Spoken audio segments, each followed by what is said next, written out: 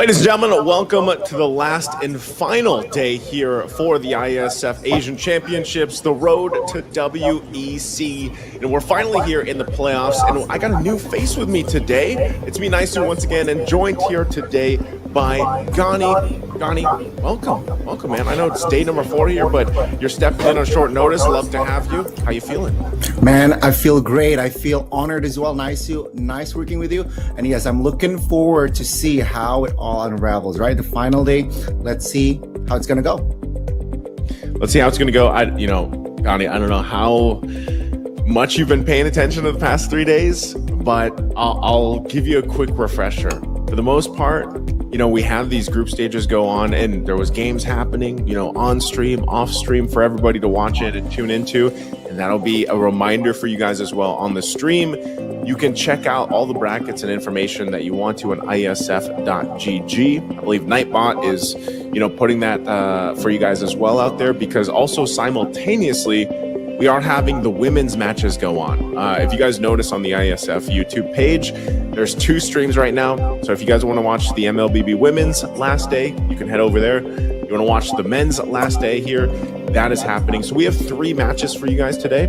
But to give you a quick up-to-date, even for you here, Gani, group stages were pretty intense. And I feel like some teams might have surprised others watching around the world.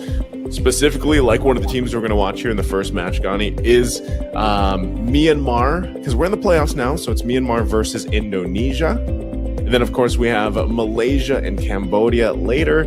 And then, of course, later on, we also have a grand final match. But the main point is whoever wins from their playoff matches will advance to the WEC. Like that's where we gotta kind of make it clear here, because it's an interesting kind of format. But then with these playoff matches, whoever wins will get the slot to go to WEC, because we have 2 for Southeast Asia to go. So we've been covering all parts of Asia here, Gani. It's not just Southeast Asia. There's actually multiple parts, and so that's where we are. We're down to these teams. Of course, for Myanmar, they went undefeated.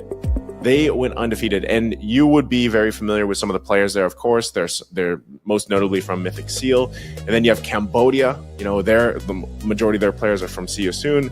And over on the other group, which we'll be watching later, I know you're already familiar with Indonesia, but then we also have Malaysia there, right? And for Malaysia, they are the team that gave Indonesia their loss. They gave them a sweep earlier on into the whole brackets and everything. So maybe they get their revenge if they make it to the grand final. But right now, I would say for Indonesia, Gani, the work's cut out for them. I know you probably have a lot to say about Indonesia as a team and everything and what you've seen. There's some changes here, but Myanmar has looked pretty dang good, dude. They went 8-1 in terms of their games. They went 4-0 in their matches. They were undefeated. And I don't know, what do you think Indonesia needs to do to win this semifinals match and move forward? Because remember, if they don't win here, they are not going to the WEC. Either of these teams, Myanmar or Indonesia. So what do you think Indonesia needs to do to be able to beat Myanmar?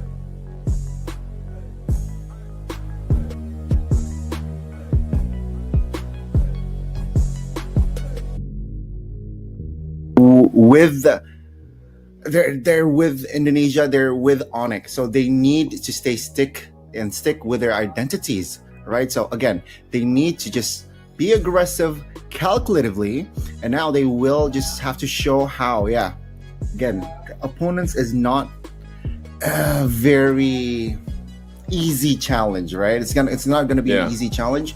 But yeah, with Suns, I feel like he needs to be that anchor in that mid lane, showing how. But yeah, before we talk about what they need to do, let's talk about the patches. After the big patch, it seems like teams or countries, they need to adapt very quickly, very adaptively as well. And it's showing. That's, I think, one of the factors why Indonesia lost against Malaysia the other day. Okay, we can talk about the patch, we can talk about the teams, but we just got word that we are going to have to take a break here for, I know there's a lot of you guys waiting in the chat right now, waiting for the stream. But for you guys that are located in Indonesia, maybe you guys know too, there's some, technical things that need to be worked out here, because right now we need some more time, of course, for the players to get ready. Us here as casters in production, we're just waiting for the players, but unfortunately they're not ready just yet. So we are going to be taking a break. I can't even let you guys know how long of a break we're taking, but we're taking a break. So sit tight while things for the players get us situated, and then we will be back after this. Again, I'm Naisu, that's Gani, and hopefully we get to that action after the break.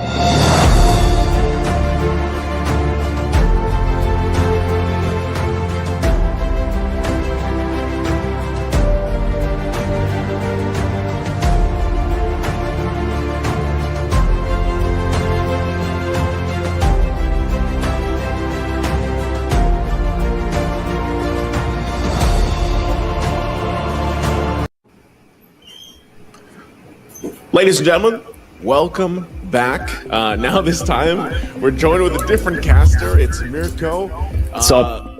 We let's just talk about it, because real quick too, before we get into this, I just gotta let you guys know that are watching, we are waiting for the team from Indonesia to get ready. They're having some issues with the internet, and that's what's keeping us from getting to this matchup. So I know you guys are being patient with us. Thank you for that. And we ask continued patience while they get that situated, because this is a very important match, right? It's a qualifying match to the WEC. So of course, the team from Indonesia, they want to make sure, technicals are all figured out and everything. So, which is funny because earlier you guys saw Ghani, and now you're seeing Mirko, and he's in a different background. Mirko, it's looking a little different back there. What's going on? Yeah. I mean, you mentioned the internet problems coming, the network issues right now in Jakarta. I think, unfortunately, me as well, at my place at least, the internet is down. So I had to go all over here to Ranger Amas's place. So shout out to Ranger Amas, shout out to Abed as well, my friends here, because they helped me get this place to actually go and cast for Iesf. So now that I'm here, unfortunately, we're still gonna have to wait for the rest of Team Indonesia to get their network issues fixed. I don't know how long that's gonna take. So please, again, ladies and gentlemen, please be patient with us, because we're still waiting as well on the information that will come through from them, whether or not we're gonna be ready in the next few minutes, or if we're just gonna have to go back to break to again fill in for you guys. Yeah, it's I don't know, man. That's actually this happening was my own personal fear the last 3 days, because I mentioned it a couple times through broadcast, but it I don't know if there was a storm going through the Philippines. Yeah, it was thundering, it was lightning, and it's raining here too. Raining super hard. Yeah, it's raining there. So, and I know, and you guys know that are watching from Southeast Asia, for some reason, rain causes internet issues. It's it's I had to, I saw, but rain for some reason causes internet issues, and it's definitely something that has to be, I don't know, handled in some way or another. I don't know how it's going to be handled, but right now, since we are with this qualifying match, we have to wait for everybody to be on the right page, because obviously, one team can't go into this with no issues and then everybody else is playing on data or something. That wouldn't be too fair, right? So real quick, while we wait for them to get things figured out here, we are, like I said, waiting for this matchup to happen. It was supposed to start a little bit ago, but of course, with the issues going on here with the internet from Indonesia and Jakarta, Myanmar is just waiting. So that is supposed to be this first match, this qualifying match. And then later on, we have Malaysia and Cambodia that'll be going at it too. So both these teams will be qualifying for the WEC in Riyadh later this year. And that's why, like I said, it's very important that they get these things settled, because you've only got a best of 3. So you got to be in the best playing environment for the team, because Indonesia is going up against Myanmar, and Myanmar so far has been undefeated here, Mirko. They're looking real good, man. The fact that they were able to beat Cambodia 2-1, it did look like, it kind of looked like they were a bit shaky, but I feel like it was just Cambodia forcing in that kind of skirmish heavy playstyle. And I think anyone who faces up against Cambodia will have to deal with that. That's why we're going to have a very, very interesting match with Malaysia taking on Cambodia. Because interestingly enough, I think for Malaysia as well, right? They're a team that actually wants to answer the duel battles, the challenges as well from any other team. They answered the call when Indonesia called them. When Indonesia tried to go for the early snowball, Malaysia said, nah, let's go for the early game. Yeah, let's try to gamble and 50-50 it all the way from the start. I'm going to take the win. I have better mechanics. I'm just going to go for even the 2 marksman setup, the assassin setup. Way more confident than Indonesia in that first match when they met, when it was a 2-0 win for Malaysia. So that's going to be a very, very interesting matchup. But yeah, for Myanmar, the fact that they are able to play in that way against Cambodia, and also in a different way, completely up against Thailand, it shows you that they are very, very diverse, right? They are well versed in both of the play styles here. They're gonna be very, very good for objective play. Still very nice with their discipline and all, but also when they go for the skirmishes, they know how to duel, man. They know how to battle. They do. And so we got word, just for an update here for you guys again watching, we're going to take another break. It's going to be much shorter than last time. While Indonesia, I believe, gets their everything settled again for the players, we are going to take a break, though. It's going to be about 7 minutes.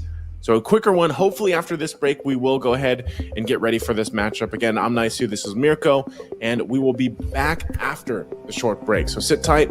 We'll be back very soon.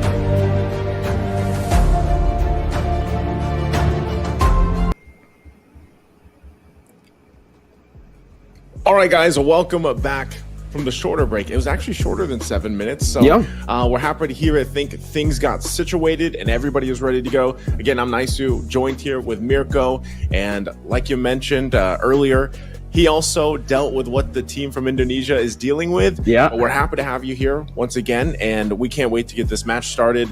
It is, if you guys missed it, it's between Myanmar and Indonesia. This is a battle for the first slot to the WEC in Riyadh later this year. So that's to catch you guys up. If you also want to keep an eye on what's going on here or what has happened in the past throughout the group stage and everything else, you can go to iesf.gg, check out the brackets if you want and all the statistics we got to see.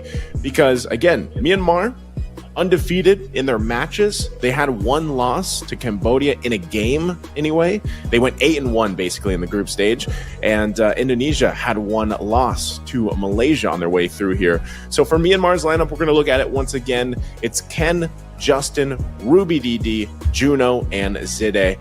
And these guys are very, a lot of us are very familiar with them by now. And I could say, Mirko, they have been like performing out of their minds so far for this entire tournament.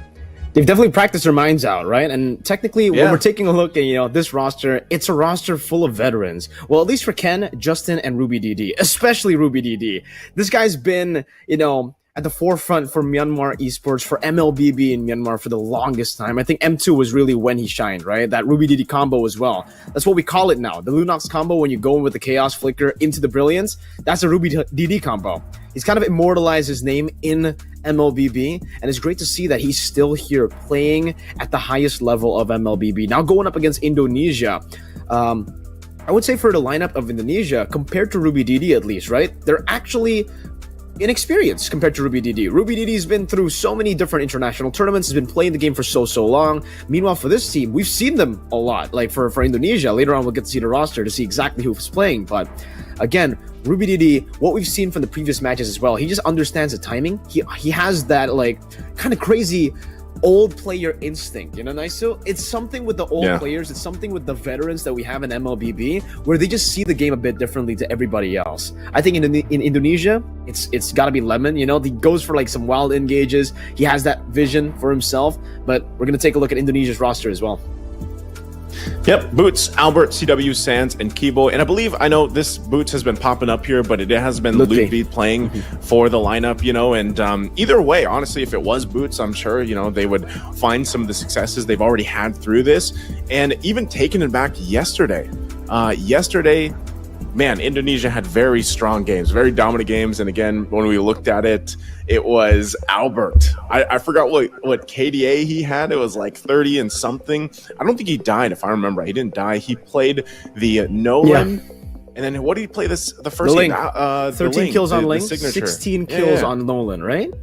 Yeah, it was just insane. It was nasty. So I'm wondering if this happens here. We are jumping into the draft here, and if I could hit the clapping button, I would. I'm not streaming my own stream. So we're finally in the draft, game number 1.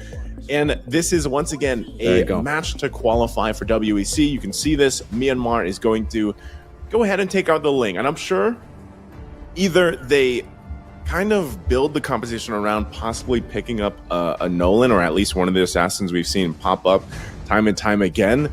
But just taking out the Ling is good enough, because man, have we seen Ken do pretty much the same, I would say almost the same performance that we saw with Albert yesterday. I think especially for Myanmar, right, it's about trying to force Indonesia into those utility picks for Albert, because it does feel like, even though Albert does pretty well as well on the utility, it's not as good as his assassins. And we got to see those assassins pulled off by Albert just yesterday. You mentioned it, the Ling and also the Nolan. Well played to him. So now with the chip and the Ling ban, that's actually an interesting first phase ban for blue side. Usually we see the chip banned out by red side, but for Indonesia, they're already really adjusting to the meta. They let the Roger go against Malaysia, and I think that will be the first and the last time Indonesia will let the Roger go if they're not on blue side. They can pick it up for themselves, obviously. Albert plays a mean Roger. Same goes for CW, but leaving it open, I don't know about that. The Sky Piercer is still a bit too crazy. I've been spamming Roger as well. If you take a look at my rank games, my match history, it's just been Roger Brody, Roger Brody. I'm an SPA, certified SPA. You played him in the gold lane? Yeah. I still play him in the gold lane. I just wanted to see, right? Because personally, I still think he is stronger in the jungle. But in the gold lane, he's actually still pretty strong. He's an absolute lane bully. You go for the Master Assassin emblem setup as well.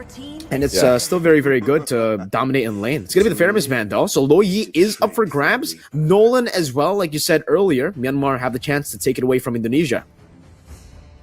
If they take this away, Lo Yi being open, but I feel like so far throughout the entirety of Iesf, we've seen the struggle.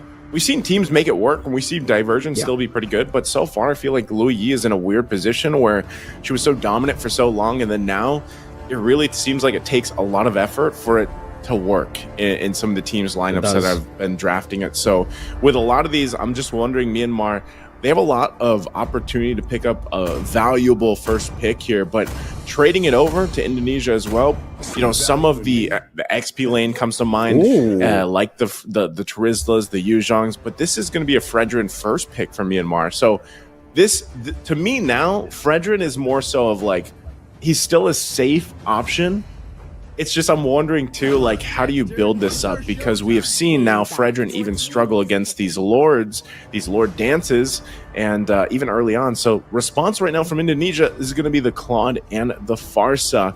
What do you think Myanmar needs? Oh, I think right now they can go for something like a Yuzong or a Terizla, right? The Terizla would be a good pickup to deny that strong side for Indonesia to play with, because technically with that Claude pick, they're already setting up for the weak side for Claude. They're setting up to go for the trio mid setup into the neutral objective battles, as usual, from what we've seen from most teams to take control of the early game. But another way to deal with this Farsa and the Claude could be the Yuzong, right? You can go for Terizla to deny it and maybe set yourself up for an even better neutral objective take, or you can take the Yuzong to bully the Farsa. But the thing is, it almost seems like Indonesia wants that to happen. With the Farsa first pick, super easy to counter it, super easy for you to go for the Yuzong. And for Myanmar, they won't take that bait. They won't actually, play into what Indonesia are trying to force out from Myanmar. It's going to be the Lo Yi, like we mentioned earlier, still, even though it's not as prio as it used to be. It's not as crazy as it used to be. Teams and players who understand how to utilize the diversion will still be able to get a whole lot of value with it. We've seen it multiple times, even from Sans himself. 1 loss, 1 win. For Justin, have we seen a Lo Yi game for Justin? For Justin, I don't think so. I'm not sure if we have. I was going to pull it up while you were, might be his first. Talking about that. Might be his first that they bring it to play. I'm going to look here. It looks like no. I mean, he's mostly playing like the Kaditas, the Farsas, the games they've swept. Okay, he did play Lo Yi once. So he did play it once. They played it against an off-stream game that we didn't have on the live stream. It was against Timor-Leste, that nation. So they went 2-0 with that. So they used the when they used the Lo Yi, it was with a Harith and a Ruby, and their jungler was a Baksha instead of the Fredrin. And then they had the Dairoth in the XP lane. So I'm not sure if they're kind of going with that same kind of game plan, but they also ended that game in under 12 minutes. So now, this is Indonesia that they're going against here. So obviously some of this coordination that they need with this Lo Yi have to be on point, I think, but this is kind of the same concept already. And we wait for these, second phases of the bans to go through here.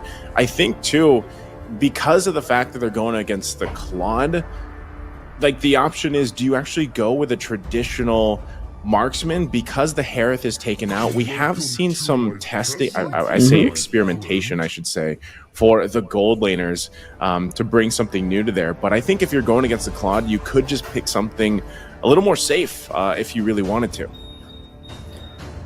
The Natan would be the safe option to go for, right? You can go for the Purify, you can go for the Flicker. I think any hero in the gold lane that can have that flexibility option to go for, a lot of different spells would be great in this current meta, with so much dive being placed onto you, with so much damage already as well from poke coming in from that far set too.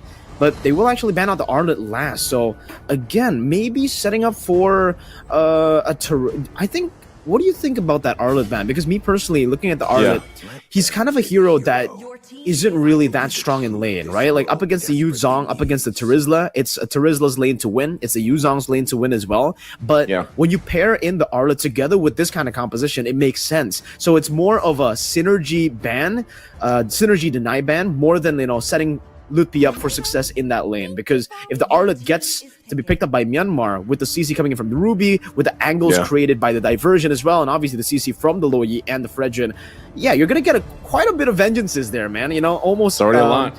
Infinity amount of vengeances. But it is going to be the Edith pickup. Still a very, very big comfort pick here coming in for Keyboy. And what's great about this, the fact that they picked it up in the first phase, or in the first pick of the second phase, is because it's a good flex pick over to Lutpi. Keyboy can play it, Lutpi can play it, both of them do really well on it, and it sets up for now them to get a counter matchup when they get to see what Myanmar go for.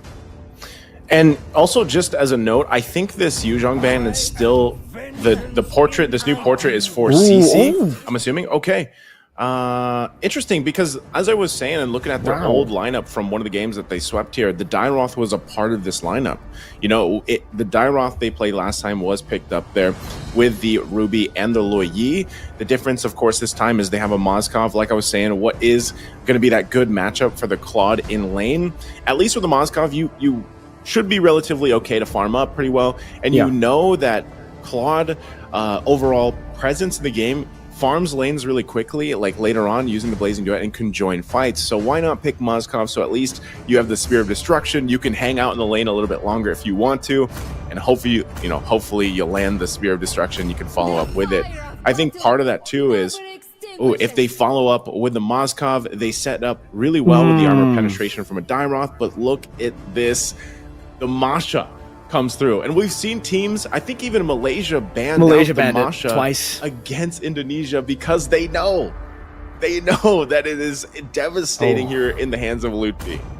Especially with the Sky Piercer. We were talking about abusing the Sky Piercer on the Roger, on the Brody, but I think if you think Sky Piercer, right? Thunder Pierce definitely comes to mind. You know, there's already a Sky built there. You know, they are the Sky Kings. That's what we call them in Indonesia. And, you get the Thunderclap with your ultimate. Masha fits to that, Sky Piercer category so well. And I'm really interested to see how Lutfi plays this Masha, because it's so weird for Lutfi. We didn't get to see it for the most part in the regular season of MPL Indonesia, and we didn't even get to see it for the most part in the playoffs. He started picking it up after losing to Luke, an opponent of his who plays the Masha a whole lot. So the fact that Lutfi, now he's added a hero that he wasn't comfortable on to his arsenal and making it a prio pick for himself, making it a power pick, it's really impressive. Well, we're going to find out here, ladies and gentlemen. Welcome to the match. It's a best of 3 between Myanmar and Indonesia to secure a slot, the first one to the grand final, of course, later on, but more so for the WEC in Riyadh for 2024. It starts here in this best of 3. We saw both lineups. We talked about it quite extensively. And once we get a look also at the emblems, I'm not sure if anything stuck out just yet. It is Ken rolling with the Impure Rage. I like the fact that Fredrin is still versatile enough to pick like 3 different emblem sets, maybe 4, and kind of play around with that. Also, there's a whole lot of lethal ignitions here. Zidez is also using the Brave Smite. We've seen this plenty of times with the Ruby, and even on the other side, nothing too crazy from this. Lutfi does have the lethal ignition himself, so we'll see how this kind of new signature pick, I guess you could say, it's like a new pick in his repertoire to make work because he's dealt with it so many times over in Indonesia against his other opponents. So it makes me really wonder too how this is going to work in the grander scheme of things, these later team fights, when we're talking about especially the Sky Piercer being built and online. And so for now, neither teams are really going to be pushing the momentum just yet. I think with these lineups for both of them, you just want to wait for the turtle. But it looks like Albert already going to go in, but just visiting, I mean, really, you can't get this kill that you're looking for, but everybody needs to get these level 4s before this fight does become, before it does break out for that first turtle. So right now, we're still waiting for this last minion to go ahead, and just look at the attention here. They might try to go for something, try to pull like a cheeky move up top, but Turtle's up. And with that, Ruby DD doesn't have the level 4 just yet, so they'll wait. Sans also waiting, so it's up to Ken. Go ahead and stall out that Turtle, start it up. But look at Indonesia also getting in position here. From Myanmar so far, Ken holding on to that turtle. Albert pops in a shield unity keyboard, looking for an angle now of that onward. You can see that Albert will go for the shield unity onto Zide. There's gonna be the feather airstrike as well as the onward to get a claim for his blood. Albert winning on the retreat battle, but in the back it's gonna be Ruby DD who claims the kill on the Sans. But Lutfi flickers forward now and just goes in for the last 2 scratches to get the trade in favor of Indonesia. Keyboy continuing with the onward and the Earth Shatter, knocking Ken up, doing some damage, and he does have the Primal Wrath, so he can try to go for a little bit more damage here. It is going to be the Appraiser's Wrath forcing him out. He will be able to onward backwards again, just buying some time. Finally gets that Primal Wrath off. But yeah, early on, a win for Indo.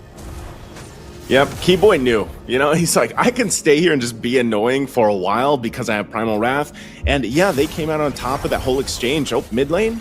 Great pickup on the Sans by Zide with the flicker into the I'm Offended, straight into the follow-up coming in from Myanmar. Well played to equalize the kills. On the board, diversion into the bottom lane. Doesn't have the I'm Offended though, so really no threat of taking CW down, not just yet.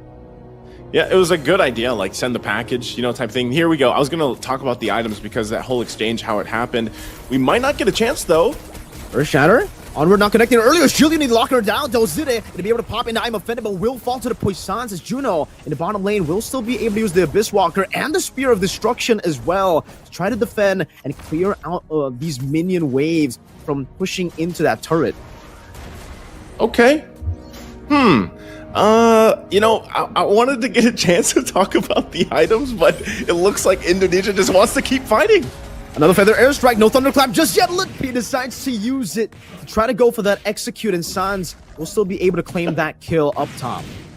All right, so Indonesia finding picks where they can. They might just go for another. Juno gonna be fine. Gets out of there with a walker. But so this is the thing, man. Like with the lead that Indonesia has gotten themselves. Oh no, Albert, is he gonna be in trouble?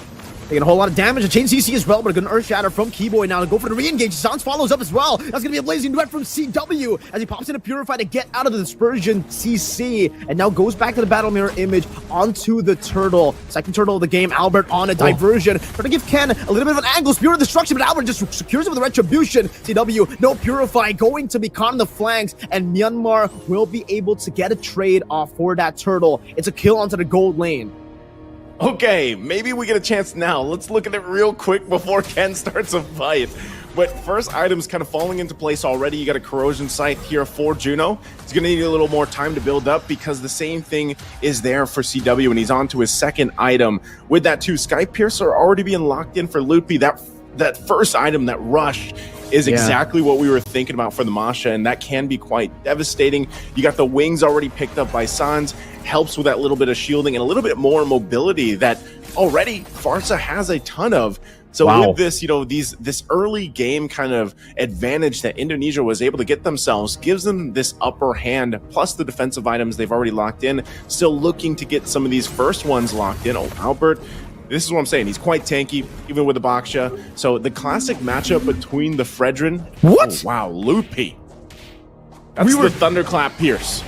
We were talking about the Sky Piercer, the Thunder Pierce, we might as well call it now, with how he's able to utilize the Masha. But remember, during the rosters, when we're looking at the lineups, we were talking about how Mlbb has so much more experience compared to some of the members from Indonesia, and especially his lane opponent. Mlbb's a rookie in MPL ID in Indonesia, and he just got a solo kill against a legend. Man, right now, they're just playing with these timings that they have on especially the different lanes, but Mlbb especially with that Sky Piercer like we were talking about, and we know, hold on, Keyboy diversion? Okay, it's going to be Keyboy caught in, and that's going to be everything. In the kitchen sink, Keyboy still able to flicker out to safety, but the Spirit of Destruction and the follow-up from Mlbb as he flickers in will be able to catch Keyboy and take him down in the 6th minute of the game. Straight for the turtle, the final one of this game to spawn back into the Land of Dawn. Straight onto it, though, it's going to be Ken and Mlbb. Albert is looking for an angle to perhaps go for it. Pops into Poissons, hovers over the turtle, goes in for the Retribution, but it's still going to be Ken who wins it out in the end, and that's the first turtle on the board for Myanmar, technically. Shield Unity, Feather Airstrike, catching Zide as he flickers out with the Don't Run Wolf King. CW jumps in with the lazy duet, gets covered and offended, but will be able to take him down as he goes back towards that Battle Mirror image. Looking with the flicker only onto the wall, though, loses that 1 HP bar and gets to reset on the Thunderclap, but is not in range to go for that Thunderclap. Now another diversion. Mlbb gonna be caught by the taunt again. Mlbb taunted up and locked down by the Spear of Misery as Justin gets rid of him. That's gonna be a good dodge by Keyboy, sidestepping away from the Appraiser's Rattles. Now it's gonna be the re-engage coming down onto Myanmar. Ken looking for the damage, but Keyboy will out-sustain the Fredrin, and the Feather Airstrike gets popped in. The last one doesn't connect, but the flicker does! Gila Sans continuing on the Farsa. Oh my goodness. I think that's all it's going to be, is just clash after clash and team fights, because so far, that's what both these teams have wanted to do. And actually, when you watch them through the group stage, and we talked about exactly how this new patch, these new items, has changed the course of the game, this is the highlight. Like, these are the ways, the play styles that these teams have. They've been known for before, and now it's even more so. And Albert gonna battle out with Ken, and it looks like they're gonna go for it. Yeah, Albert did actually steal that away. Another Feather Airstrike as well. Mlbb gonna be knocked up by Keyboy, and just with those shields thrown out, Albert will be able to take him down. In the mid lane, Team Mlbb wanted to go for that turret. CW will be able to get the tier 2 up top for free. However, no, not for free. Juno, good maneuvers to look for trades on the map. Wow. Okay. So again, Indonesia will still hold on to the lead that they've got themselves up to this point. They are furthering it a little bit more. And even when Myanmar, they've been making actually pretty good positioning plays with Justin utilizing that diversion. It's just unfortunate because they're kind of you know, the item disparity or the economy lack here is really what's showing in some of these skirmishes and team fights. And so as they get ready for this Lord here, I think it's still a little tough for Myanmar to actually approach this fight because they're outgunned and out-itemed.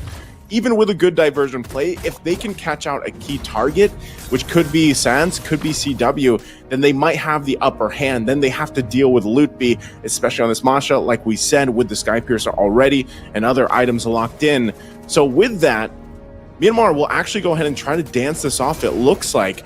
But even with Keyboy, early immortality picked up. He has the Primal Wrath still available as well.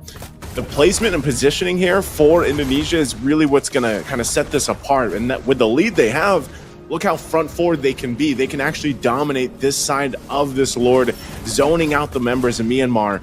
You have to wait because RubyDD, where is he going to enter from? But fourth of the health. Ken's all alone. Chain CC'd. Albert going to be able to pick up the Lord for free. Ken to be melted down. Mlbb walking forward. CW with a battle mirror image aggressively as well to the fronts. But Indonesia will just be happy with that trade. No contest for Myanmar.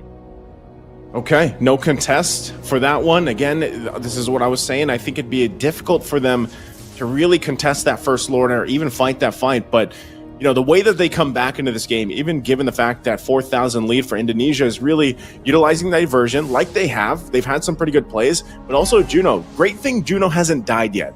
He hasn't gone down. He's been able to farm up pretty well. He's got the 3 items. He's got the DHS, Corrosive Scythe. He's got the Golden Staff. So he should be able to pump out pretty good damage. Might work on that Wind of Nature next for a little defense. And he's going to be a key component in winning some of these fights. Not only that, but if RubyDD can get the setup that he's looking for with this Dairoth pick, penetrate that armor and set things up here, what do you see?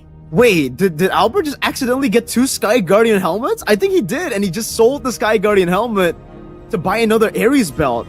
I think that might have been a mistake, man, and that's actually quite a costly one. I don't know if it's a visual bug or if it actually is true that he sold the Sky Guardian helmet, because I saw him pick it up, and there was 2 in the inventory. Juno doing a good job of clearing up top lane now. CW gets rid of the tier 2 in the mid lane as Mlbb as well tries to do the same thing, but towards the tier 2 in the bottom lane. CW with a battle mirror image towards the fronts, trying to go for some damage onto Ken, but he will still be able to utilize that turret splash to clear out the waves. And it seems for Indonesia, they want to get rid of all the turrets, all the base turret splashes with the First Lord.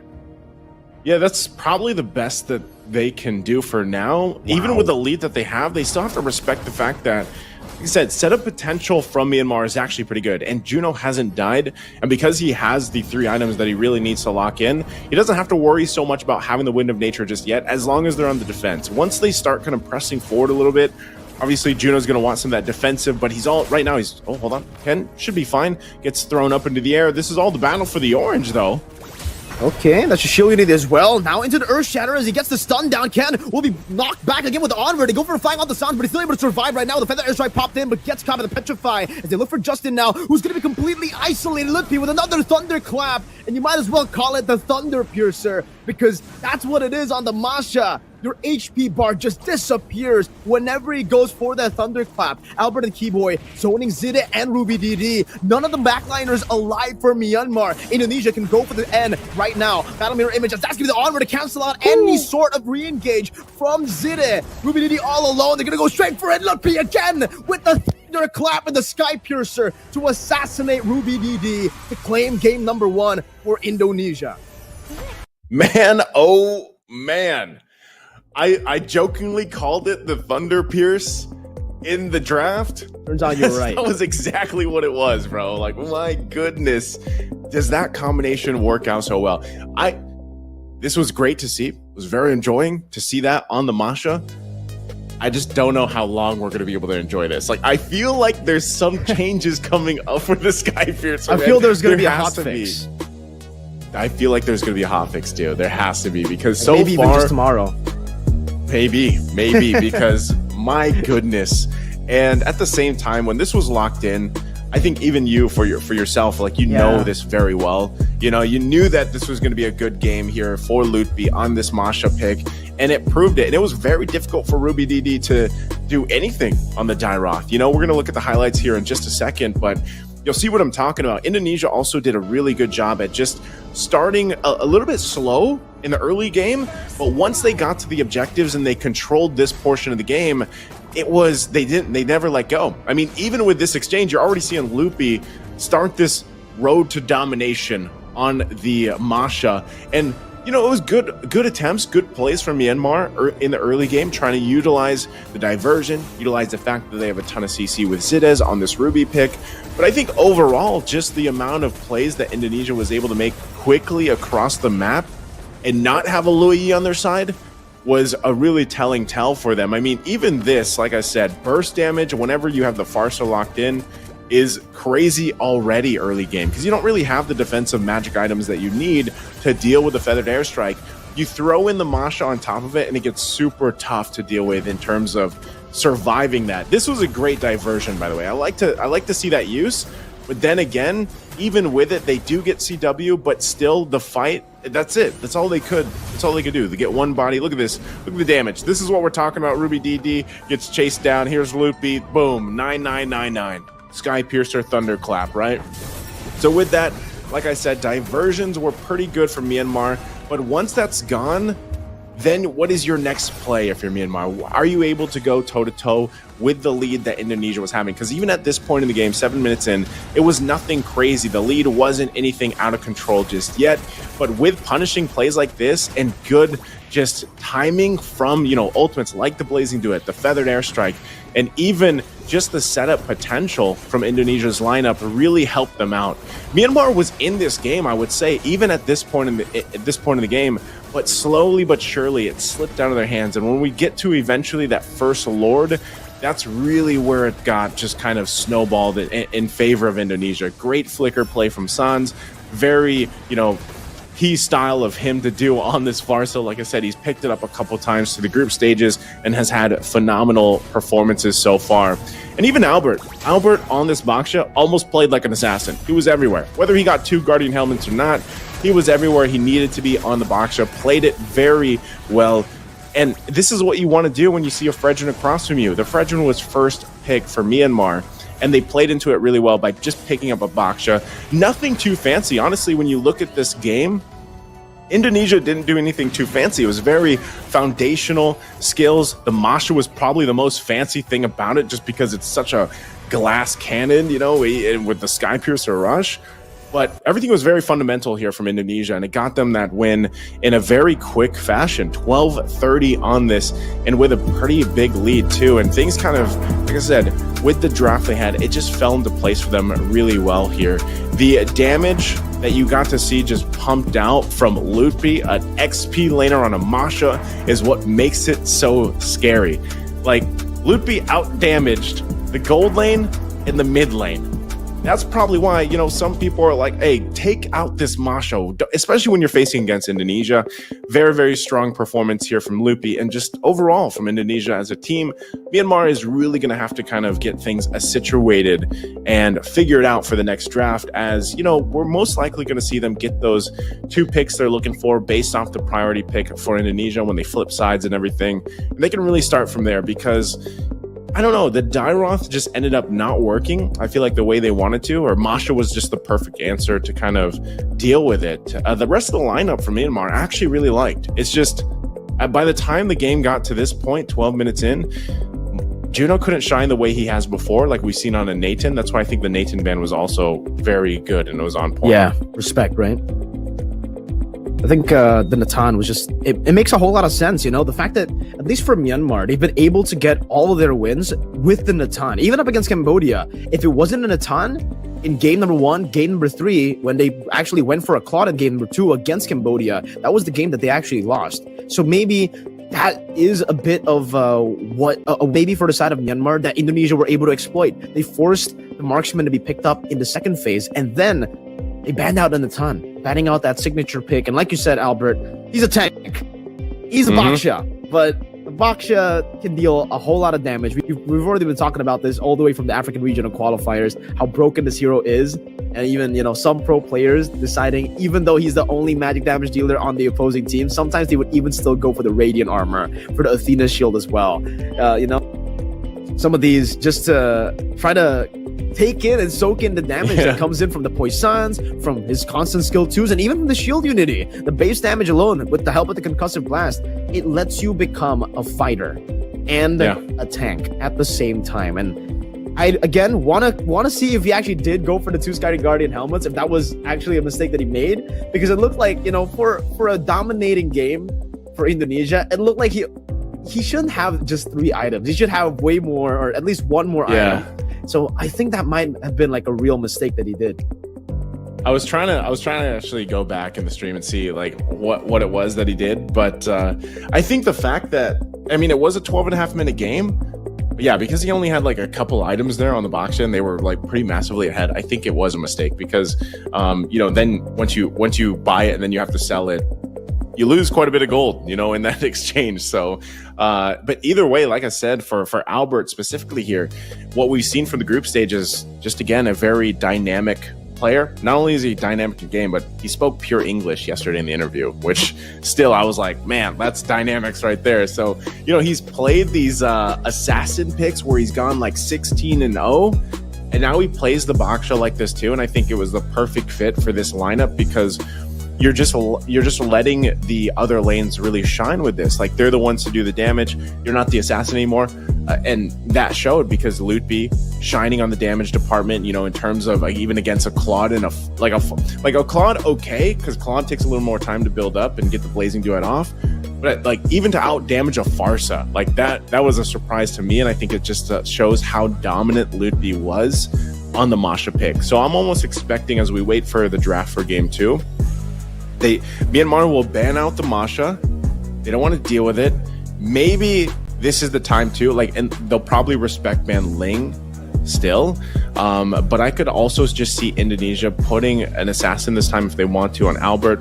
Let him have his game now that he's had this Baksha, this Baksha game in the game number 1, and then kind of build from that because I feel like too, depending on how the bans go, priority-wise could still be up in the air. So far, man. And it's like, even when I watch the Lo Yi, she's struggling. And I don't know why. The diversions were good. But why is Lo Yi not winning games? Not just here for Myanmar, but like multiple teams. I feel like she's really struggling. And so I don't know if it's just the diversion alone. There's something has happened here, America. I'm not sure what it is. But I think she's still good and teams will still pick her up. There's definitely something happening with the Lo Yi. She's definitely been capped. I think she's definitely just been limited down, right? Because the fact that her ultimate now, the diversion, has been increased, I think it's to like it's quite long actually, especially for stage 1, right? When you've just leveled it up level 1, it just, oh man, that duration for the cooldown is a bit too long. And you can see that for Lo Yi, at least, what made her really strong, on top of obviously having crazy base damage, like you mentioned, that is still why she can actually still be picked in the first phase. That's the only reason. Because if it's purely just for the diversion, if let's say she's a late game pick, she's not going to be picked up at all right? She already has that snowballing potential, and even with the diversion getting nerfed, you can still deal a lot of damage. But when the opposing team is able to just weather the storm of that early game damage and also read out the diversions, that's when you have a big problem. For most of the teams that have been, even trying out the Lo Yis, it's still been coming back to hurt them. Indonesia tried to play that against Malaysia, and again, Malaysia were able to weather out the storm in the early game up against that Lo Yi, and also they were able to catch all of the diversions. The diversions won't be as creative as they used to be because now you can't take those crazy risks anymore. I think we saw I think in that game as well, Justin used the diversion in towards like the bush right in front of the purple buff. You remember that? And right as they saw that, they were like, all right, let's go for the Lord. They knew that there was no way for the diversion to be up again within the time span of them taking the Lord. So that in itself is already a big weakness that a lot of teams can exploit for the Lo Yi. You can't even feint anymore. You can't do that anymore because it's just so readable now. And back to your point where you actually were talking about the Masha, I would love to see the Masha banned out too, especially against Mlbb. But the thing is, they're going to have to ban it out in the second phase, I feel. Because in the first phase, it's Ling, Chip, and Angela. Those are the 3 bans that Myanmar went for. And now, especially considering Indonesia will most likely be on blue. Not sure, again, if this is actually going to be the case, right? But even if they stay red, I think it'll still be the same bans. It'll still be Ling, it'll still be Chip, and Angela. Those 3 heroes are just so good for Indonesia, and you really, really can't afford to give it away to them. One way I see it, like the Masha fit in the first phase is through Ken picking up the link or through them going for the chip. They need to pick what they banned out in the first game if they want to go and, let go of one slot to go and replace it for a Masha ban. But the safe choice would be, hey, Mlbb picked it up in the second phase. He's never picked it up in the first phase, at least not yet. You can play that gamble, hope that it doesn't get picked in the first phase, and maybe ban it out in the second phase. But then if it does get picked up in the first phase, we got to start thinking about counters here. The Dairoth was not it. The Dairoth was not a lane that does well against the Masha, at least not there. I don't know if it was the execution or if it just fundamentally loses up in the matchup. I was trying to think, because after you mentioned it, I was like, I think there was a point when Masha was, for some teams, like in different professional leagues, like it was picked up first pick. Like there was a time when it did happen when she started to rise again through the ranks, and it was either she was flexed as even a roam or she was put in the XP lane. This time around, though, it is going to be Indonesia on this blue side, and then you'll have Myanmar on the red side. And I know, for Indonesia, like you said, these bans are quite similar. Angela is actually going to be taken out by them, the Fairness as well. There's the Ling, the Respect. So, I think it's really up to Myanmar. Like, how do they want to go about that first phase for themselves, depending on what's given up here. And Indonesia, they can really go a couple different ways. Like, they could go in priority an assassin pick early off the bat. They don't have to. They could also, something that's happened with a lot of the games for Indonesia, and I think is a big part of the drafting phase, is the fact that you have quite a bit of flexibility with Keyboy. Keyboy, if you look at the heroes that he's played so far, even through the group stage, like he's phenomenal on the Edith. Like we've already seen that. But yesterday he even picked up the Guinevere roam. And how many massive plays did he make on the Guinevere roam? So, when you have roamers like this on certain teams, it's difficult to go through the draft and really, you kind of just have to pick your poison when it comes to, these bans and what you're willing to give up, because you can only have so many bans. And that's the R-lot that is going to be taken out here for the last ban for the first phase from Indonesia. Myanmar, we'll see what they answer with. Again, there's a whole lot on the table. I think even lately, we've seen so many contests for the Edith pickup from men's and women's. And Edith alone as a hero is probably one of the more successful roams right now, setting up for team. I would say, for Indonesia at least, the Grok. We saw this ban out before, but it's the Lui Yi. So Myanmar took the task of banning out the chip and the Lui Yi, and so the response is a Harith over here. They let the Harith go, and technically they also leave the Roger go. So I honestly, with the Loyi ban, it makes sense. I was about to say, before they actually banned the Loyi, that the Harith and Roger will definitely be something in their minds. But letting go of both will be great for them, because then they can actually just decide to react to the pick, whichever Indonesia go for. If they go for the Roger first, Myanmar will react with a Harith. If Harith gets picked up, they'll go with the Roger. So vice versa. We'll see now. Myanmar, I think one slot will definitely be used for the Roger.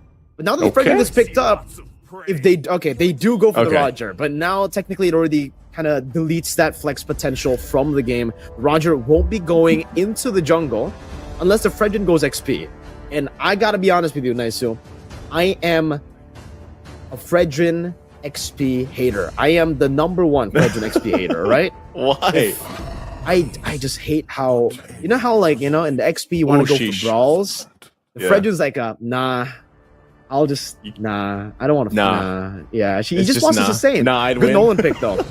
I'd win, but he eventually he never wins, but he never loses. He's just a non-lane. It's a the dead Turzla gets lane. picked as well, and the Nolan's going to be a great pick here. If the Fredrin does go for the towards the jungle, this is what Indonesia have been able to utilize. I think yesterday as well, the multiple layers of damage and the versatility that you get with the Nolan and the Harith. You can go back and forth. You can also still kite, but obviously the #1 way to win with this composition is go for the initial burst, lock them down, and burst them down on the spot. Man, I'm glad you pointed that out too, because I'm also wondering if Myanmar picked up the Fredrin a little bit early here, but because you already know where things are going into place. Okay, Tigreal is what they grab up. I would like to see them ban out Guinevere. I don't know if it's actually worth a ban for Myanmar, but this lineup, when we saw at least the Harith and Nolan, the Guinevere was for Keyboy. And that was what helped, like the setups with just having a Guinevere for those two heroes alone, and now you have a penalty zone. It was nasty, man. So I feel like for Myanmar, I might think about banning out the Guinevere, letting that be one of the bans here. But, you know, at least they answer it. Hey, they have a Tigreal, pretty good implosion setups that can happen with this lineup, especially when you're fighting into a possible penalty zone, being the initiation. You know, that happens a lot of times so far from when we see Terizla's locked in. It's just, you want to be able to fight into that, because that's going to be a Zaman Force also being dropped down. So they do go with a roam ban, but it's going to be a Grok instead.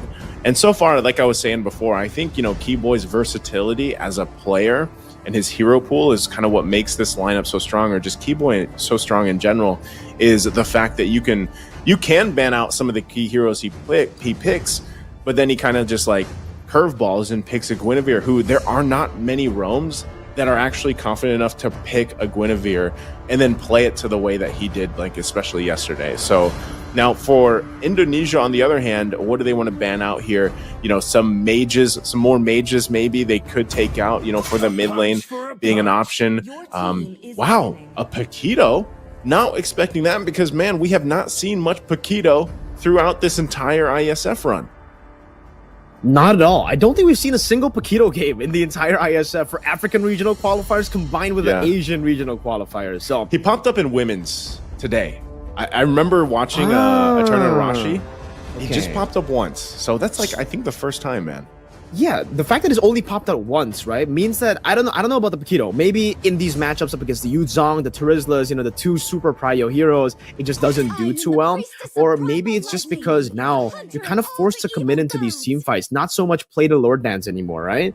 But for Myanmar, like you said, I completely agree with you, by the way. The Guinevere makes perfect sense for Indonesia. There's so much value here. Number one, you get the Vital Requiem. That in itself is already an anti-CC that you can utilize to get out of these engages coming in from the Tigreal. They actually go for the Masha ban as well. So 2 XP bans towards Ruby DD. A lot of respect placed down, as they've already revealed their own XP lane with the Terizla. But another reason why the other 2 reasons why it's great is because, number 1, or number 2 actually, the number 1 we already got earlier, is it is a great lockdown hero, a good setter to set up for the Nolan and the Herod damage to come through, and to even set up for the penalty zone to just find a more reliable hit. Yeah. But then the final reason has got to be the Fredrin. I think back then when Fredrin was ultra meta, the way that you would actually try to counter it in the jungle would be the Guinevere. The Guinevere will be a solid answer to go for the retreat battles, because you could actually just go away with the spatial migration, get the stun, and it kind of works in a way similar to the Akai. You CC your opponent to get 100-0 retreat, to win out in the retreat battle. And because of the range changes, now the Guinevere we don't see too much in the jungle, but I think for Keyboy, you can still make it work. It's a good Novaria pick, though. I think that will kind of stop and give the Guinevere a hurdle if they do still decide to go for the Guinevere. Because on the Guinevere, you're very reliant on these ambushing attacks. You need to play outside of the vision, right? You have to play within the pockets there, back and forth. Because if you get read out, it's pretty easy to predict, you know, a spatial migration coming in from the Guinevere. You can see it in their eyes almost. You can see it in their eyes if you were in the first-person view in the Land of Dawn, you know? There it is. I was saying, you know, we saw this iteration already, these combination of heroes with some minor changes. Instead of the Terizla yesterday, it was an Arlot. And instead of the Valentina, yes, it was a Loi Yi. Loi Yi was actually picked up. So, you know, the core 3 there, though, that made it so deadly was the Guinevere, the Nolan, for the most part. Like, early game snowball potential is really there. So I think for Myanmar, as they go in for their last pick, they really need to have a kind of a plan in mind. It's going to be the XP lane, unless this is a crazy flex with the Fredrin. Not sure if that's going to happen, though. But the Yuzhong is open. Not sure if they actually want to do that, or maybe possibly go with something we haven't seen yet. I'm just assuming, you know, they go Yuzhong because that's Yuzhong and Terizla matchup we've seen so many times throughout the ISF groups, and they go Cho. Okay, so they go the Cho pick, which you're gonna put in the XP lane. What do you think? You think that's good? Do you think this is a good choice? We did see the Cho yesterday, right? I believe Myanmar versus Thailand, Ruby DD actually did play the Cho in the XP. Yeah. So technically, we've already seen that before. He was also able to win, but that was against Thailand. And now against this composition, there's so much anti-CC, so many dashes. I guess the one member you can go for the pickoffs on would be the Nolan. right now with the fracture also, no more, CC immunity, no more kind of built-in purify with the fracture. So technically I see the idea. And especially now that the Cho has been buffed in a way where in the lane he actually does a lot more damage. That passive has the physical defense shreds. It'll work towards the Roger as well later on in the game. And if you go for these pickoffs and with Ji Kundo, it allows you to go for the trades a bit more reliably now compared to before when it was a bit shorter. But I'm not a big fan of the Cho in the XP. I think you all know why. Well, let's find out here. Ladies and gentlemen, it's game number 2. Match point for Indonesia to move forward and advance to qualifying for the WEC in Riyadh. All they need is this one win to move forward. Myanmar, can they extend the series to get to the 3 game?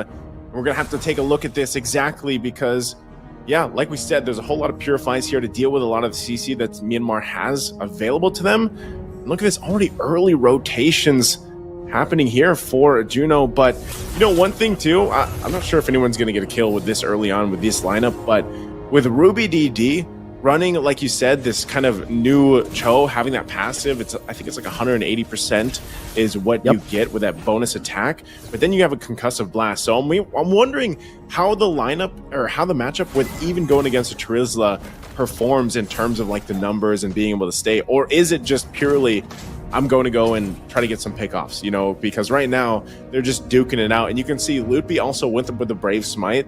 So once he goes with War Axe, most likely he'll be able to just kind of stay in the lane as long as he wants to. So on mid lane, still Albert trying to find early pickoffs, but I just don't think it's going to happen here until these level 4s, especially that Turtle's still 30 seconds away. But look at this, Ken fighting for his own XP, and Albert will go ahead and just continue on with this. I think, with Brave Smite, hold on. Down below, Lycan Pounce, Juno going to be caught in the spatial migration as well. Does have the Purify to get out, but the damage is certainly there. Juno will have to respect it by backing away. But back to the Brave Smite.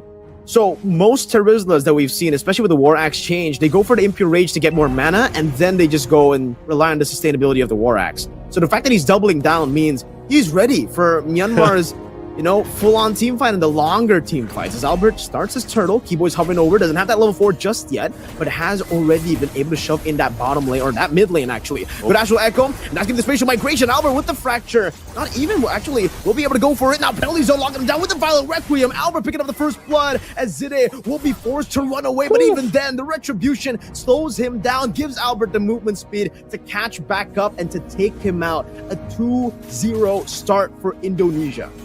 Man, this is what I was saying even yesterday, Mirko. Like, once Albert gets snowballing on any of the assassins that he picks up, he's going to continue to just be very aggressive. So you got to be, if you're Myanmar, you got to be able to answer this. And that might just be also protecting Ken a little bit more, because that pressure could get a little overwhelming. You're seeing nothing locked in first item-wise yet for both teams, but Indonesia getting themselves already 2K ahead against Myanmar with all those exchanges is where they usually start their games.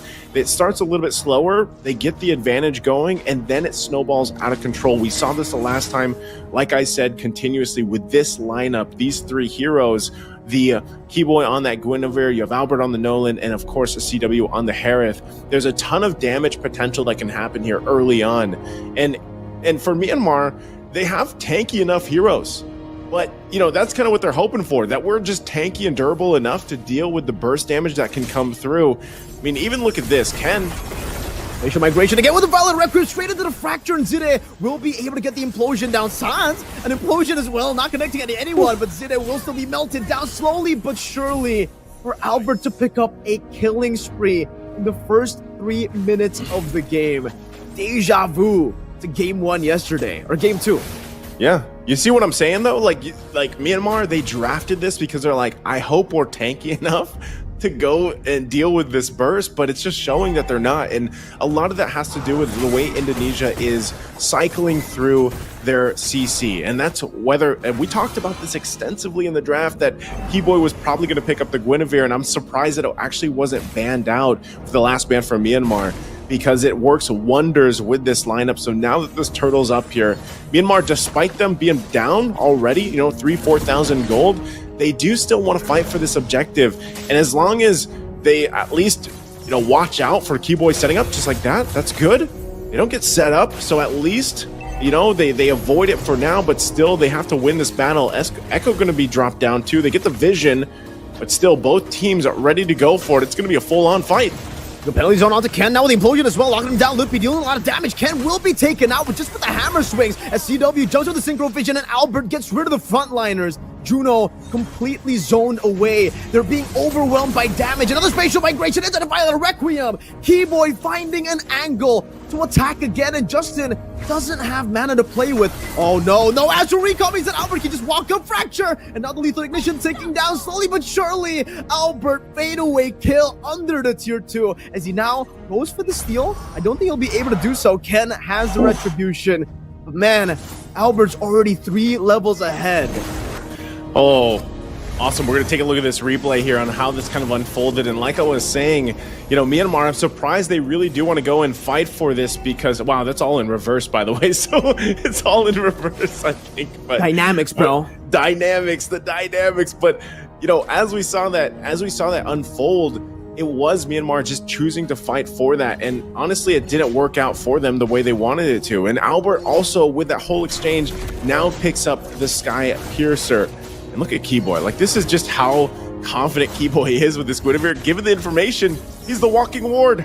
Facial migration only onto the orange buff. Albert decides to just take it away from Ken. Being 4 levels ahead, it does, you know, look quite easy to go for these steals. But, man, the fact that he was... What is up with Albert on the Assassins? It just... Do you remember last game? You know, he played the Baksha. It looked like, okay, he's good. But on the Assassins, it's a different level entirely. Ruby DD. No, I don't think you can really even go for this. Mlbb going to be able to outdamage Ruby DD. And that's right, Keyboy! Again with the Violet Requiem, locking Justin up as Mlbb goes in for the hammer swing. And Keyboy gets out. Albert with Fracture now. CW goes over the spot for Sans again with the implosion steal to corral them together for that collapse. 11-0. Cool. And now it's going to be Ruby DD who gets slain by CW. My goodness, just like yesterday. The same thing is happening with this lineup that just has a few changes, but what the heck? Indonesia just pulling forward again. Myanmar, you guys have to understand, Myanmar was basically undefeated in the group stage. They just dominated time and time again, and now Indonesia, even though they lost in the group stage, at this point it looks like they are playing perfectly with this lineup, with this composition of heroes even. And Albert, yet to be killed, yet to be stopped, picks up a Malefic Roar.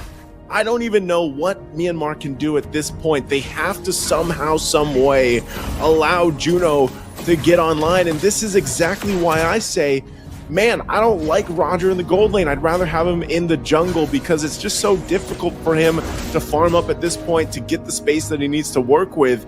And I mean, you're looking at the disparity in terms of the gold. He's also just very far behind CW right now. He hasn't died, which is great, but look at all the setup potential you have with these heroes, and you have no follow-up. If he enters, if Juno tries to go in, even Lycan pounce in, he's probably going to get blown up before he gets a chance to get a hit off. You know, that's the troubling part about having this Roger in the gold lane. And so now you're forced, hold on. Keyboy going to be locked down. By the way, the Dragon as well, and Keyboy will be locked down by everything in the kitchen sink to get Myanmar their first kill in the game. CW going for the chase though.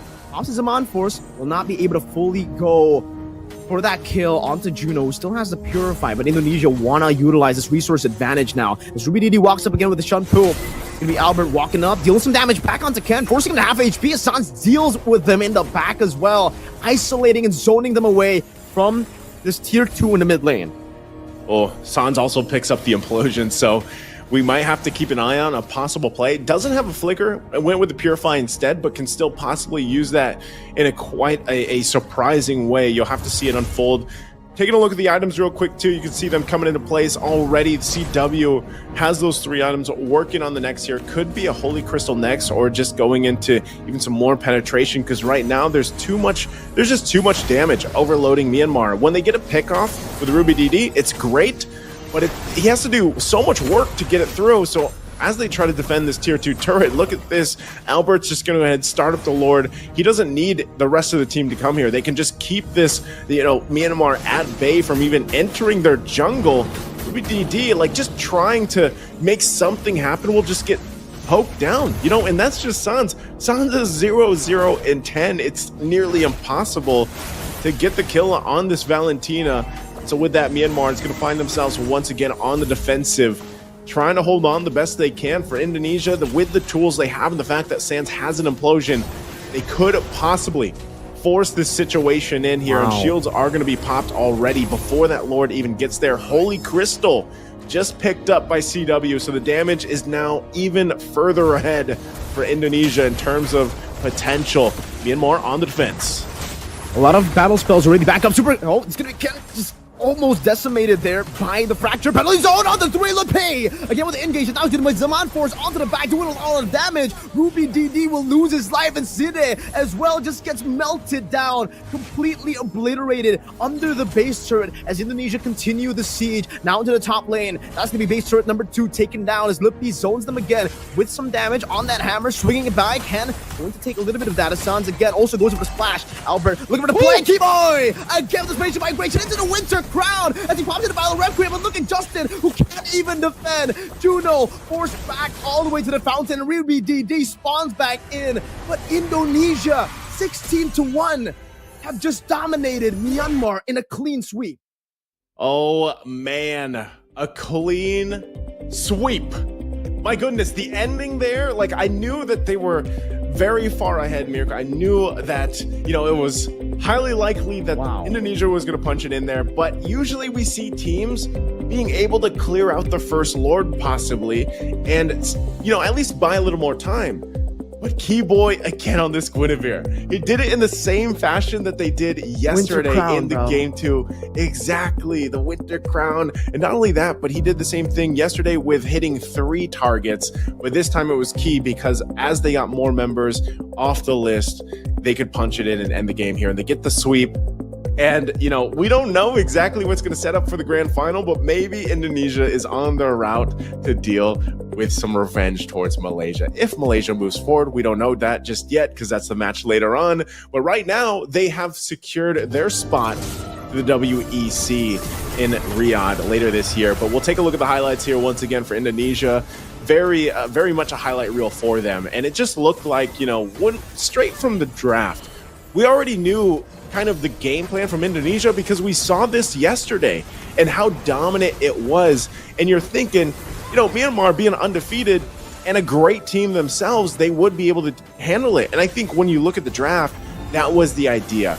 Let's try to be tanky enough to survive the burst possibility that could happen like we saw from Albert yesterday on this Nolan pick plus the Guinevere. But I think it's just too much. It's you're CC'd for so long with the spatial migration, with the Violent Requiem, and then, you know, you have that burst potential, and that's just the 2 that we're talking about. Even with this fight here in the mid lane, you can just see how overloaded things were for Myanmar so early in the game.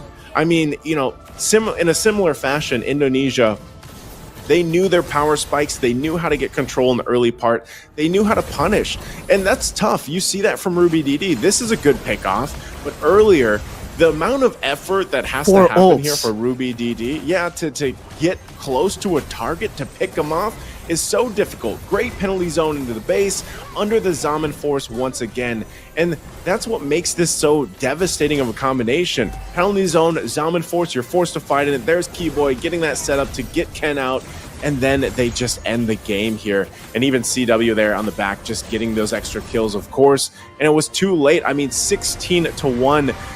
Under 11 minutes from Indonesia. Like, I don't know if this is actually their fastest game in account to some of the off-stream games that they have, but this is dominant. Fastest stream game for sure. Fastest stream game for sure, you know, and my goodness, Indonesia just had this game plan in mind from the draft. They executed it perfectly, and they got them the snowball that they needed here. Myanmar really didn't have room to breathe because, again, when you look at a Roger in the gold lane, it's difficult. You know, it's really difficult to farm up the way that you need to. You can see the huge gold difference between Juno and CW. The Roger just didn't work out the way that they wanted it, and it couldn't get online fast enough. And even if it did, I feel like even if Juno had more gold, more items that he needed, the team fighting would have been very difficult. Even with a good implosion and everything, maybe you could have turned that around and made something happen.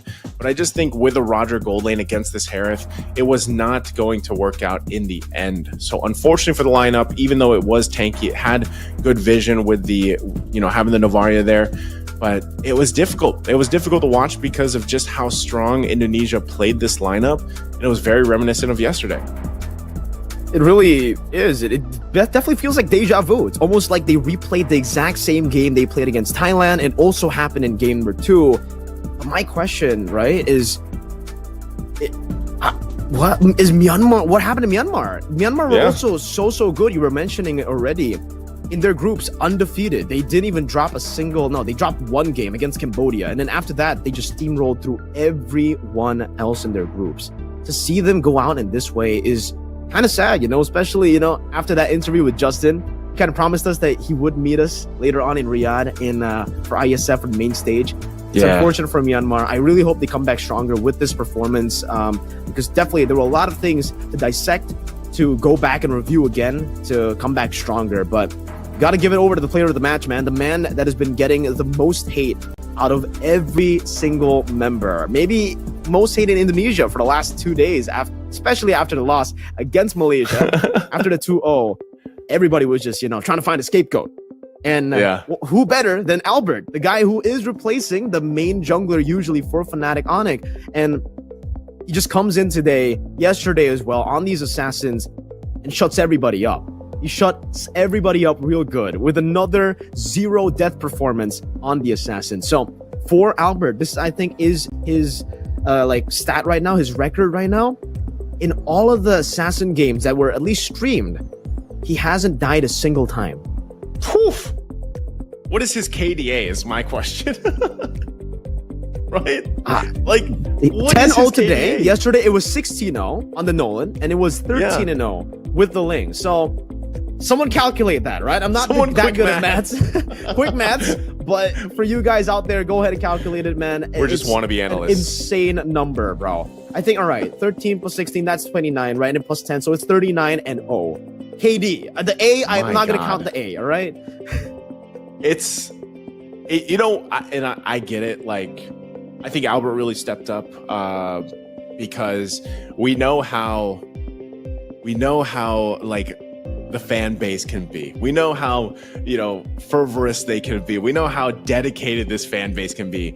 And I feel like anytime you are, let's say any team that you are the jungler for, you have the most eyes on you. Because for the longest time, especially on assassins. Yeah, especially on assassins, but also even before we had this kind of shift happen where it was so much of this, how good is this jungler for retributions? How fast can they retribution? Because it was all about the retribution dance. And then now it's kind of shifted where it's like, okay, you have these assassins once again shining, and you still have the eyes on you. You still have them on you because of the fact that they want to see you make the plays.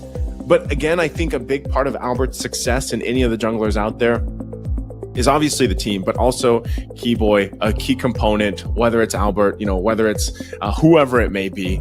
The point is this lineup works really well with what they draft, whether it's a utility jungler, whether it's an assassin jungler, and they make it work. And just the teamwork that you see kind of unfold here from the Indonesian team is something that I think a lot of teams will look up to, and they probably have for a long time.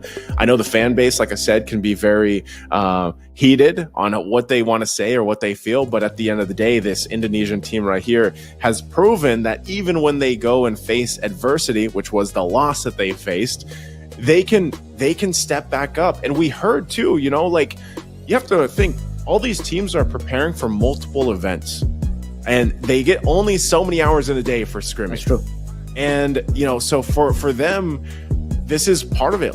The adjustments that they made just from that one loss that they had, and then they came out swinging yesterday and today to the point where is the weak point for them? This is just a very strong showing from Indonesia's ability to rise up against adversity. Right. And that's what we saw from them. So what the weak point is usually? What is the weak point? For this Indonesian team, particularly for this roster? What is it? Usually their interviews. They give very basic answers usually. So we'll test them with the interview. Let's test them. All right, let's call up. Let's go ahead and call up everybody. I'm going to make sure my VMix is ready. And we're going to call it the entire Indonesian team, by the way. So let's go ahead and welcome up the Indonesian team. Call them up here for the interview with me and Mirko, of course. Hello. Let's see. Hello. Hello, guys. Congratulations. Very strong win. Oh, wait. They just got the blanket. I thought it was something else, man. Again, congratulations, guys. You have locked in your slot to WEC 2024, and also you still have a grand final match later on, which is just it's a best of one. Who are you looking to see? Are you guys looking to see some revenge? Are you looking forward to Malaysia winning their next match to go face off in the grand final? Balik enam nggak Malaysia? Di final lawan Malaysia. Jawab. Gilang. Kalau dari aku sebenarnya siapa aja? Nggak ada. Pakai bahasa Sunda. Enggak, bahasa Indonesia. I need a translator, Mirko. I need a translator. Don't worry, I got you. Ya kita Alright. tinggal tunggu sampai jadi yang itu kita lawan. All right, so according to Sans, he really, it doesn't matter as long as he gets to face off against the best team, I guess. Like whoever qualifies, he's fine with it. No problem for him. All right, so I got a question as well. Gotcha. I think I have to throw this at Albert, the guy who's been getting all the hate after that loss against Malaysia. How are you feeling right now, Albert, after having a solid performance? Solid is an understatement. You were performing like a madman on these assassins. 0 deaths on the assassins. The stream matches at least, right? So yesterday, Albert, you had a great performance on the Nolan. You said that, the opponents aren't that strong. Thailand weren't that strong. Today you faced off against number 1 in Group A, and you did the same thing. What was the idea behind that? How are you so good on the Nolan, bro? Kenapa Nolannya keren banget? All good. English. That's the phrase, nice. We just answered with biasa aja. It's like it's normal. It's normal. Yeah, it's a classic one. This is why it's the weakness point of them, for the interviews. You have any other questions? The interviews. I was gonna say, I think Albert spoke more in his solo interview yesterday, with the English. But so I guess last question for you guys, for me anyway. Are you enjoying the patch? Is this a refreshing change to the meta game? Are you guys enjoying it? Do you like this change from everything being utility junglers?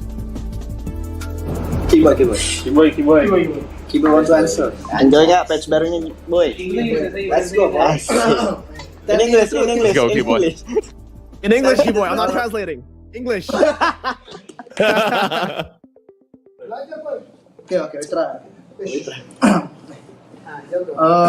For me, yeah, look at so good. Like we enjoy to learn something new, and we can try so many hero gameplay, and Coach Yep very like the best. Coach Yep's happy. Coach Yep's very happy. Thank you, Kiboy. Thank you, guys. Mirko, you good? I got one last question. Yeah, I got one last Go for question it. here, and it has to be to the CEO. So, question to CEO, Captain Boots, Mr. Boots, CEO Boots, when will you play? I'm coach right now. All right, so he's the boss right now. That's it, okay? Do you want to tease us, Coach Boots, what do you want to pick for your team next time? Anything in the draft? Gua nggak bisa kasih tahu sekarang sih. English, bro. English. I'm not translating, Boots. Coach Boots. I'm not translating, bro. You gotta do it. Jaketnya udah keren banget tuh, bro. Let's see. Let's see. Let's see. Okay, Guys, let's thank see. you. Thank you guys so much. Congratulations again. And we'll see you guys in the grand finals. Okay. See you. Thank you. Bye-bye. Congrats. Thank you. There you go, man. CEO Boots. There we go, bro. Yeah. Coach Boots. We got Keyboy speaking English. It's all a bunch of new things happening here. I'm actually They're surprised. evolving, I don't man. know. They're no longer They're boring in evolving. interviews, man. Hey, what's up with Albert though? He's way in the back, and he spoke more English to us yesterday. Today he was shy. All right. Note to self, right? For every caster that wants to interview, for any caster who wants to interview this roster, get them one by one to do interviews, especially Albert. If Albert is with his friends, he just becomes a shy boy. I don't know why that happens, but we got to get him alone. He was actually answering with some really good answers yesterday to our questions. Yeah, he was. Yeah, actually, he really did. But it was great to have the whole team there, and after this big victory for them, because again, they secured their spot going to WEC, and that was the main thing for them. And now you heard it there. They don't, for Sans and the rest of the team, I'm sure, they don't mind who they go up against. Either it's Malaysia, they get to go for a revenge match, or they go against Cambodia, another team they know very well from the international stages. They just want to go against the best team.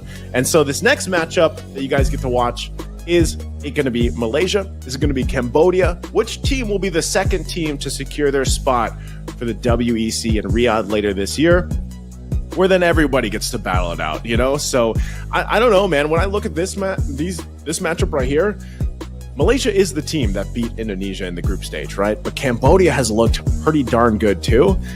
I'm gonna say though, Malaysia, I feel like they've been cooking. They've got something going on here, and I think they could possibly end up taking the series. But I would love to see this, Mirko, because we only have a best of one later for a grand final. Because at that point, both those teams that are there, they've already locked their slots in, right? It's just almost for bragging rights.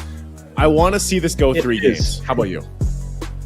I really hope so, man, because Cambodia, even though they haven't been able to beat Myanmar, they haven't been able to beat at least the top dogs that we're expecting coming into this tournament, they've been able to pull off some big shockers too, and you can never, write off Cambodia. They're always able to pull off some shockers. I think even in Iesf 2022, when I got to cast them, a lot of teams, a lot of countries were actually, thinking, okay, Cambodia, they're not really going to be this strong, and they came out swinging. They came out with a crazy meta, with a crazy performance, and they were able to, I think they got top 3 in 2022. Top 4. Yeah. They did. Yeah. Both the teams have a lot of good history. Yeah, 3-game series. That's what we're hoping for. Ladies and gentlemen, we are going to be taking a short break, about a 10-minute break for you guys watching with us online. And we're going to go ahead and get our refreshments. Hope you guys get yours as well. We'll be back after this. I'm Naisu. That's Mirko. We'll be back after the 10-minute break.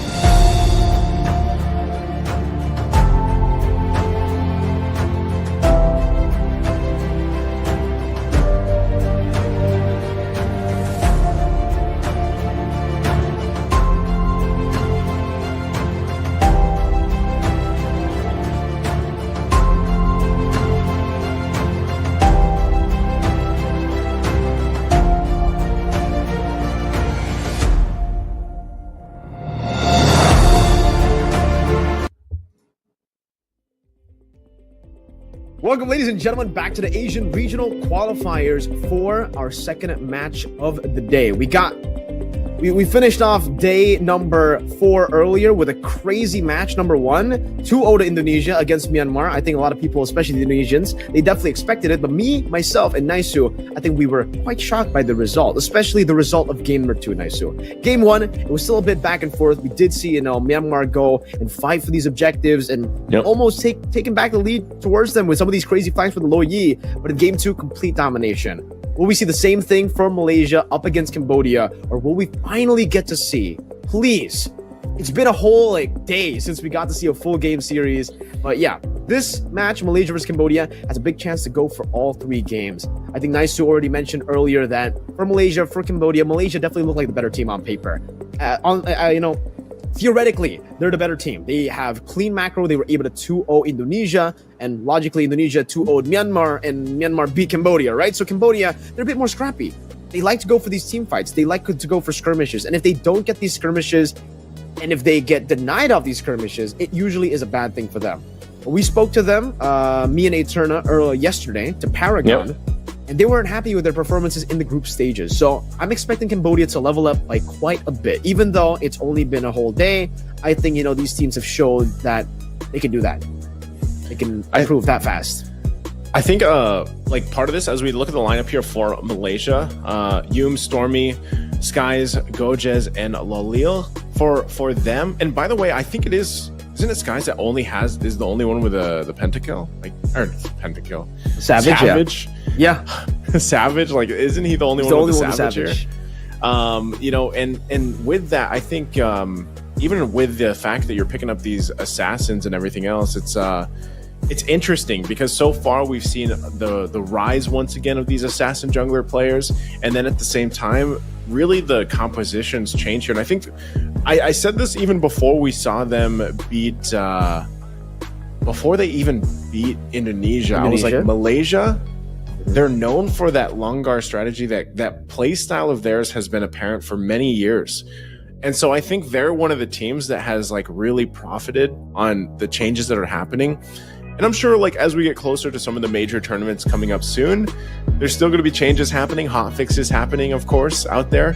But I would say this team from Malaysia shines really well with the current changes. Indonesia does too, we just saw it.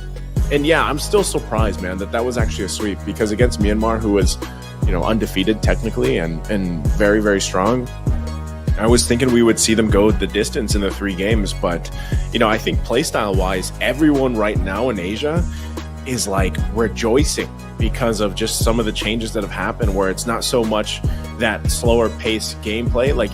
Don't get me wrong, objectives are still important, and we see this from time to time.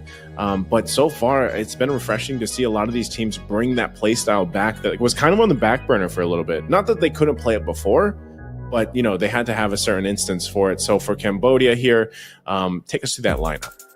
It's going to be Ra, Lucas, Boxy, Felix, and Run. But honestly, looking at the lineup coming in from Cambodia, we've seen that for them especially, they've been able to utilize a whole lot of their substitutes. By a whole lot, I mean just one. Because compared to all the other teams, all the other teams have just been sticking to one lineup. Cambodia is one of the rare cases but where we actually do get to see the jungler swap, some of these players swap as well. I think they also have a substitute roamer, which is Paragon, someone I got to talk to even yesterday with the interview with Eterna with Paragon after Cambodia's win over Thailand 2-0. I asked them if Lucas is the main jungler or if it's Tuzu, because we got to see Tuzu yesterday, and it was a bit different. Lucas, he plays the assassins real well as well, but maybe from the games against Myanmar, from what we've seen at least, it does seem like Lucas is a bit more comfortable on the utility junglers compared to Tuzu. For Tuzu, he's an absolute beast on these assassins. On the Hayabusa, didn't he play Hayabusa? Yeah, exactly, right. Yeah. Getting a 2-0 on the Hayabusa, clean sweeping Thailand, performing so well. And having that layer where you can actually keep on swapping. If the assassins don't work, maybe you go to Lucas back again if you want to go for the utility, if you want to go for the slow build-up. But I think for Cambodia, the biggest concern has got to be how they're able to almost win out in every single early game that they play. They won against Myanmar, they won against Thailand, but for some reason, when they get the gold lead, it actually works against them. they get overconfident, overextend a whole lot. They go for the skirmishes that they're not supposed to. And even Paragon said this in the interview. He's like, yeah, this is why we're not really happy with our performances in the group stages. We're not happy with our performance even against Thailand yesterday, despite them getting a 2-0. Because even though it was a 2-0, it wasn't a clean game. It wasn't a disciplined It took game. a little longer, if I remember right. It took way too long. Even he said, like, dude, that game should have ended like in 13, 14 minutes. But, you know, we made 24 some big game, mistakes, that led up to it going all the way. Almost, a 30-minute game, almost. Because technically, in that game, Thailand almost got the final Lord. And if they did get that, who knows what the timers would be. Up against Malaysia, though, you cannot do that. Indonesia, they fumbled quite a bit in the mid game and they were punished instantly. And we saw how good Indonesia is up against Myanmar. So for Cambodia, they need to force that Langgar style out as well. That's like technically for Cambodia, that's also kind of the same style they have, right? They want to go for these brawls, they want to go for the aggression, but they need to know when to stop. Someone in the team needs to know when to pull the brakes for the rest of the team, because they're great in these skirmishes. But yeah, they have that tendency. That's very, very bad for a competition, especially now that you're playing to qualify to the main event. You cannot make those mistakes. You cannot. Oh man, you can't risk it. That crazy overextension is not worth it. I don't know if this is going to happen, if we're going to see this, Mirko, but I was looking at the games that Malaysia played. I think it was back yesterday, day two for them that were off stream, and something that picked up for me was they played a Bane jungle off stream. And this was actually because we were talking about it earlier, like what was the Indonesian on stream, the live stream game was the fastest. Well, they had a 9:32 game with the Bane jungle. Who were they up against? They were up Laos? against Laos. Yeah. Oh. So there's something to be said about that, but I'm wondering exactly how many heroes we could possibly see in the jungle with this, because like you said, there could, of course, be some adaptability going on here as we jump into the draft for game number 1.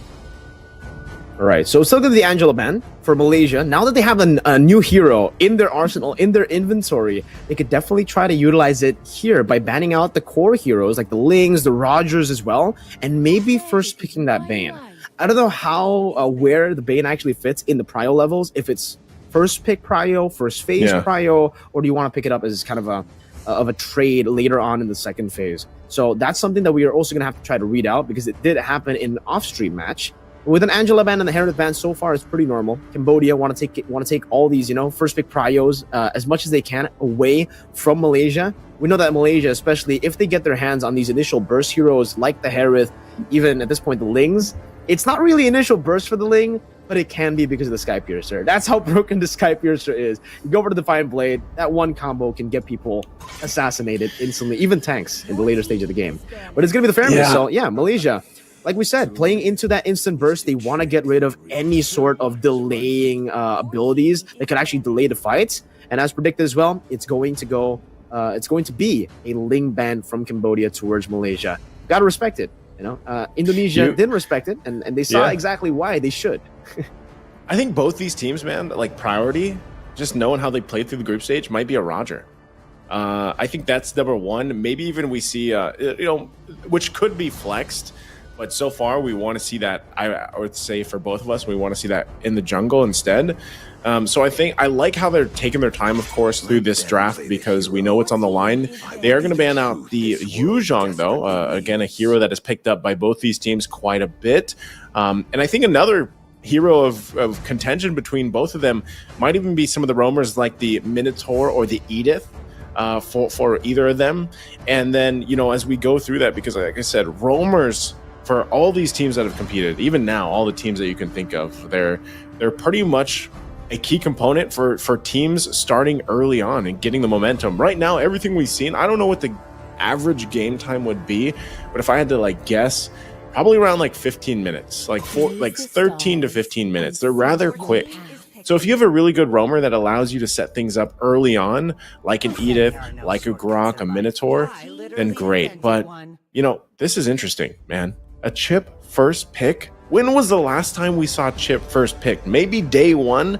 It's been a minute. Maybe in Africa qualifiers, but Chip has either been banned out or just has been slept on. completely slept on. We haven't seen Chip at all. In the banning phase, we did see Chip, banned by both Indonesia and Myanmar, but actually it was Myanmar for both sides, on blue side and on red side. But it does seem like for Malaysia, at least, for Yoms, he has that vibe around him that he can actually make the Chip work, right? Because he's a very, very aggressive. Even saying that Yoms is a very aggressive roamer sounds wrong, because it feels like it's an understatement. Because if there's a word over aggressive, that's even over and over aggressive, then that would be the word that I would use to describe Yoms. A super duper like crazy aggression level would be how you can describe Yoms.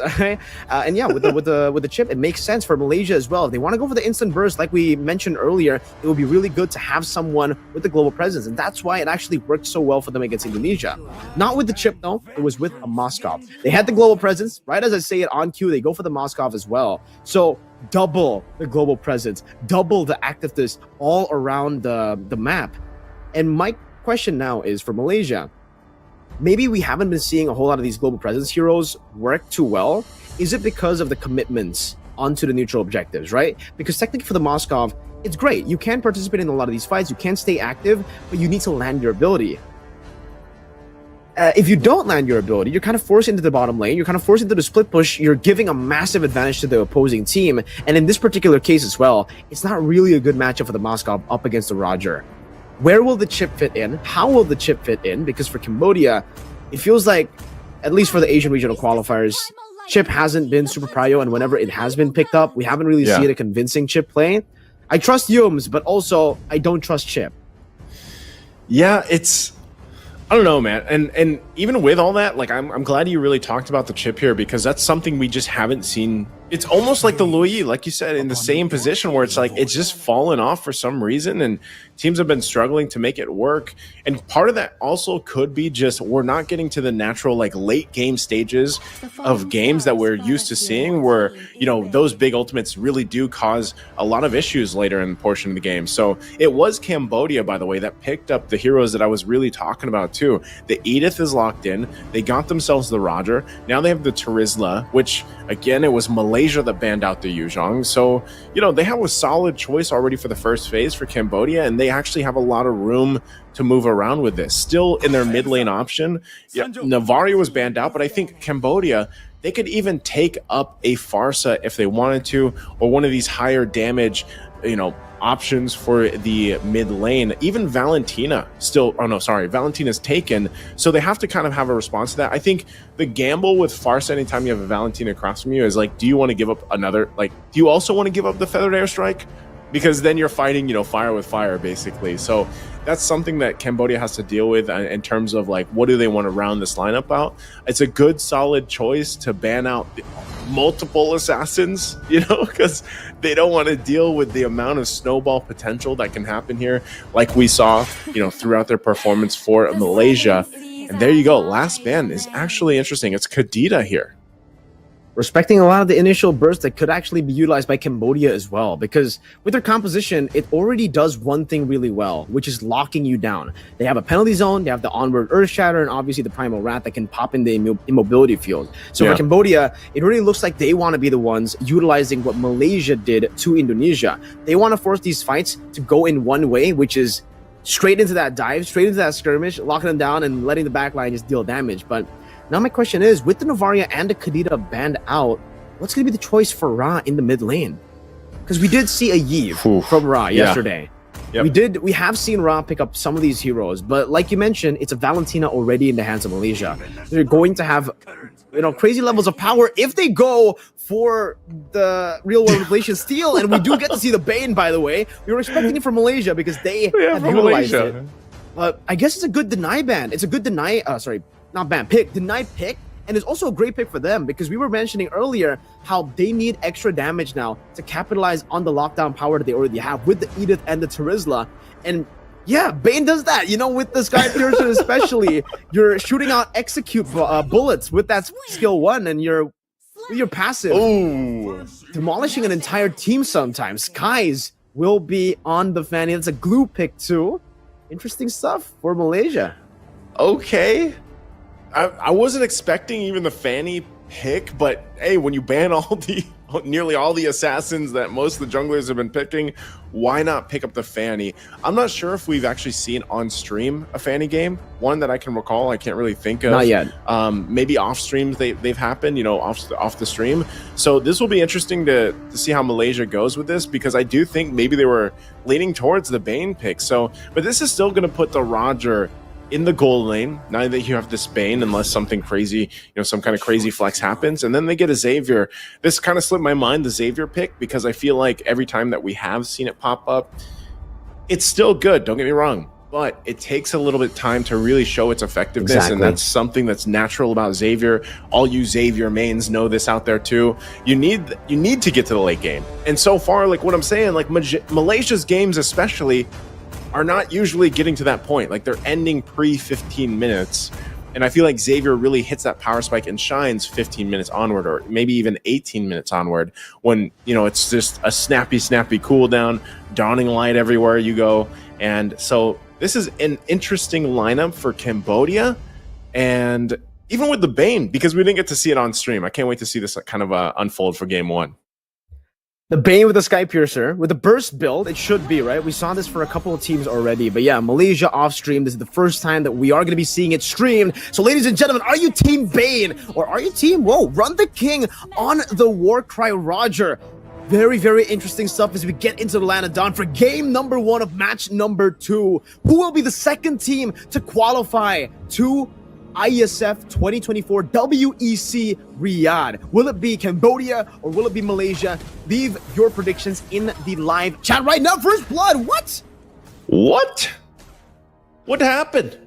Sorry, Felix is not sorry about that. It's the first blood and is going to force Gojas back too. Boxing just staying here. Now Gojas is actually in a very bad situation. He's going to have to go back unless they just trap him under the turret. It looks like they're going to do just that. So interesting. First blood already. Here we go. We're going to take a look. This one's not a replay now, but yeah, just look at this. Like, what happened?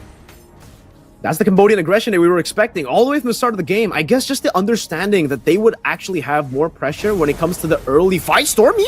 Oh, again, in the mid lane, Stormy. Boxing is... did I not say that the Iesf has been just performing like crazy? But look at the Fanny damage is going to be there under the turret. And Skies will go and get this kill, putting Malaysia on the board now. At least finding an answer to what I was saying. Boxing is being a threat here on the Iesf. Well played, right? Because it's already very uncharacteristic for Malaysia, or maybe it is characteristic. Very aggression at the start. It's just Cambodia know how to go up against an aggressive team because they themselves are an aggressive team. Maybe for Cambodia, it's about them just looking in the mirror and seeing, oh, Malaysia plays the same way. It's just us, but in a different flag, with a different composition here. And this lead that Felix has, by the way, in the bottom lane, when there's another skirmish, Edith. Another skirmish, all for the resources. As you were saying, the lead that he has. Yeah, it's a big lead that the Terizla has in the bottom lane. He will be able to get level 4 first. So Lucas on this Bane will actually have a very, very good time. Yums is still level 2. Yeah, again, Deadliest Catch. Look at the damage coming out from it. It is going to be Boxing that gets the kill, but man, Deadliest Catch. Deadly damage, and that's going to get them the turtle as well as Lucas swoops in. Now they're going to find it out. Oh, the lockdown is on point from Sorry I'm Felix as he uses the penalty zone to even catch Skies. Huge win for Cambodia. You can have Sorry in your name, but it didn't look like he was sorry at all. For the 2-3 kills that he gets all the way from the start of the game, Cambodia starting things off really, really strong, and now utilizing the strength in the top side again. Again, the top side, Lolil gonna be in trouble. Couple hits away, but won't be able to get the kill, and now Yums joins the fight. Darling Light gonna find Lolil. Couldn't escape that one, but now Skies punishes. Will pick up the Sky Piercer on top of it, but Malaysia still dragging behind a little bit here. Man, Cambodia, this is the pace we were talking about. We were expecting Cambodia to be the aggressors, and we do see that here. We get to see the replay again as to what happened. Yums, we were talking about how he's super duper crazy aggressive. That was a term I think that we, agreed upon in the drafts. And we do see that, but now it's just wrong in terms of the timing there. He went in when he was level 2, and for the rest of the team as well, knowing that Gojas is at level 4, your roamer just died, there was no reason for them to really go for that skirmish. Sky is losing out on a whole lot of momentum, and here, not even able to deal a lot of damage on Lucas. Time and time again, the combination into the deadly catch. Penalty zone going to be used as well. Spirit of Destruction was there, so they're going to fight it out. Cambodia losing Lucas in the exchange, and now still going. Dawning Light going to find Skies. They find another target. The shortcut was already used as they come back through. Boxing will fall in Malaysia, firing back. Could possibly still be looking for more. Sorry, I'm Felix holding down the front side, has the body of Smith and the healing. And he's going to be just fine again. This Tarizla is going to be troublesome, and now the top side looks like they ran a little bit further. Run the King trying to run away here, going to get locked down under the turret, but will take one with him as Yums falls as well. Turtle's now up here. Cambodia ready to fight it out against Malaysia for it, but it looks like they control this side unless Skies can go in. He can't get the Turtle. Was trying to get the retribution off, but won't be there in time. It did make him panic though, right? Because it did seem like, for Boxy at least, he was able to be the one to get the turtle. And that will be at least some resources given to the wrong member.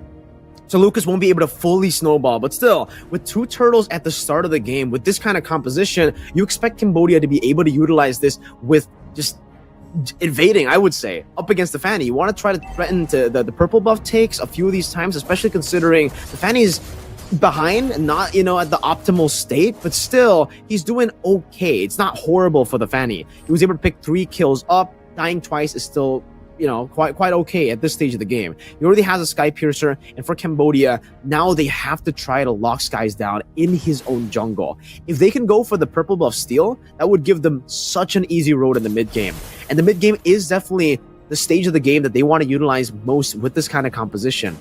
And personally, for me, if I take a look at Cambodia here, I have to, again, talk about the pattern. Run the King. Whoa! Run the King. Oh, he jumps back with the Lycan Pounce. He could have lived.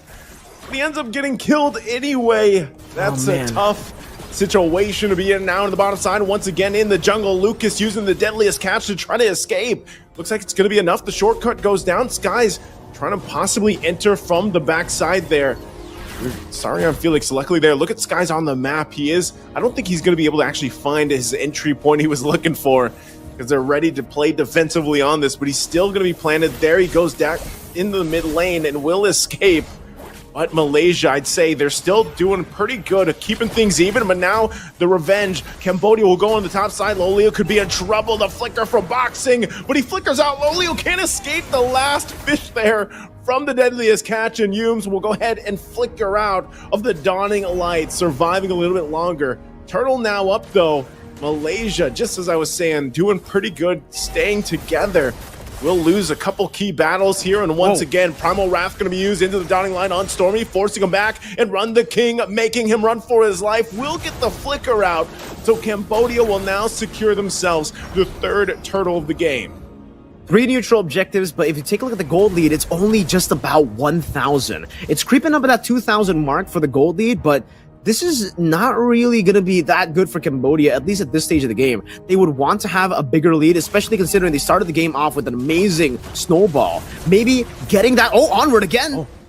Again, going to be utilized. Just trying to hold down this bottom side, but they also get the split out, so Cambodia, and you're starting to see things kind of really fall into place for Ra, your big daddy, on this pick, this Xavier pick, like we said, scaling up pretty good this early on in the game with the kind of lead that they've managed to get.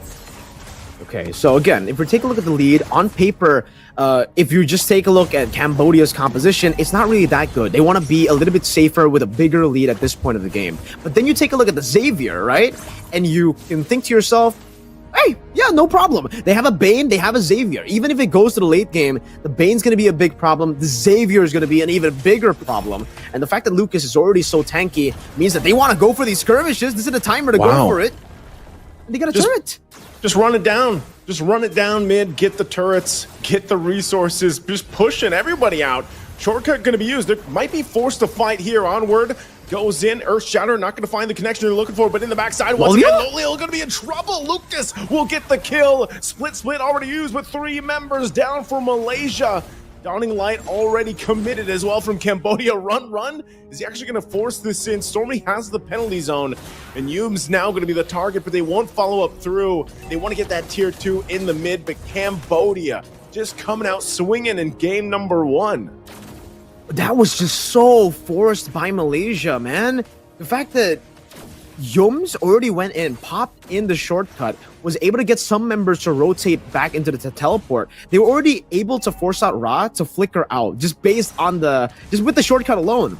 So they already got a little bit of a W there. But the fact that they tried to push even further with the Spear of Destruction at the 9th minute of the game from Loliel, who was already 1 and 2 before that team fight even started, and the fact that he took it, that Spear of Destruction landed in the midst of the Cambodian mid-game power spike that they have. And he took it. That was an interesting play from Loliel.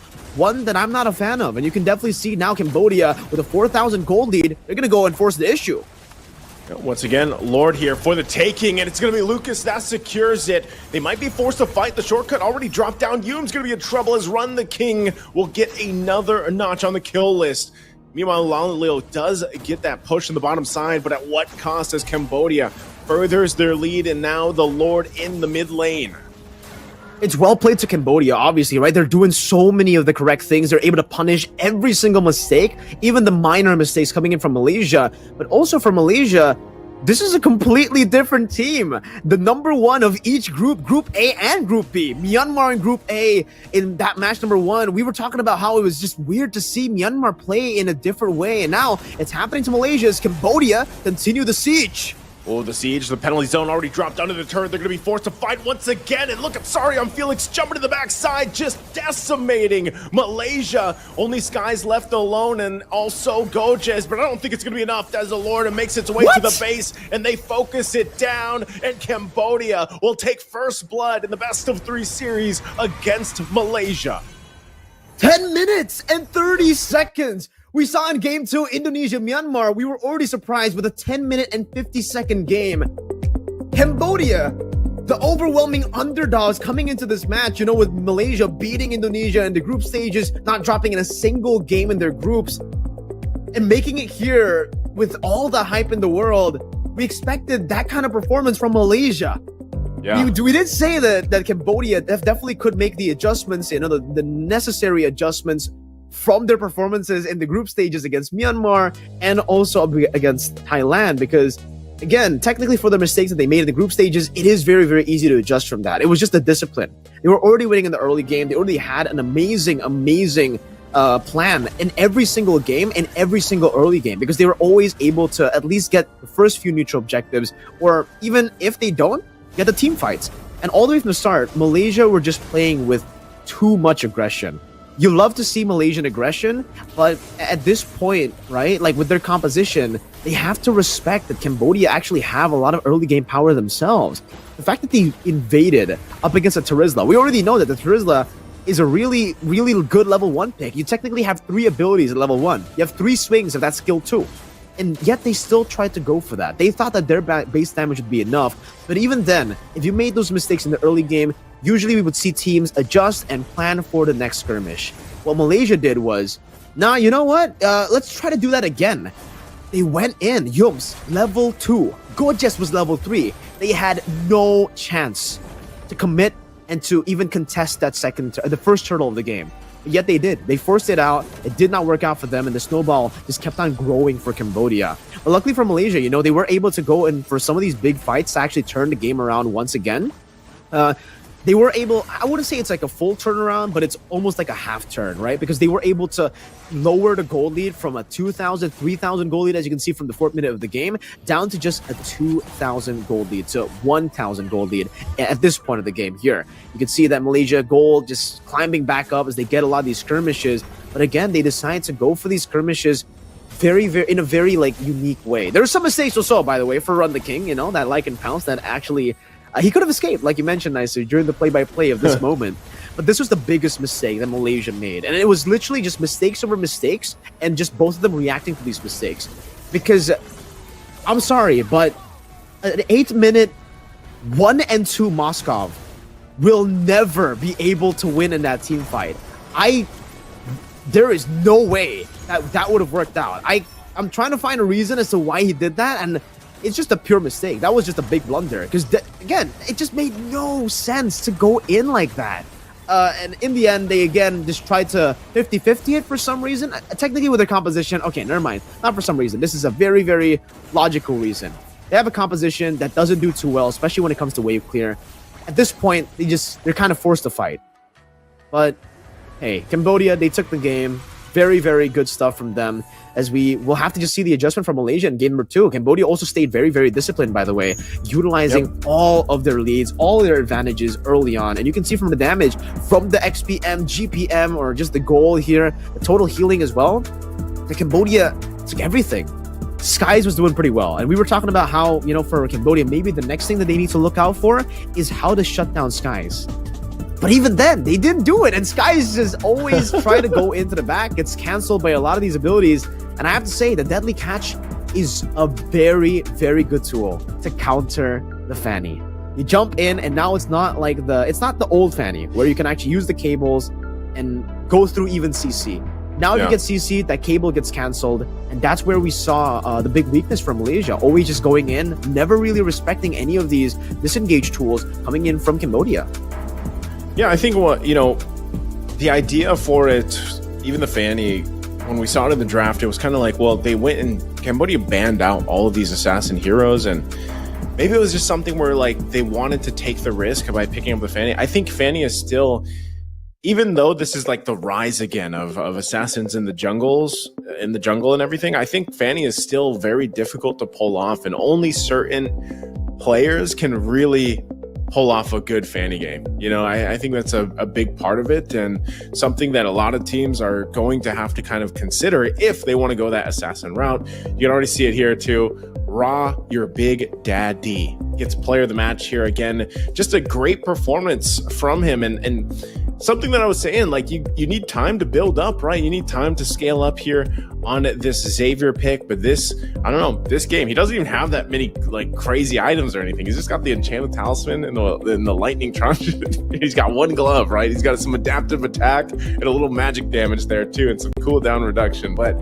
that's all he needed, man. Yeah. Like a lot of the times he was just laying down the Mystic Fields, landing the Dawning Lights. It was on point every single time. And I think obviously if you got to a lot later portion of the game, then it would have been way more devastating. But like with this and the way things are kind of unfolding, and the way that Sariam Felix started the game for Cambodia was a very key component for them winning this game as fast as they did against a team like we were saying with Malaysia. Like we know Malaysia defeated Indonesia earlier in the group stages. Like what happened here for them?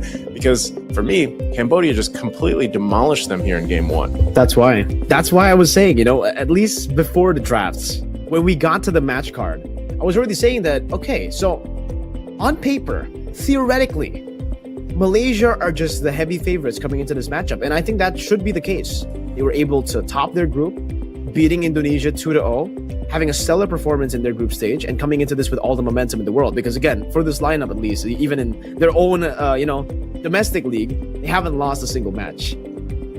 But then Cambodia decided to deny the big pick away that we were already talking about for Malaysia. You know, that bane's going to be massive. The chip that we were already doubting all throughout the African regional qualifiers, and even now, especially now, I feel, with the patch coming out.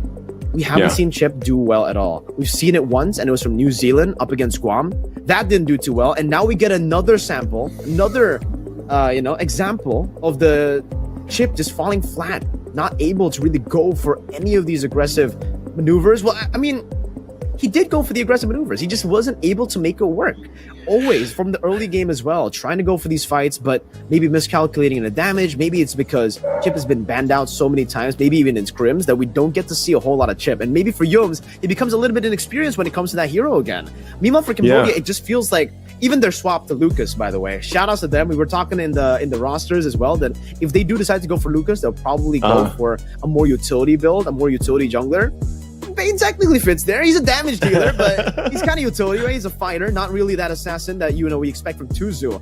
So the fact that they decided to pull in Lucas, try to go for the objectives, try to go for disciplined gameplay, and they were able to beat Malaysia, the favorites of the Asian regional qualifiers, that easily 10 minutes and 30 seconds. That's not a tough game at all for Cambodia. They steamrolled through, and obviously that also came through with a lot of mistakes from the Malaysian players, mainly the fight in the mid lane. Shortcut used up, still trying to force it. Spear of Destruction, 8th minute, 1-2 Moskov that probably didn't even have DHS yet. It's probably just Corrosion Scythe and the Golden Staff. Jumping into 4. Yeah. 4 snowbally beefy boys. Nice. I think that's when you're like, oops. Oops. That's a big oof, not an Big oops, oof. right? And for Ra, you mentioned it in the player of the match. Ra didn't even have any like impressive items here. He was still at the phase of the game where he's chilling, he's still farming, he's still waiting for the power spike, yet he dealt that much damage.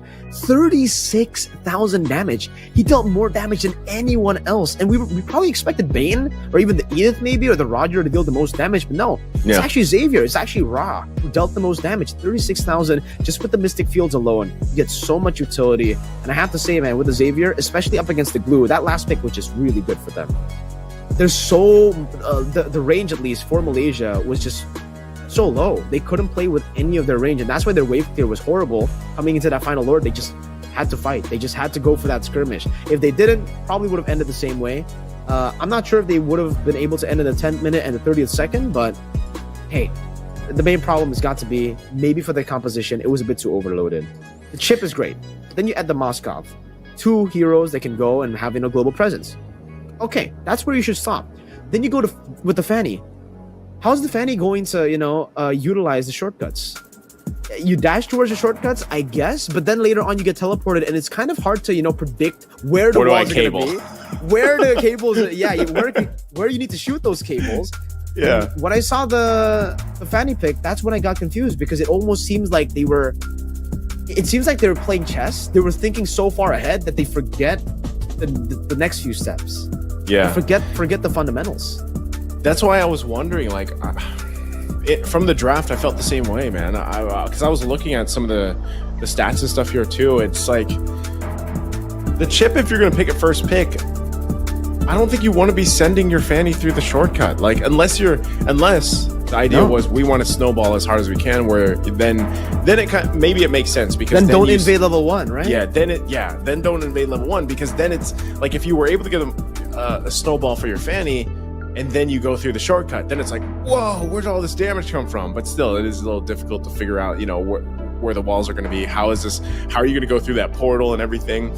And so I almost would have liked to see if they did want to go with the chip play here, which they wanted to as first pick, it was priority for them, then maybe don't pick what I would say is like the most difficult jungle to work right now as an assassin hero, because there were so many other options that were banned out, obviously. And then I feel like you could have just gone even utility. Like, you could have possibly just went with utility and made that work.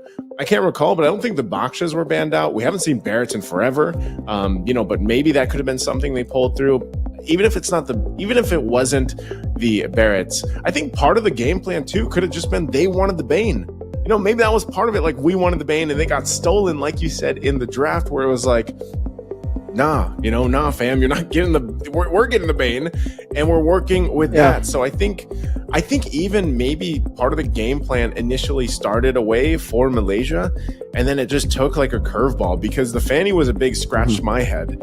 Obviously the damage was great early on. Like, you saw it in those early fights and those early skirmishes, but it just wasn't enough to deal with and this could also just be the fact that because of the first blood and the fact that the snowball already happened for Sarium Felix, that could have just thrown the game plan completely out. Been one of those mistakes where it's just like, that's such a big detriment to the idea that we came to this game with, that now we're just hoping to find pickoffs where we can. And I think, mistakes were made, obviously, from Malaysia in that game, number 1. It definitely felt like the Fanny was forced, because you were mentioning, the Baksha could have been an option to go for. Some of these utility junglers could be an option. And yeah, it really could have, because Cambodia, they didn't ban any of the utility junglers. They actually went a different route. They went the opposite route. In the second phase of the bans, they took away the Nolan and the Hayabusa. And they got rid of the Ling already. They picked up the Roger. So they have first pick in the second phase, and they were able to pick the Bane. So they literally shut down Skies in the draft, forcing him to play either a utility jungler or force out a Fanny. And we saw how the Fanny turned out in game number 1. We'll see in game number 2 if Malaysia want to try to utilize the same thing here, if they want to leave the chip open and maybe pick it up again. Because for Cambodia, if it ain't broke, don't fix it. They're going to go for the exact same bans they did in game number 1. Just only different here in terms of the sides, because Cambodia will be on the blue side this time around. Malaysia will be on red side. And for Malaysia, it is the Harith ban actually for them. So they're the ones to respect that. Cambodia were the ones to ban it out on the red side previously with the Ling and the Loyi. And now we'll see a different ban for Cambodia.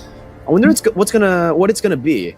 It might be the Faramis, honestly, but they might also ban out the Valentina. Because if they ban out the Valentina, it gives them proper setup to pick up something like the Faramis first pick. And we know that Cambodia have been, getting a whole lot of wins with Ra and the Faramis. A lot of success. Yeah, I was gonna say Faramis is interesting because most notably the player that I can think about that really shined on the Faramis was Justin from Myanmar, and it was unfortunate, that they lost the last match here. But when Faramis is open, it's a possibility to get great poke damage, and then obviously Netherrealm the way that works. But I think either way, both these teams are still going to try to prioritize the Roger pick. Maybe they go that route. They want to lock that in, because even if you pick it up first on the blue side, it's still technically flex. It's flexible. Terizla being in this last ban for Cambodia in the first phase is interesting. It might also allow them to, if they want to, pick up the Yu Zhang early on, or even the X-Borg has been a hero that has done wonders for a lot of teams that are able to draft it early on in the first phase. But again, for Malaysia, they still have some choices. They could also, because of the fact that we only have the Ling banned out, this could open things up for a possible game for Hayabusa this time around. So the last ban is Chip. They actually still going to ban Chip out, despite how we talked about the first game going. So a lot left on the table here. It is, like I said, it's going to be the Roger first pick. You can actually still flex it in, like we said, in the gold lane, but probably better in the jungle. So Malaysia's answer here, with a lot being open and a lot priority, they could lock in their XP lane. They could lock in, an early gold lane. We've seen a lot of Claudes now recently. Claudes popping back up. The Mozgov, like you said, it didn't work too well for Lolil. It was a little bit of an oops there, an oof. So we'll see what the game plan here this time around for Malaysia to hopefully get them to another game, to a game 3. And again, for everybody watching this live right now, I gotta tell you that this is an elimination match. It's a playoff match and an elimination match. If you lose here, you don't get a shot to play in the main stage. So topping your groups, all the crazy hype that we've been seeing, if they lose here, it's done. And for Cambodia, they're playing around that. It seems like they just love playing as the underdogs. They're going to go for the Roger pick there, and that's going to be the Valentina and the Nolan to respond it over, anticipating the Faramis pick. Like we mentioned earlier, I think if Cambodia really wanted to go for the Faramis, they should have gone for the Valentina ban. So the fact that they went for the Terizla means that maybe they might want to go for something different. What is that going to be, though? With the Terizla banned out, do they want to go for something like a Yu Zhang? Just a little bit more aggression, some XP threat as well, because we have been seeing Yu Zhang and Terizla being the two main picks in the XP lane. Yep. It's been kind of one-dimensional in a way, but they go for the Xavier and the Edith this time so early on. A Xavier in the first phase. Is it that prio? Is my question, right? We have seen it rising in popularity in ranked games and some of the games as well that we've been casting here in the Asian regional qualifiers, but I think aside from the game that we saw earlier, we haven't really seen Xavier pop off that hard. Like, it's just that previous game. And that was also with the whole team enabling the Xavier, also getting the almost pick by pick the same exact draft, except for the Terizla, obviously. They were already banned down, so they'll have to look for a change there. Before Malaysia, they still go for the Moscow, which is cool. I understand you want to use this, the global presence. We did see how the Moscow was good for them, at least against Indonesia. As long as Loliel's, stays back, understands when he can actually go for these fights, understands that power spike, it'll be as good as the match against Indonesia. But if he does the same thing that he did in game 1, Naisu, I'm just going to call it. I'm just going to say it's over if he does that again. if he does it again, I agree with you, man, because I think part of this, too, it's almost the same game plan. Like, because you have a Nolan there, like, you want to get the early advantage. You want to snowball as hard as you can and start doing what we saw from Indonesia in the previous game with Albert even. And so part of that is like you hopefully they don't go in and invade and give up the first blood. I think that's step number one. And depending on how they draft the second phase of this as we get through the bans, it's really what is that roam going to be for you? Because, man, time and time again, Edith, I feel like Edith's stock is going up. If you love Edith, Really you're is. Edith main, she's getting just unreal playtime right now in all over competitive play. And there's a reason for it. Like, a lot of the times, it's her ability to just make fights happen, force fights. You can even use it to disengage or peel, but a lot of the times we just see Edith being so aggressive. Even in MLBB women's yesterday, we saw this happen and be a key component to teams winning. So you kind of have to, if you're Malaysia, what are you going to pick up for a roam? The Gronk is already banned out. You don't have that as an option. You know, you took out the Angela. The Bane is actually just coming out for a ban too. They don't want to deal with that, but I would almost like to see them pick up a Minotaur with this lineup because, you know, and I almost would have liked to see the Minotaur be a priority with the Vexana that it's open, because that combination of CC has been so good for teams that have picked it up. That's such a good duo of heroes that, you know, half the time the enemy team's in the air with the knockups. So instead, the Matilda is going to be banned out. So I think for Malaysia, I'd almost consider picking up a Minotaur here, get a little more tankiness to you. As long as the Minotaur doesn't get shut down, then it does become a menace, because you're just trying to find setups and then follow up with the Nolan, but they go the Cho instead. Now, we don't know just yet, is it going to be roam? Is it going to be parked in the XP lane like we saw Ruby DD do? I don't know. For Malaysia, I think it's better if it is roam though. What do you think?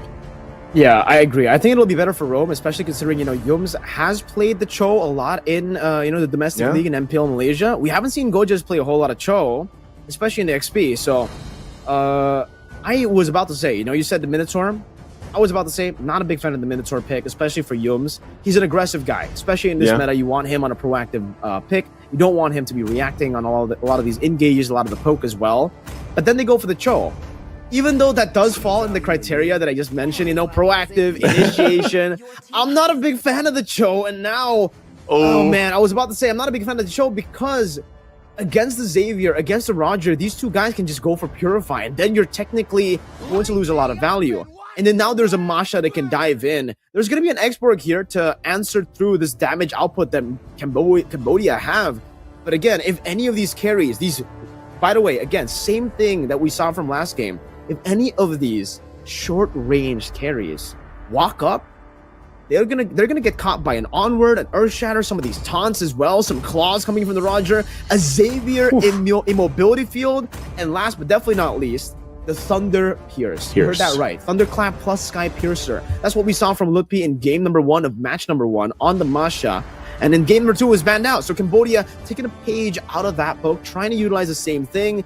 And I love it. For Cambodia, they have the tools to actually take control of the game all the way from the start that snowball, and maybe get a clean sweep here, Naisu. Like, not only do I see good potential for snowball, but even late game value is here for Cambodia. So Malaysia is going to have to do something. 5 seconds till the enemy reaches. Let's see, ladies and gentlemen, will Malaysia be able to equalize here and to take us to game number 3? Or will Cambodia eliminate Malaysia with a clean sweep, putting themselves onto the main stage for Iesf WEC 24 Riyadh? It's Skies on the Nolan, a signature pick of his, but same goes for Lucas on the utility jungler for Cambodia. He was able to make it work in game number 1. Let's see on the Fredrin if anything changes. Lucas, Concussive Blast, wants to try to hold and, you know, at least equal the crazy clear speed of the Nolan here, but you can already see that Skies is level 3, a level ahead. Yum's already very aggressively invading the enemy jungle. This is a good invade. They're most likely just going to get the retribution out from, you know, Lucas here, and it looks like that's all they want to do. But also, Sario and Felix going to help bring the backup, and that's what we're talking about. One of the things that Malaysia, they Lucas? They get the full reset, so he doesn't want to use the retribution, I guess. They get the information that he didn't either, and that he doesn't have orange buff. Lucas in trouble trying to get the turret, and that's not going to be enough. That was definitely a mistake coming out from Lucas. What happened there? And it's going to happen more. More punishes under the turret. Sorry, Felix might be next here. And Malaysia Talk about a strong start, a snowballing start. Exactly what they needed with this lineup. What was that, Lucas? I'm actually kind of speechless there after watching that play. He had the angle already. The rest of the team had already bought him enough time, bought him enough space to actually go for it. And he decides to go for the other camp instead of utilizing Boxy's hold onto the orange buff. And now he's going to be behind quite a bit. And because of everybody rotating to help him, the whole team's going to be behind. Lucas kind of, you know, gave Cambodia a hard time in the early game now. And now they're going to have to go and fight an uphill battle. There's 3,000 gold almost below, and Skies, he has no interest in going for the turtle. He wants to continue this deny. He wants to continue this punish from Lucas, and he'll do so. Lucas finally now using the retribution, but it's a bit too late, buddy. That window has closed, and now it's the Malaysian snowball that we all know and love. His level 3, Mirko, to, you know, the level 6 of Skies right now. That is, you know, concussive blast or not, like we were talking about, trying to keep up with Skies. At this point, you're just stuck trying to farm, trying to be in the jungle. And look at that way Dragon already going to be used on boxing, able to survive with the flicker, but a flicker from Stormy. And now here comes Yumes, goes in. The assertive guy goes in forward. Yumes will pick up the next kill now, sitting on 4 kills for Malaysia in total. You're going to get this turtle as well. Lucas, not sure if he can really do anything with that, so he's just going to have to watch the turtle secured. Now Malaysia furthering the lead, and now they want to punish Lucas even more. Back for the orange buff. They're going to force him back. He's going to rely on boxing. Boxing now gets to level 4 available for this Iesf. It looks like now top side run, the king going to be in trouble as he falls under the turret to Loliel. Meanwhile, Cambodia will just lose the buff here. It's just looking very grim already for Cambodia. 3.5 minutes in as Malaysia full snowball mode already. 3 minutes and it already seems like it's going to go to a game 3 again, Yumes! Yumes goes in with Way of the Dragon. Nice pickup, Ra. You're not his big daddy this time, but they will punish Yumes. Sorry, Felix comes in, but on the top side run, the king can't run away from Stormy as he falls under the turret. And this is once again Malaysia just dominating on all sides of the map. Even the jungle. Lucas will not see a buff here as Skies furthers his lead. Level 8, almost level 9 against Lucas, level 5. What a stomp this is, right? For Malaysia, they have a 5,000 gold lead at the 4th minute of the game. They're beating the clock at this point. I don't think I've seen a gold lead this massive this early on in the game. Usually it's still 2 to 3, and now it's so weird. Lucas wants to fight now. Lucas again? I mean, we talked about the pick-off potential with a Cho pick, and it's happening time and time again in the hands of Yumes. Even questionably, like, what is Lucas doing there at that point? I think he's just he's probably a little tilted with the way the early game went. I mean, he's not getting any buffs, any farm, and now Sarium Felix going to be dealing with the last insanity under the turret. Will flicker out, but it's still Stormy and Gojes here. Dawning Light going to try to help the fight, but it's not going to be enough. We'll go ahead and get some of these health bars back up, but look at this, Lucas. You want a buff, you're not going to get it because Yumes even zoning him out. Lucas has to rely on the rest of the team to get here to help him. Just secure it, but look at the damage already coming out from Skies. They're going to fight under the tier 2. All for the orange buff, but they might punish him back as Skies does fall, but now Sarium Felix on the run. Won't be able to get away, but another kill gets picked up for Lucas, and it could be more. Run the king on the run for Stormy. Stormy 1 hit away, and he will get shut down. A turnaround for Cambodia. Some way, somehow, Malaysia overstays. How do they do that? They won against a 5,000 gold lead, snowballing composition of Team Malaysia with a Nolan, a Valentina, an expert. This whole team was built to secure the early to mid game, and the fact that they had a 5,000 gold lead, man, Malaysia overstaying so much. The turtle was up top. They could have gone for the orange, but they decided to actually chase a bit too far, and that could prove to be costly for them, man. Stormy, that big shutdown, 4-0, given to the hands of Rum the King. They're able to get the turtle, as we can see here from the live screen. But, man, they've lost so much momentum based on that play. All right, if you take a look at the gold lead, it's still not too bad. It's still a 4,000 gold lead for Team Malaysia. So they're still able to hold it down. It's not the worst.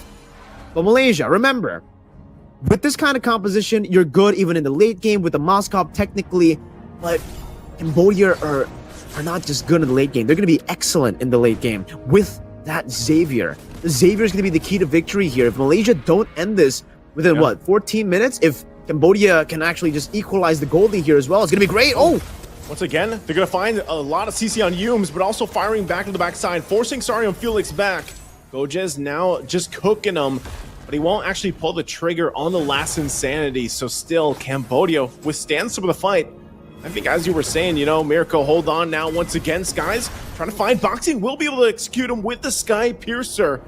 So that's a kill down, a body down for Cambodia. Sarium Felix going to possibly jump in.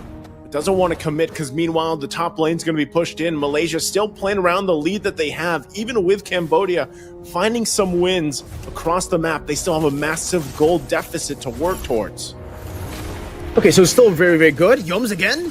Yums again. Look at this. Lucas in trouble. Sarium Felix trying to turn the tide onward into the air shatter, but they have no follow-up available.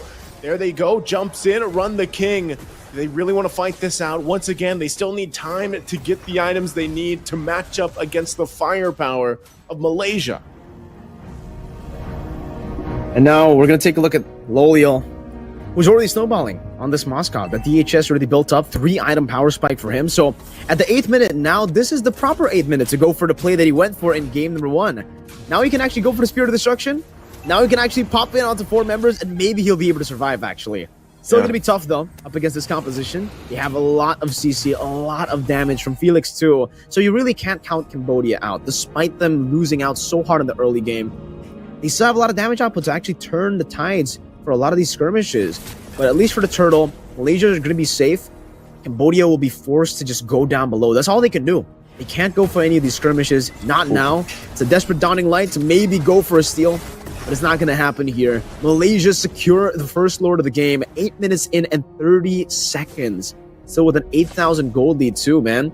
Yeah. Absolute stomp for now. Even despite that, kind of like a small throw. It's a Wishing Lantern, by the way, for the Valentina. It's a new item coming in handy. Have to seize into the Sky Piercer for the Masha as well. These core items are still quite far away from being built, Naisu. Especially for Ra. He's not the big daddy this game. Not yet, right? He's got to wait for those items to be finished up. They're getting a little bit of damage onto Gojez, which is great before the Lord actually comes in. And Ra gets the Lightning Truncheon, but I think he'll need 1 more item to at least be online. 2 if maybe they want to turn the tides of this game. But Malaysia, they're building the waves in such a good way.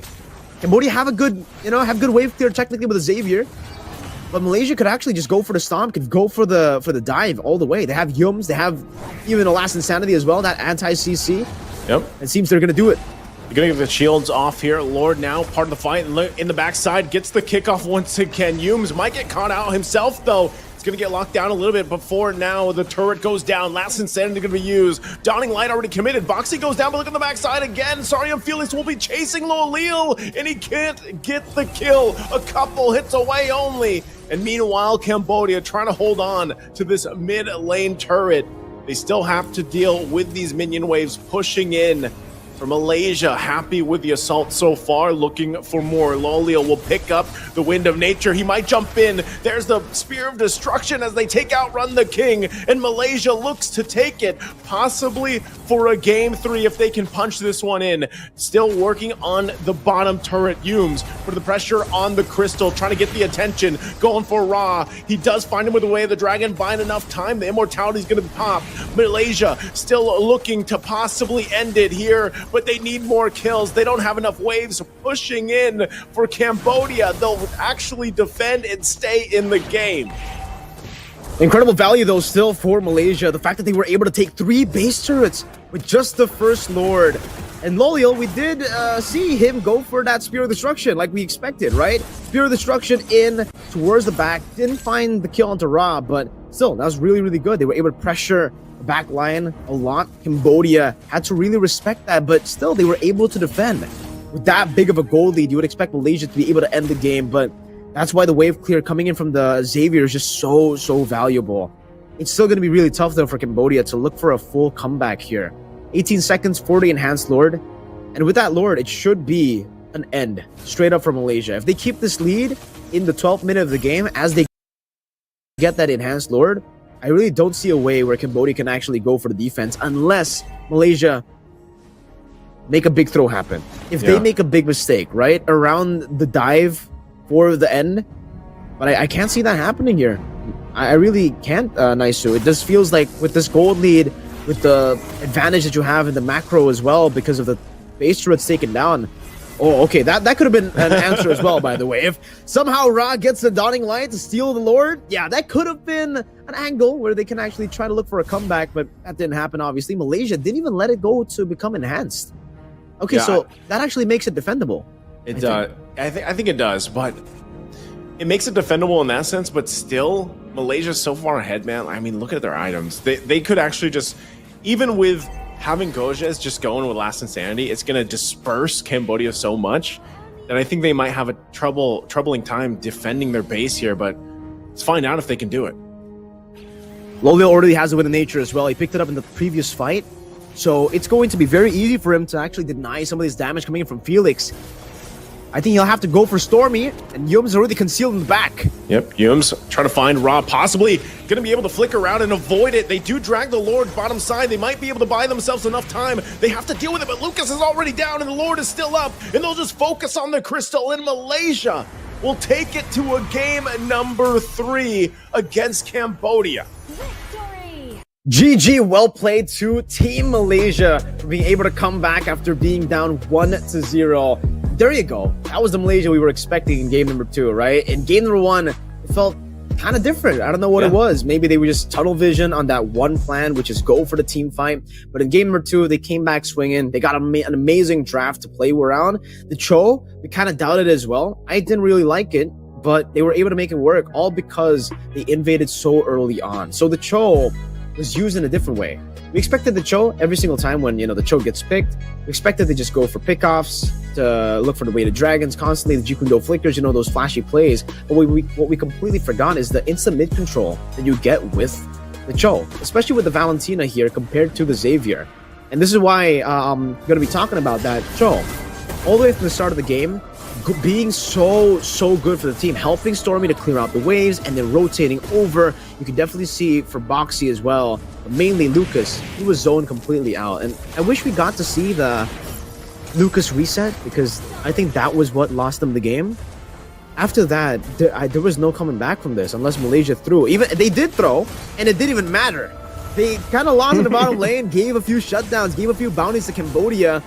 But again, it did not matter. That's how powerful, I guess, this lead at the start is for Team Malaysia for this composition especially. The fact that Run the King, the winning lane, also was just getting bullied. And for some reason, Lucas still thought that it would be a good idea to contest the Turtles while being 3 levels down, contest his own jungle, being 3 levels down, Run the King overstepping, all of them really making some core mistakes here. This is the one where I think we were all kind of confused, right? Like, Lucas, you didn't want to fight for the orange buff when it was 50-50, but now that it's impossible, you want to somehow be Ethan Hunt, Interesting stuff there from Lucas, but they have to make some adjustments, man. I think you mentioned as well. At that point, maybe he's tilted, but you're fighting for your nation here. You're trying to qualify for your nation. You're representing your nation. Tilt shouldn't be a word in the dictionary that you can use in this match or in this competition at all. You have to go all out. In Malaysia, they definitely had the stronger mental after getting stomped in game number 1. They kept it clean into game number 2.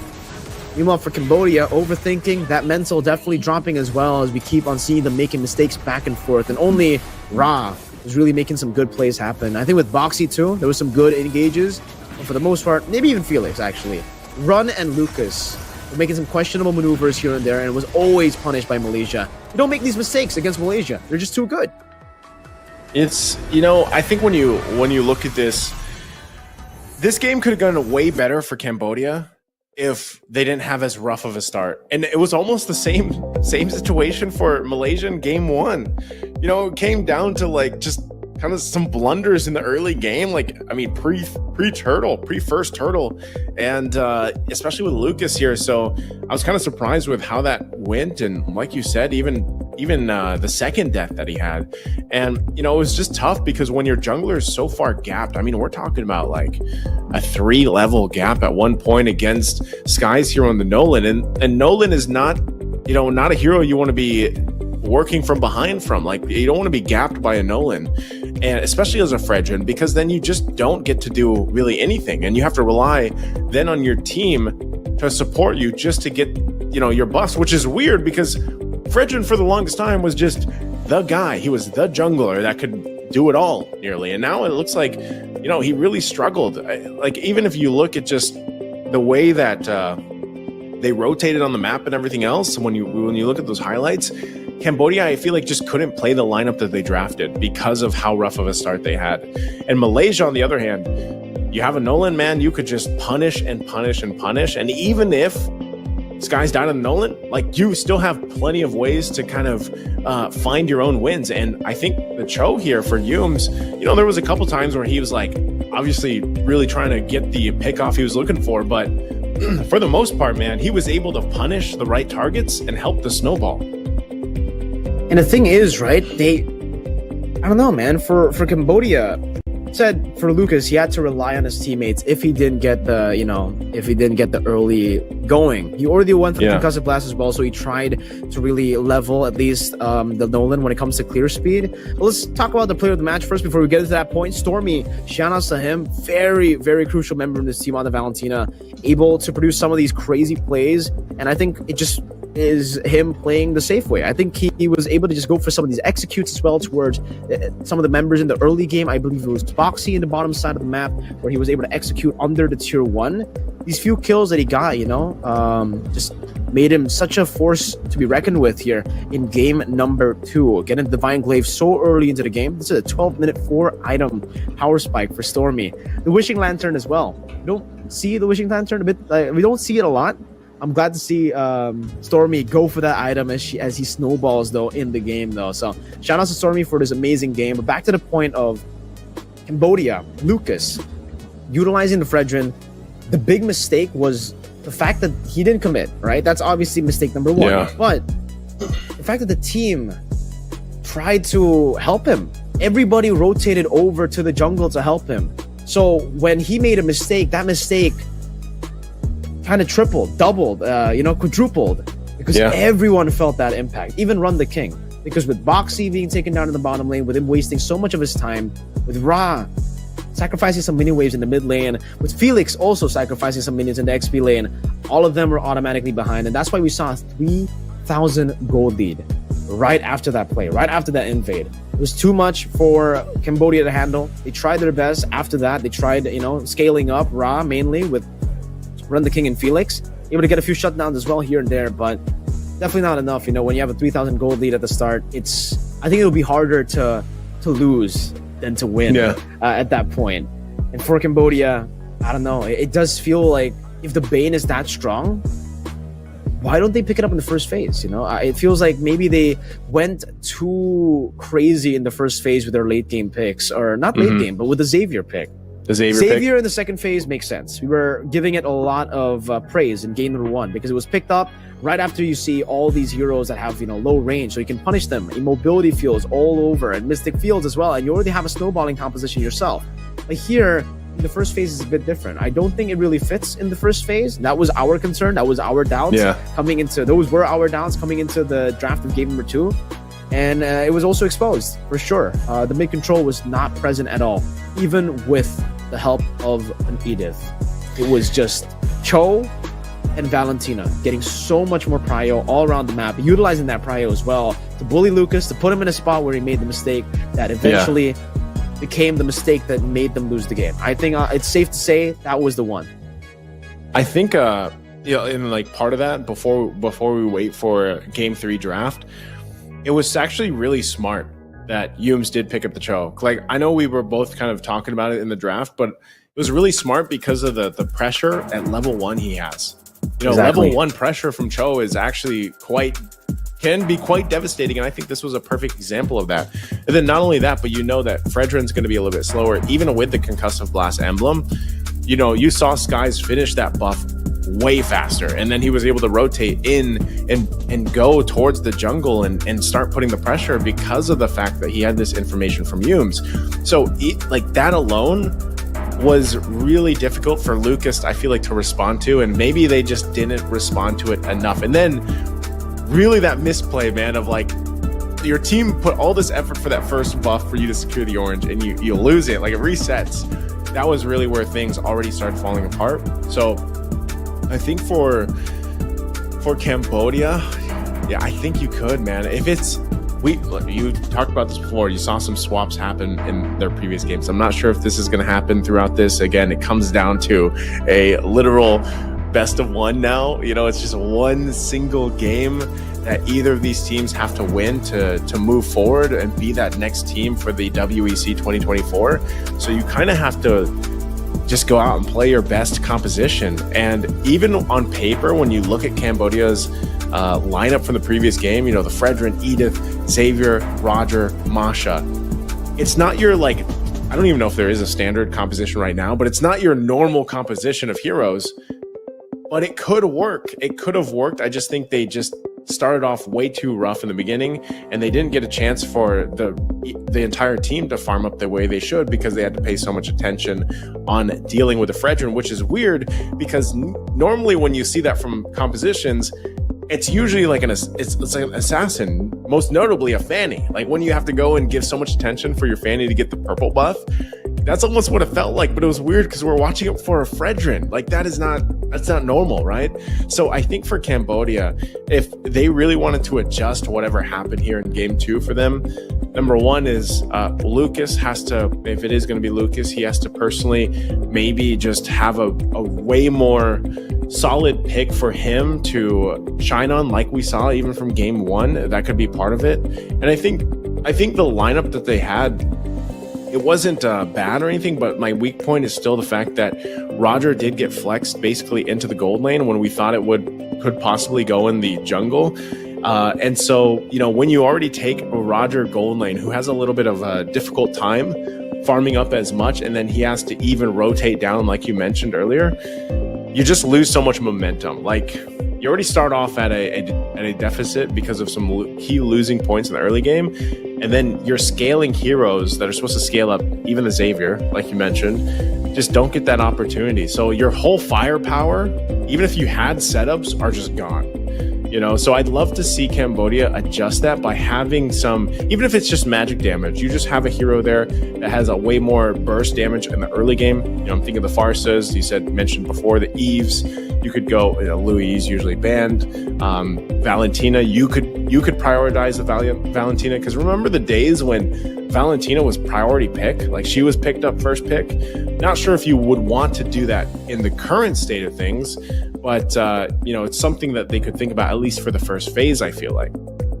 For sure. I think they definitely need to start, you know, looking at different options here, because going for the Xavier, tunnel visioning on a Xavier definitely ain't good, especially the fact that you already have such a good mid laner who can play so many different heroes in the mid lane. Ra is known for all of his different heroes, you know, having a very, very deep hero pool. So even a Lilia, maybe. The Lilia was up technically, you know, the Faramis was up. If they really, by the way, I didn't get to see the value of the Terizla ban at all. Like, yeah, there was no, I thought it was going to be set up for something. That's why we expected the Valentina ban, because they wanted to go for the Faramis first pick, perhaps. But yeah, no, the Terizla ban for the first phase, it was just more of a prio ban over, you know, any respect. And I think that definitely hurt them. But now that they are back on the red side, maybe they can change a few things and go for the exact same bans they went for in game number 1 to go for an amazing draft. But some things will already be different. You're not going to be getting the Bane in the second phase if it does not get through the first phase. I think that is for sure. For Malaysia, they already read into that. Maybe Malaysia might actually pick it up themselves as well. So a lot of different things to think about now that you are on the red side for Cambodia. Faramis and the Angela, both heroes that Malaysia have been banning out the entire series, will continue to be banned out by them here on blue side again. And for Cambodia, well, they have, I think the Ling has to go. I'm going to respect the Nolan first. Okay. So Harith and Ling usually are the bans together with the Lo Yi, but now they actually ban out the Nolan. So maybe trying to trade the Harith with the Ling with the Harith. So one pick with 2 picks, maybe? Yeah. That's so far what it looks like, right? Let's see what Malaysia go for. Do they want to ban the Harith? Do they want to try to limit some of these picks so that they can only get 1 or 2? So it'll be beneficial for them. I think you could. I want to see what these last bans are going to be, but I think Harith Prio for either of the teams. Again, Roger is still going to be highly contested between both of them. Edith now, we've been seeing just in nearly every composition really work well. So there's, even regardless of what these next 2 bans are, I feel like even for Malaysia, they could do what we saw similarly last game. Pick up a Roger, flex it in. They took out the chip this time, so both teams taking out the Lui Yi and the chip respectively. Last ban for Cambodia. I think part of this too is securing, like I said, securing themselves for Lucas. And that's why I think whichever of these teams don't pick up the Roger, at least pick up the Roger and then flex it if you need to. Just don't flex it. I don't know. I don't want to flex it. I don't want either of the teams to really flex it into the gold lane, but that seems to be the play. Harith is open. Faramis is banned out here. Okay, so the Assassins are open that we've seen before banned out, which is a Hayabusa. The Bane is open. So this being the first phase and a lot of these options available for both the teams, I don't know what you start, man, from Malaysia, the way they played from game 1 to game 2, because they both had very similar starts and similar mistakes. Like the reason why both these teams lost their initial games was mainly off of a mistake from the beginning. So Malaysia is going to go ahead and just take this by taking up the Harith. I think that's good. We already mentioned this being a priority, possibly. Now for Cambodia, I don't know. What are you thinking they could pick up? I think the Roger for sure. They've got to pick it up here because technically for Malaysia they could also use it in the jungle, and that's what we have seen from them before. I think against Indonesia, game 1, they picked up the Roger first pick, and then they went for the Moskov. So straight into the jungle he goes. I think it'll be the same here, kind of similar. If you leave the Roger open when you already have a Harith, the Roger will still be picked up, but in the jungle. But for Cambodia, it's a bit too risky. It's a bit too. It's a bit way too risky to actually leave the Roger open here. So they go for it, and maybe Terizla. I would say, or Edith. Maybe they might have to prio Edith here, because if they don't get the Edith pick, Yums, we know, against Indonesia, that was one of the big picks that was able to give them such a good time against Indonesia. The Edith, so that they can force them to go for the fights. They end up going for the penalty zone, the Terizla, over the Primal Wrath, the Edith. And with the Roger Terizla, it should be the Edith that comes up for Yums. It's like the proper mix of proactiveness and also reactiveness on that hero. I think so far, it looks like from looking at Cambodia's group stage matches, most of the wins that they got, which were sweeps, the Terizla gave them the most success. And so I think going back to it, being the fact that this is down to just this one game, you might as well go with what worked the best for you. This is a huge gamble. Like, I'm actually surprised this is locked in. The Fanny again, plus the Cho this time around from Malaysia. So, I don't know, did they have to pick up the Fanny now? So this almost makes me wonder, like, is this the right choice for Malaysia? Because they pick up a Fanny, and what we saw earlier, too, was the fact that they were even cut off with the penalty zone earlier. So, like, they were caught in the penalty zone alone. So, this is, I don't know. I'm not sure. I'm not sold on this yet from Malaysia for the first phase. They did get a great pick with the Harith. Cho's been doing decently. But, man, the Fanny in the first phase, I think, I wouldn't even seen Cambodia go for the ban for this. So, I feel like they could have just waited on this and picked it up later on. I think they go for the Bane, yeah. Would be a great option to go for the jungle now. That you don't need to utilize the flex, but they go for the Valentina instead. No big ultimates thus far. So a very interesting Valentina pick here for Cambodia. But I would say actually in this game, I actually kind of like the Fanny pick. You already have a Harith, right? So you have a lot of magic damage in your gold lane. You need a bit of that physical presence. And with the Ling and the Nolan banned out so early by Cambodia in the first phase, it does limit the amount of heroes that you can go for the assassins that deal physical damage in the jungle. So now with the Fanny, I would say it's okay, especially considering, Skies in game number 1, despite them losing on the Fanny, he was playing really, really well. The only problem I had with the Fanny pick was because they already had a chip and a Moskov, and then to add in the Fanny together with the chip, I just don't see how that combo would be, would work, would be used. But now we do see that Aurora. Respect for Stormy. Good job by Cambodia reading that out, because that is what Malaysia really want to do, usually, especially when they already have the physical force of a Fanny in the jungle. They want to go for even more magic damage around the mid lane. But they're kind of also lacking some beefiness in their composition. They need some HP. They need someone to actually stand in the front line. Or maybe they don't. Maybe they want to go for the full glass cannon, full Just damage full output glass build. cannon. That could also work up against this composition, especially against the Roger.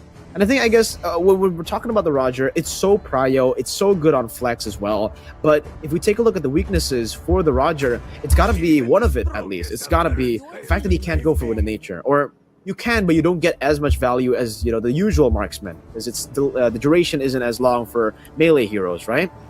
So by that metric of just the duration, you can already think that, you know, for the Fannies, for the Assassins, and even technically here with the Harith, it's going to be really, really good. If you have layers of damage to go up against the Roger, it kind of forces the Roger to only go for one defensive item. You'll have to choose Wind of Nature, but then you get bursted by the Harith, Rose Gold Meteor, but then you get bursted by the Fanny.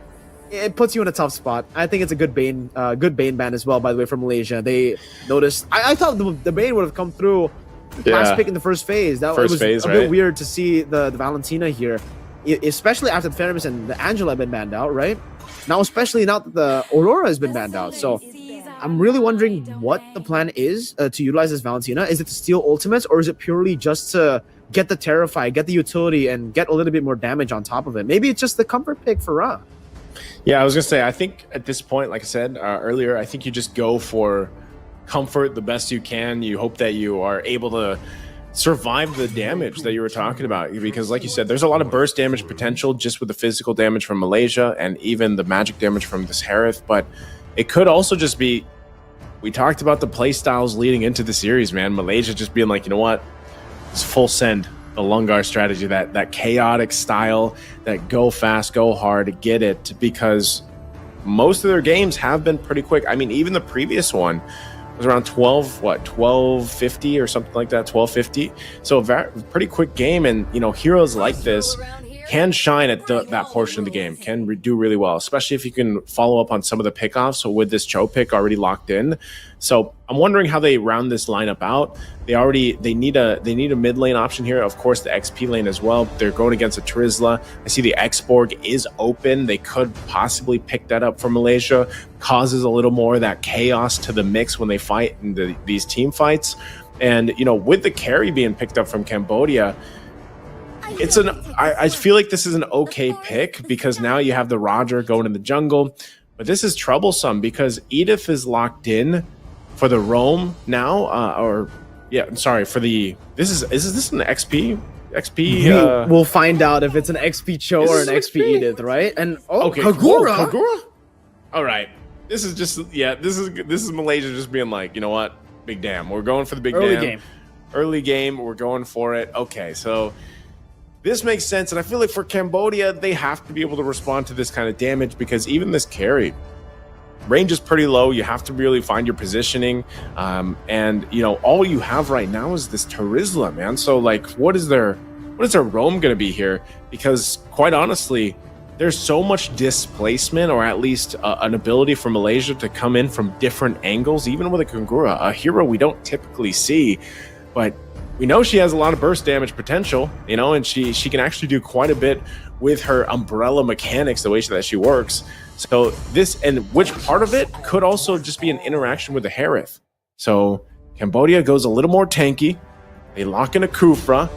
So this is like pure damage pickoff versus durability. I see here, you know, durability. There's some magic damage, of course, there too, but this is huge. And Lucas has to have a good time with this Roger jungle. He really does. He needs to be set up for success here. And I think, okay, so earlier when he picked up the carry, I was instantly thinking, why? Why would you go for the carry? Are you trying to go for the Kaja later for the last pick? Because the Edith just seems like so value. It just seems so value. It's maybe a top tier roamer in this meta, right? It definitely comes down as like an S or maybe A tier. Definitely in the upper echelon of the prio picks when it comes down to roam. So then they pick up the Kufra. completely understand now. You know, the carry pick, just trying to see what other picks they go for, Malaysia, and then reacting to it with the Kufra. Now, a lot of those dashes will be stopped by the Kufra, and technically for Cambodia, they have ways to go and enable Lucas on this pick. Ladies and gentlemen, game number 3, Cambodia takes on Malaysia. It was 1-0 for Cambodia, but Malaysia were able to equalize the odds 1-1.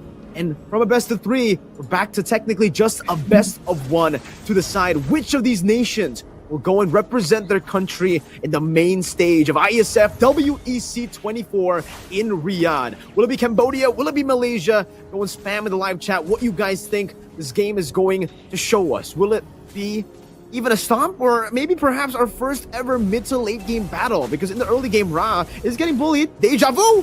Oh no, deja vu. Yums! Oh, Ra is gonna go down. This might be once again a response here coming through. Yums trying to get out of there. Sky's there to back him up, and now possibly another kill. Malaysia. 2 on the board early in. Boxing not gonna be able to really do much either, and Skies will go ahead, delay the jungle even. I was about to say, man, that was really close. The fact that he wanted to just, you know, risk that goal just up top. Ooh.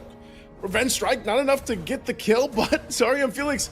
He has that minion there to tank up the tower, and he's just going to chase down Gojes. Gojes has nowhere to go, and he gets swung into the air, and now Boxing once again going to be the target for Malaysia as Lolil will pick up the kill. At least Cambodia able to get 1 on the board earlier on the top side. Malaysia really controlling so far this portion of the game. Nothing too crazy.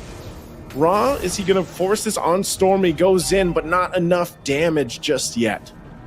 Not enough just yet, but still for Malaysia, it's such a good lead at the start of the game. If you take a look at the gold, though, not too big. It's only just, what, around 500 gold that they picked up with those 3 kills. I think it's because of the solo kill as well, up top, that they weren't really able to fully capitalize on this, and it's actually going to be Cambodia on the turtle. Okay, yeah, actually, Cambodia will be able to take this just fine. Really easily, actually. They knew that Skies was trying to get the purple buff, and they might look to punish now. Stormy could be in trouble in the mid lane.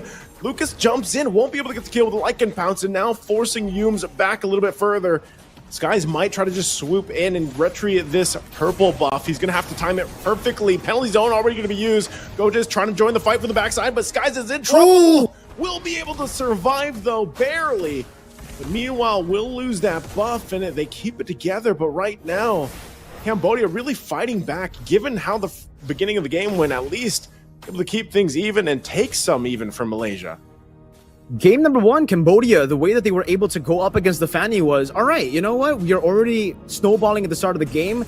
We'll just use our composition with a lot of the displacements that we have in our composition to go up against the Fanny. We won't even go for the purple buff steals, purple buff invades. But game number 3 is a bit different. You do have, you know, tools to utilize to cancel out those dashes coming in from the Fanny, but it's still kind of a brawl composition that you've built for yourself in the early phase of the game, especially considering that, you know, this is a strong side of the XP lane for Cambodia. They're going to be able to force the issue a lot in around that purple buff side that will be spawning up towards the top side of the map. So for Cambodia, it's already a very different angle of attack now. It'll be more of the threats towards the purple buff. And when you do that, Skies is going to be having a bad time. I was talking about how this Fanny pick could work. You know, this Fanny pick is still really good on the hands of Skies. But if you don't have a purple buff, I'm sorry to say, but it doesn't matter how good you really are around the early game, at least, right? If you don't have the purple buff and you play within your base, sure, Boxy. Oh, Box. Okay, he's gonna be fine. But yeah, as you were saying, you know, if Skies doesn't have the purple buff, it's gonna be tough. And every time it's up, you look at the rotations from Cambodia. They want to find now in the mid lane once again. Look at the burst damage from Stormy from the Yin Yang overturn. But a huge setup, and into the penalty zone they go. Still looking. Stormy's the one to fall, and they might be looking for Gojes. Tries to get something with the Primal Wrath. What a flicker, though. Will be able to pick up a kill himself and survive the fight. And now they just chase him down, but Gojes should be fine. It looked so good for Cambodia, but then fell apart quickly. Wow. Back and forth, but a win for Malaysia. Good flicker out by Gojes. And honestly, for me, it feels like Ra was saving that flicker a bit too long. I think it's really good, though, if we take a look at the long term of that flicker not being used, because they do have a lot of pressure here, and Skies is waiting in the bush, gets spotted out. So they're going to reset and look to go for the neutral objective again. 1,000 gold behind this time. Oh, he's trying to get in there. He's going to be able to get there in time, though. Yin Yang overturn already used, and Skies is somehow able to get the turtle in the exchange. No one will fall, but the turtle is at least secured for Malaysia. Cambodia tried their best to keep him at bay, but they struggled a little bit dealing with this. Purple buff's going to be up for Lucas, though. And again, Cambodia still trying to work through this lead now. Yums takes some damage, and Stormy, but they get the turret now for Malaysia. Bottom side turret. Looks like they're going to put more pressure here on the resources. Cambodia, though, go ahead and make sure Lucas gets this buff, because Malaysia, man, they're starting to further the gold lead. We talked about it. They kept it relatively even, but now they're pulling further ahead, 2,000 ahead in this gold, almost 6 minutes into the game. But relatively, I'd say it's still a pretty back and forth between both. The Malaysian snowball is online in the 5th minute of the game. A signature playstyle, which theoretically is kind of weird. It doesn't snow in Malaysia, but hey, we'll go with it, right? Sky Piercer for the Fanny. Oh, Yums! Yum's gonna go in. Way the Dragon gonna be used. Purify already there. Now fighting in the mid lane. Look at the damage coming out. Yum's in trouble. Zaman Force already dropped down as well. They're gonna fight it out. Lucas could be in trouble. Ying and Overturn has too much damage, but it's a double kill for Lolil. And they force boxing back as well. They're not done yet. Sorry, Felix has to flicker defensively. Man, Malaysia, what an overlay of ultimates and abilities to win that fight.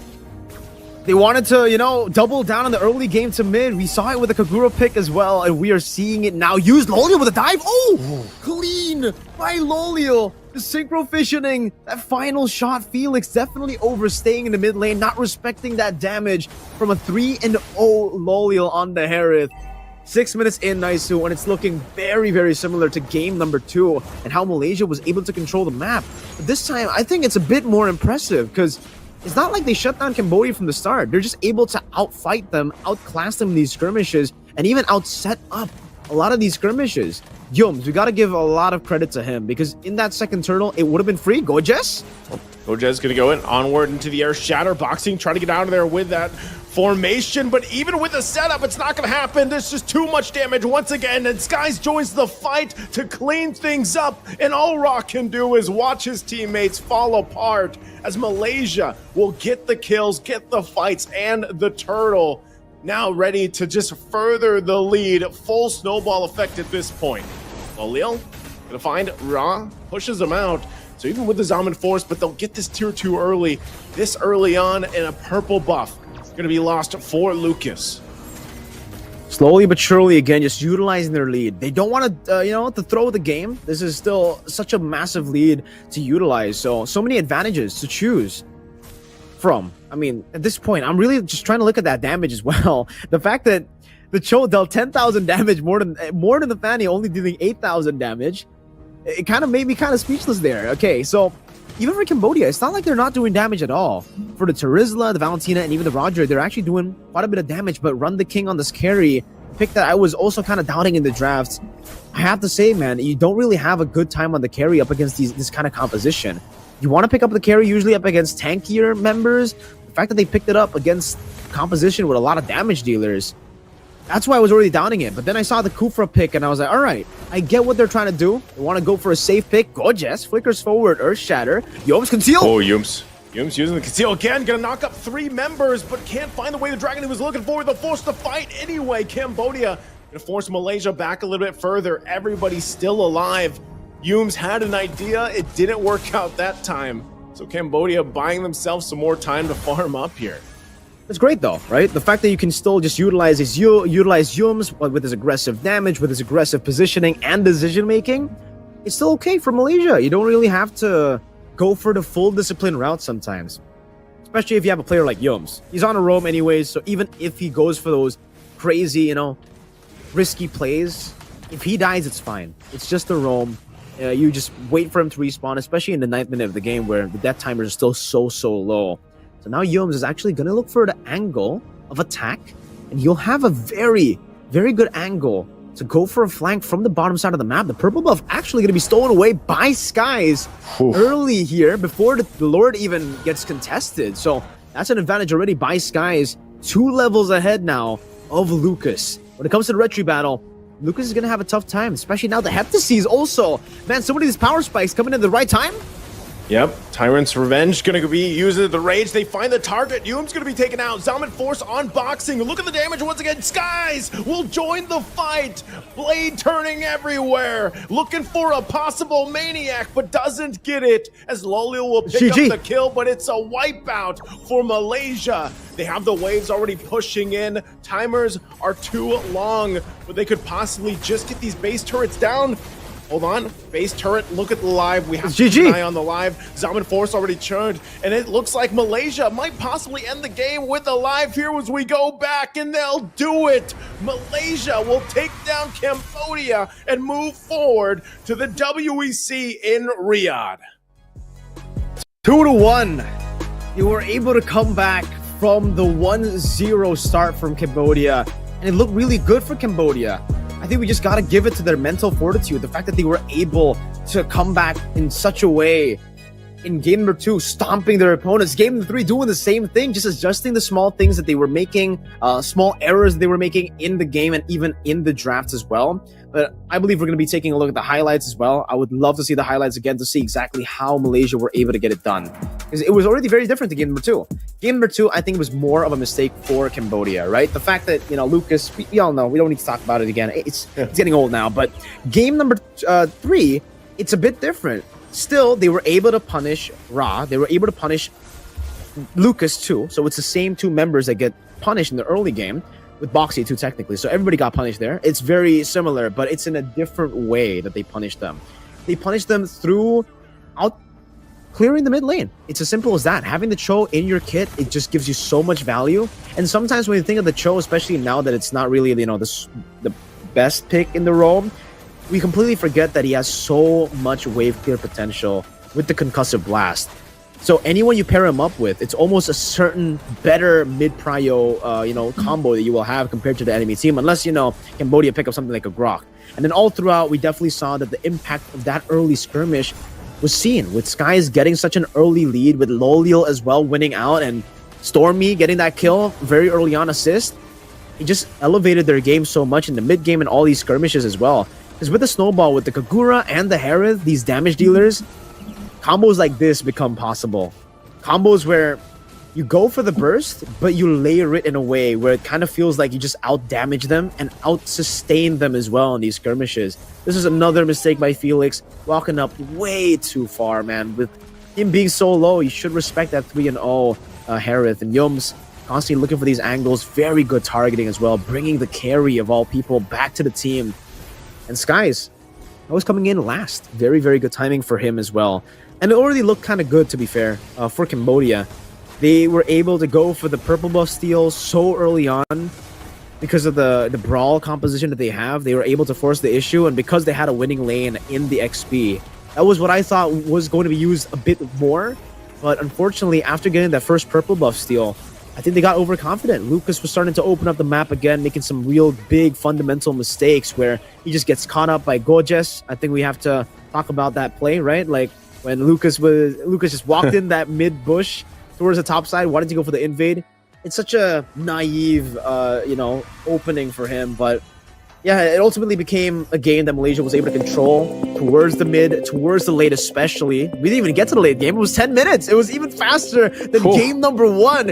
Able to take revenge for that 10-minute, 31-second game of game number 1. Now they do it. They beat Cambodia. Oh, wait. Why is it? Okay, Malaysia versus Indonesia, it says. All right, I was getting confused there, but this is the same stats, right? Yeah, a bit thrown off there. It's okay, though. Yeah, I think it's the same. Is it 10 minutes, 27 seconds, though? Was it 10 minutes? I really didn't pay attention to timers, but it is. It's 10:27 against Cambodia, so yeah. I was going to say, it was before the First Lord, yeah, right? It was before the First Lord. It was right as the First Lord spawned in the game, I think, right? Because they were already playing around the turtle, the neutral objective Lord at that time. And they were just able to get it done with that skirmish. The fact that Cambodia tried to fight that was, was kind of weird. Yeah. But hey, you get punished for it. You get punished, and I think Malaysia, their play style and everything else, that's what they do.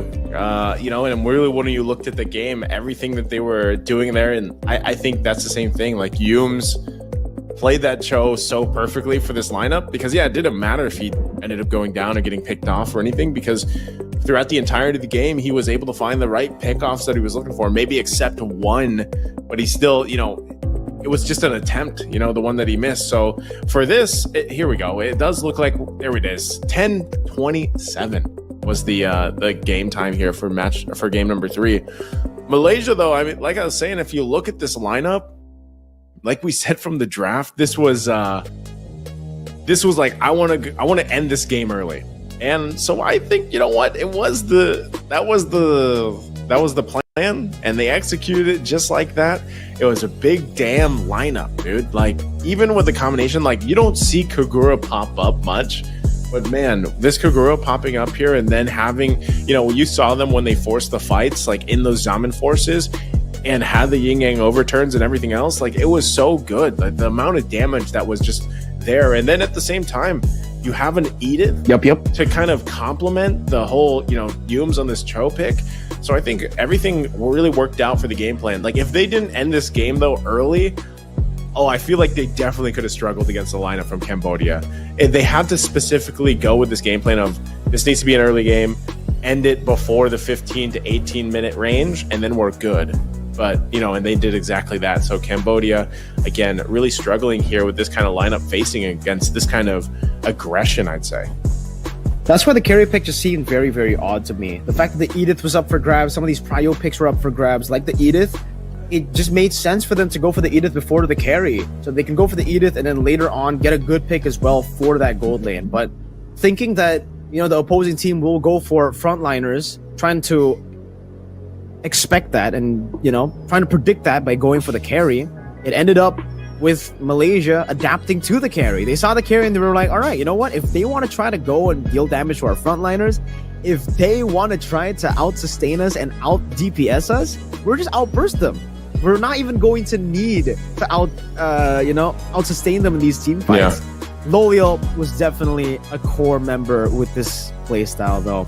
7-0-5 for Lolio on the Harith. Game 1 was questionable, but I guess we could just say it's a Lolio thing to do. This is game 2, game 3 onwards. He played it phenomenally. Getting the power spike on the Moskov game number 2 so early on. It was the 8th minute as well. Game 3, the Harith, we didn't even see when he got the item power spike, when he got the Holy Crystal, but I'm guessing it's very, very early in the game because the game ended in 10 minutes. Oh, man. Some really interesting stuff here being utilized by Team Malaysia. Some interesting metas, and I love to see it. I really do. For Malaysia, it seems like they're definitely the most creative team when it comes to the draft so far, I think, in the Asian regional qualifiers for the Asia region, right? We haven't seen a whole lot of the Kaguras, the Auroras, and we see that from Stormy. That is his signature, going for those kind of picks, and it just fits Malaysia's style so well. And in a bit, we will be going to an interview with Ozoravecki, the analyst for Team Malaysia. And I think we're definitely going to get some answers as to why, game 1 was so tough for them, what happened in the draft, and how did they come back from that performance.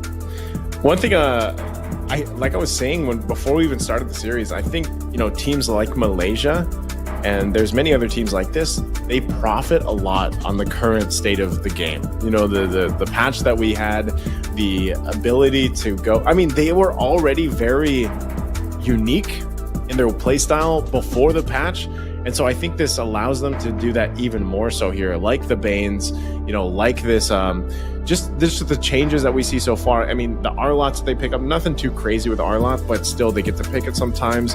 The Aurora we saw targeted banned out earlier, and some of the, I mean, even to an extent, like they make glue work, they've done a lot of different things, and I think no matter what they draft, hell, even the Kagura, man, like the game plan seems to really match their identity. And they win the games in that way, in a very identity way. And I love to watch it. I love to see it unfold. They love to fight. Well, speaking of their identity, we're definitely going to get to ask those questions over to Ozoravecki. So let's just get into the interview with Ozoravecki. So, hello, Ozoravecki, can you hear us? What's up, man? Hey, what's up, guys? Hello, I'm Ozoravecki, the analyst of Team Malaysia. Yeah, nice to see you guys. All right, man. Ozora, I got a few questions for you, but I'll start with a simple one, right? What happened in game number 1? And that was very uncharacteristic for Team Malaysia after seeing your run through the group stages as well, not dropping a single game. This is the first game that you've dropped in the Asian regional qualifiers, and I just want to know, shed some light into that loss. What happened? Was it draft? Was it errors in the game?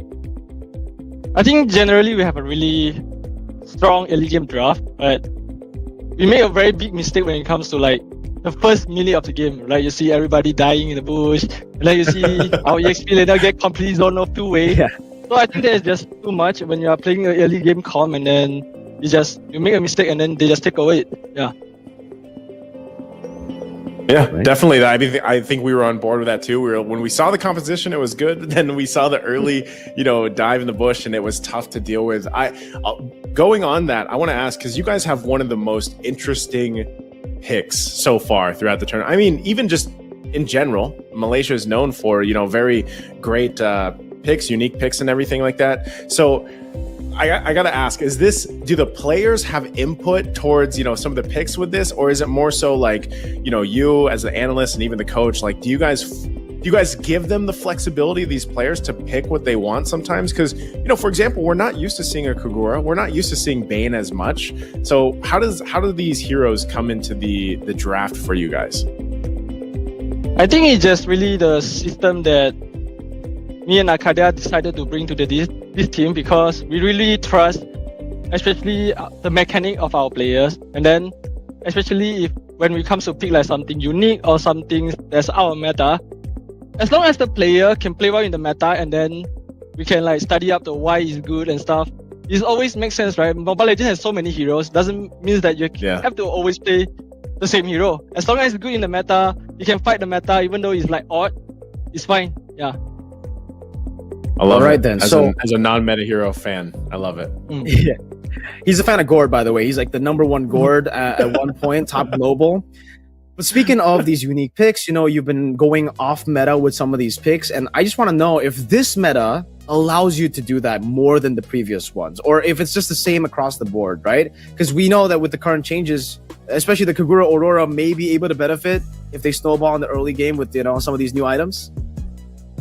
I think definitely there's a lot of good balancing coming up from Munton, because especially it comes to the jungle changes. So you see that it opens up a lot more heroes to be played. It doesn't have to be tank jungler all the time, so you can survive the early game. So with those changes, and I think Munton is just making a very good small changes here and there that don't break the hero, but instead make the hero have their own identity. Like Moscow, for example, he used to be weak, right? They just changed his ulti, now he can fly over the map. Now he's good. So I think the balancing changes are doing good, and then it's just up to the coaches and players to like find out whatever heroes that you like to play and then just apply. All right. It's awesome, right? Nice. Do you have any last, questions, or you want to say anything before we end this interview? All I want to say is congratulations for booking your slot to WEC. Congratulations. Yeah, Congratulations. I'm really proud of my players, even though we don't have much time to practice, but they managed to gel and make really good run in this tournament. So see you guys in Riyadh. Thanks for the support, guys.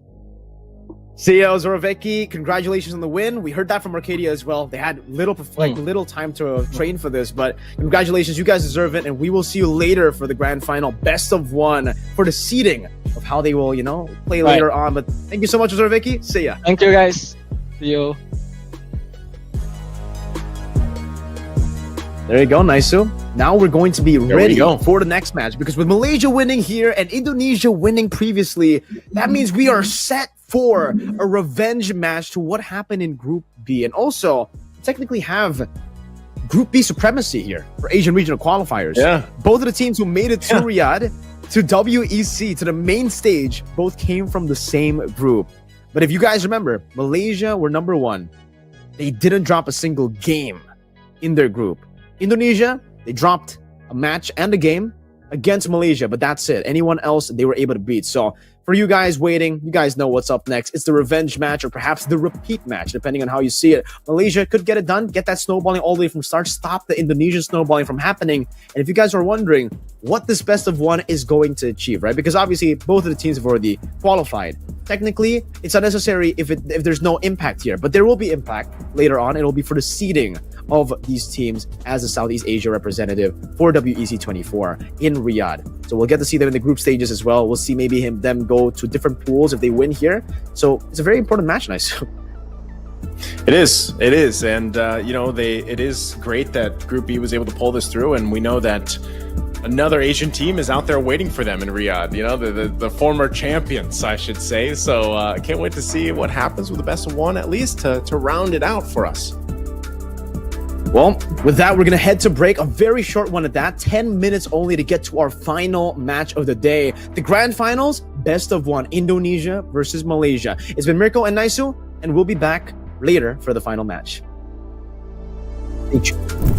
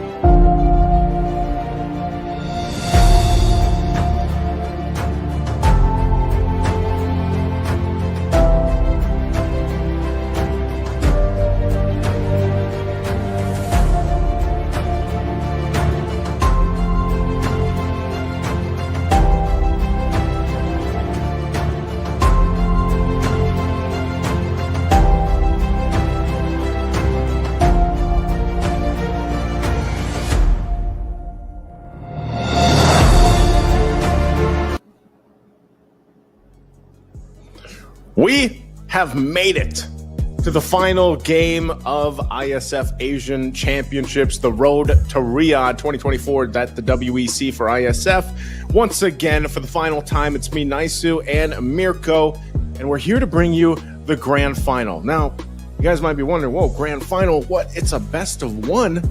Yes, it's a best of one, because again, these two teams in Malaysia and Indonesia have already secured their slot going forward to WEC. They'll fly out to Riyadh and compete, but this is for seeding, right? So this secures them a better seeding, I should say, for once we get to the WEC and we see how all the brackets and everything fall into place. So that's what's at stake here. Not only that, but I would say there's a little bit of a grudge match here too, Mirko. I don't know. What do you think for this best of one?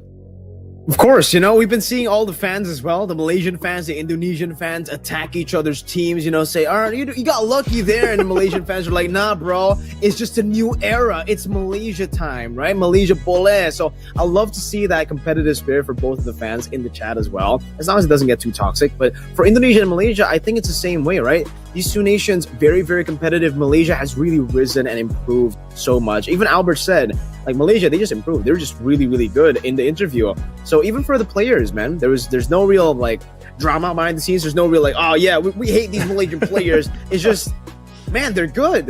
We want to try to beat them because they are good. And the same goes for Malaysia. I think for the longest time, they're looking at Indonesia as the nation closest to them, right? Like, in terms of skill. Because Philippines is number one there, up ahead. Malaysia's got to reach the Indonesian level first and then go towards Philippines. And right now, the hype is already around Malaysia after beating Indonesia 2-0. They maybe have already, gone to the same level as Indonesia.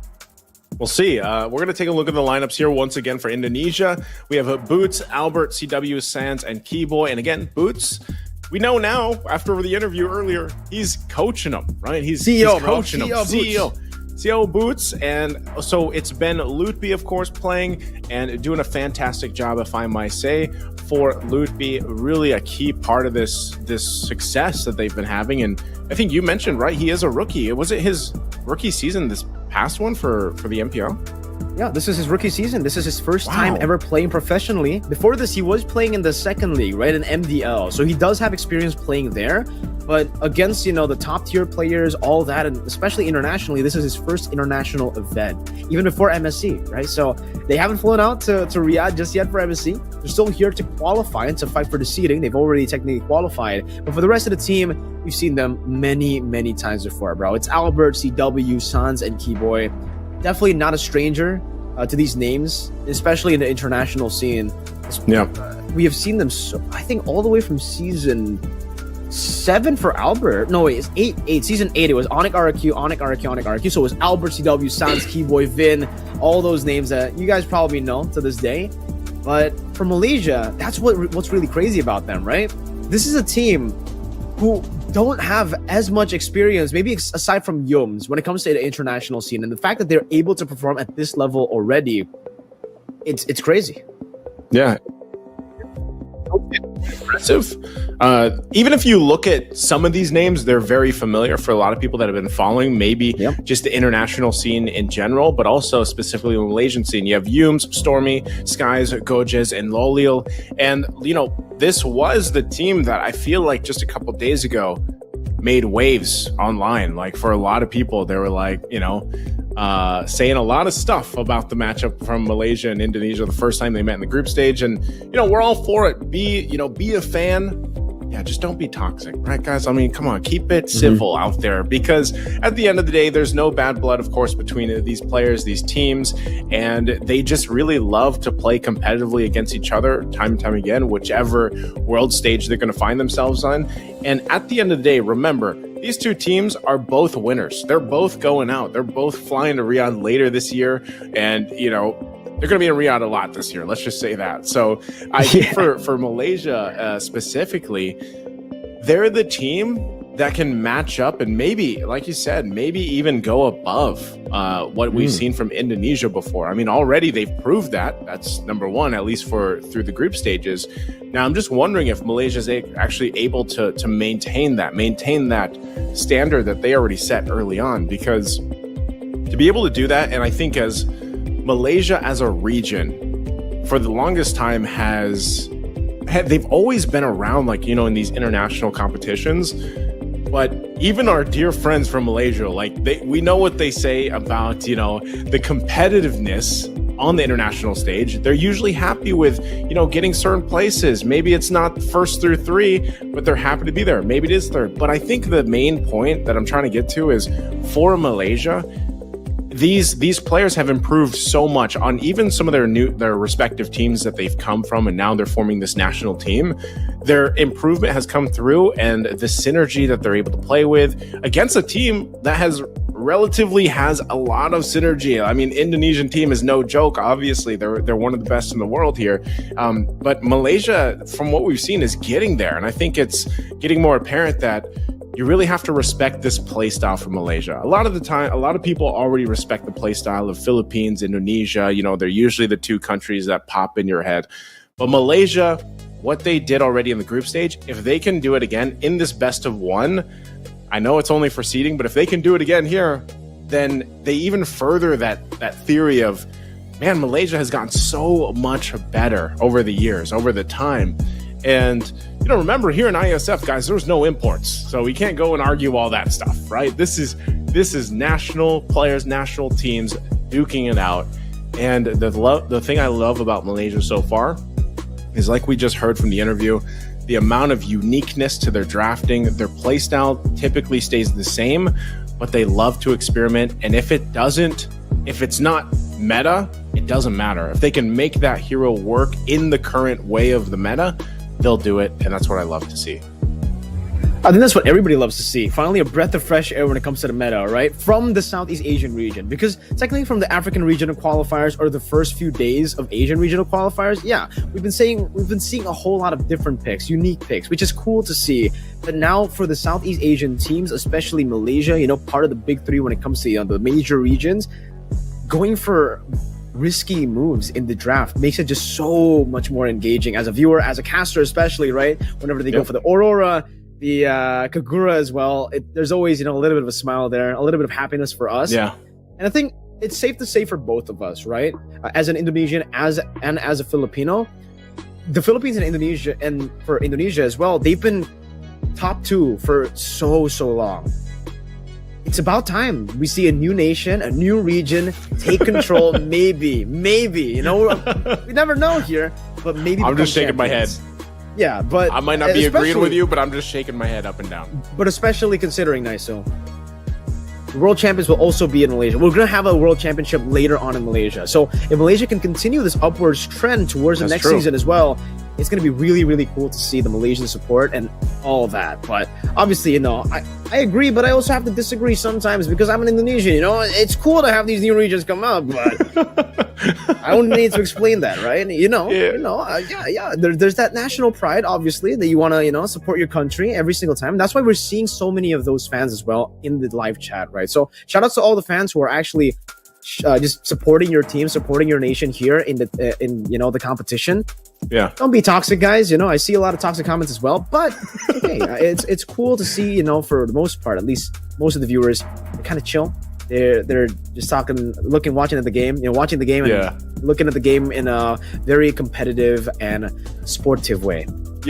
I would say that out of all the viewers, it's probably a small percentage that are actually in the chat and stuff, because so many viewers, think about it, the sports or the esports that you watch, the titles, are you really sitting there typing away on the chat, or are you watching the game? I don't know, maybe this is because I'm older, but I don't even open the chat when I'm watching sports or esports. I close it, I full screen, and I sit back and watch. So, some people like to also just come and talk in the chat, and that's your thing, great.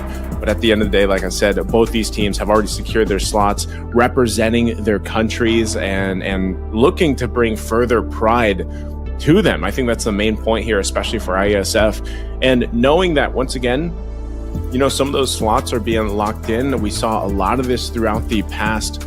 This is day 4. I feel like, now that we've gone from Africa and then we did Asia here, Mirko, I feel like I can't keep up sometimes with the days that are going on right now for Iesf, and of course, even after we close out today for Asia, we still have Europe, and then we have Americas. We have those for Mlbb. and then eventually we get to Riyadh, you know. So for the most part, like I said, there is so much happening here with the lineups. We've seen so much from these two teams as well as we jump into the draft for game number 1, and the only game, I should say, as it's a best of 1. So if you have everything to leave on the line here, you might as well do it for game number 1, as it's the only one, and also for Malaysia.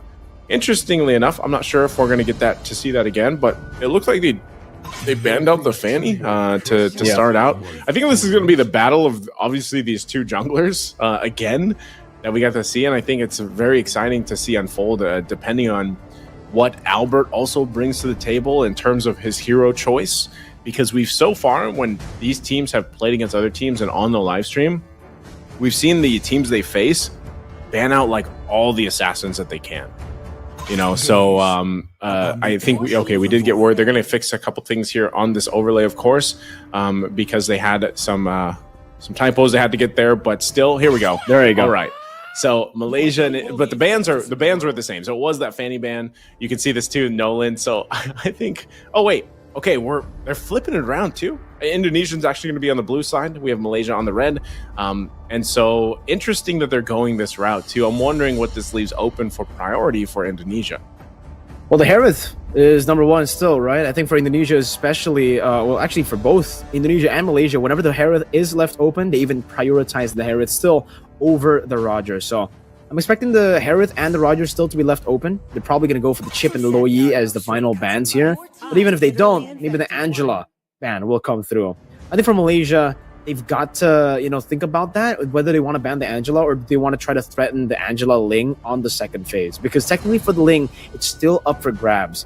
And for Indonesia, I think they're pretty confident now to utilize the Ling. I don't know if the Ling and the Angela get left open. I don't know if they actually want to go for Angela first, Ling first, Harith first, or Roger. But I think it has to be either Angela or Ling if the Ling does get left open, or if the Angela does get left open, right? Because if you don't pick up either the Angela or the Ling, Malaysia will have a chance to go for the straight-up Angela-Ling combo. But they stopped that before it even happens. They stopped that in the banning phase here. In the first phase, Get it out of here. The Ling, Harith, and the Roger. 3 big picks. And now it gets kind of tough for Indonesia to try to decide, but it doesn't seem like it was tough at all. They actually just lock in the Ling, confident with Albert on the Ling. We did see a 13-0 game just yesterday. Johnson Kadita, he's back. They're back. The Johnson Kadita combination. If it's anything, it's their playstyle. I almost feel like this is also in a way for them to just, Malaysia's probably like, you know what, let's have some fun with this. But these are still actually quality picks because, like we said, you will not see many teams pick up Johnson. You'll see teams pick up Kadita, sure, but Johnson right now, there's not that many teams out there. Malaysia will do it though. Now, how does Indonesia respond to that? I think Albert already gets his Ling. He's not going to get the Angela to be there to support him. Interesting. All right, Zask is going to come out for this game, and the Masha locked in. Okay, for Luke B here. All right, interesting. I think we're gonna have a fun game on our hands here, Mirko. We get it. It's a best of 1. It's not a best of 5. You don't really need to go for the reads. You might just go for the pocket picks. But we were talking to Ozoro Vecchi earlier about how all right, they do like their own metas. They like to be creative in the drafts, but this is borderline crazy. It's not just off meta, right? Same goes for the Zask as well. When was the last time we saw Zask in a professional match? I don't remember at all, actually. Maybe season 7. Yeah, season 7 MPLID was the last time at least I saw it domestically, the Zask. And the Aldous pick as well. Malaysia want to double down on this composition with the Kadita Johnson and now the Aldous. It makes sense technically on paper, right? You have that global presence with the Aldous. That's something that a lot of teams have been able to utilize with the Loyi, with the Chip, with the Moskov as well. But I think now as we get towards the second phase, Indonesia will start banning out that Moskov, the marksman as well, from Malaysia. Because Lolios, when he got his hands on the Moskov yesterday, or was it 2 days ago? When they beat Indonesia, that was when Lolio got the Moskov, yeah. Okay. Whoa. Aldous? So Freya's going to ban? Honestly, I think this is like... the idea for this is almost just like, you know what? We both locked in our slots. Let's go out with a bang for our seeding. I think that's what it is. You know, like as much as possible. Just or maybe this is going back to the question that I asked during the interview for Malaysia, was like, do you guys let the players pick their picks for the draft, or is there like a communication between you guys, the coach, and everything else? Maybe this was just like, you know what? Hey, to the Malaysian players, you guys can just go ahead and pick what you want, roll with it, have some fun. And maybe this shakes things up enough too, where it actually throws Indonesia off, you know? But even this Zask pick, I feel like I've seen now a couple streams even pop up where you have like these Zask mains playing this quite a bit in the new system, ranking it up. Yin is banned out. Man, we missed the Yin Roam, by the way. Bring that back, you know, bring it back to the table. But interesting last couple bans from Indonesia. I don't even know what to guess, man. At this point, with these first phase for both these teams, I don't even know what for us to guess here. So let's just sit back and see what both teams around this out with for their last two picks, because Aldous, like, is this also going to just be like, okay, where do you put Aldous? Where do you want him in your ranked games? If you have an Aldous player, where do you want him? Oh man, I don't want him in my rank game. That's number one, right? If you tell me to choose, I don't. All right, I guess now he's insta locked. It's insta locked, and it's gonna be a Joy as well. So Joy goes to the jungle, I think. I think the gold or the XP should be okay. You know what? Maybe even the mid lane. Honestly, have you ever seen the Aldous mid lane? Because you get more minions in the mid lane early on, so you can get more stacks. More stacks. That was Bellaric as well. Oh my god, yeah, both Indonesia and Malaysia, they're just gonna utilize this to try to like read and test the waters. These are some crazy picks, man, and that's the Selena to end things off. That's Keyboy on the Selena. All right, let's take a look at Malaysia. What's their last pick gonna be? We're not gonna see a marksman, I think, especially now looking at the composition from Indonesia. And it's Saber! No, man! Okay, I'll take the Aldous, I'll take this composition, I'll take anything oh, wait. It's also Zacuti who's going to be playing, by the way. So, a swap in jungle? Yeah, no skies. It's Zacuti. Okay, so it's jungle. Yeah, so jungle Saber. Gold lane Joy? Is that right? Or unless they're doing a lane swap too? Lolio's going on the Joy. Keyboy on Zask? Sans on Ling? Wait. Is this real? We got to wait till we get in the game. This is almost like... fun match territory, right? Yeah. Go out with a bang for the seeding. Are they aware that this match is, for the seeding? Or do they think it's just like, formality? Because based on the draft, I don't think this is something we can say is normal. We don't see a lot of these picks. Maybe the Kadira. Yeah, we see the Kadira, but that's it. And Ling. Well, it looks like it was the swap, and so you see Sans on the Ling. So let's jump into it, ladies and gentlemen. Let's have some fun here. You guys can let us know which composition in the chat you're feeling more. Is it for Indonesia or is it for Malaysia? Let us know with the hashtags, hashtag Indonesia, hashtag Malaysia. Who's going to win this best of one, the grand final? And hopefully the players know as well, this is for seeding, because that's what they're battling out for. Let's jump into the land of Dawn here. Both teams, once again, have secured their slots to the WEC. So at this point, they're in it for the last match as we round up the Asian Championship for Mlbb. And yeah, this is interesting. I mean, how often do you get to see these juggled around? I mean, even Keyboy running the Temporal Rain on the Zask this time. It'll be fun to see if this actually ends up working out pretty well, but I will say, man, with the Saber over here, actually, he's already making his way up top. Okay.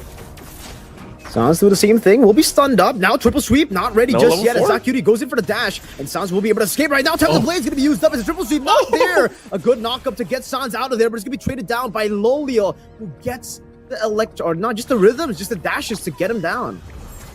Okay, well, already it's a 1-for-1. Pretty even across the board, of course. Gojes, Albert on the hunt. Come on, Albert.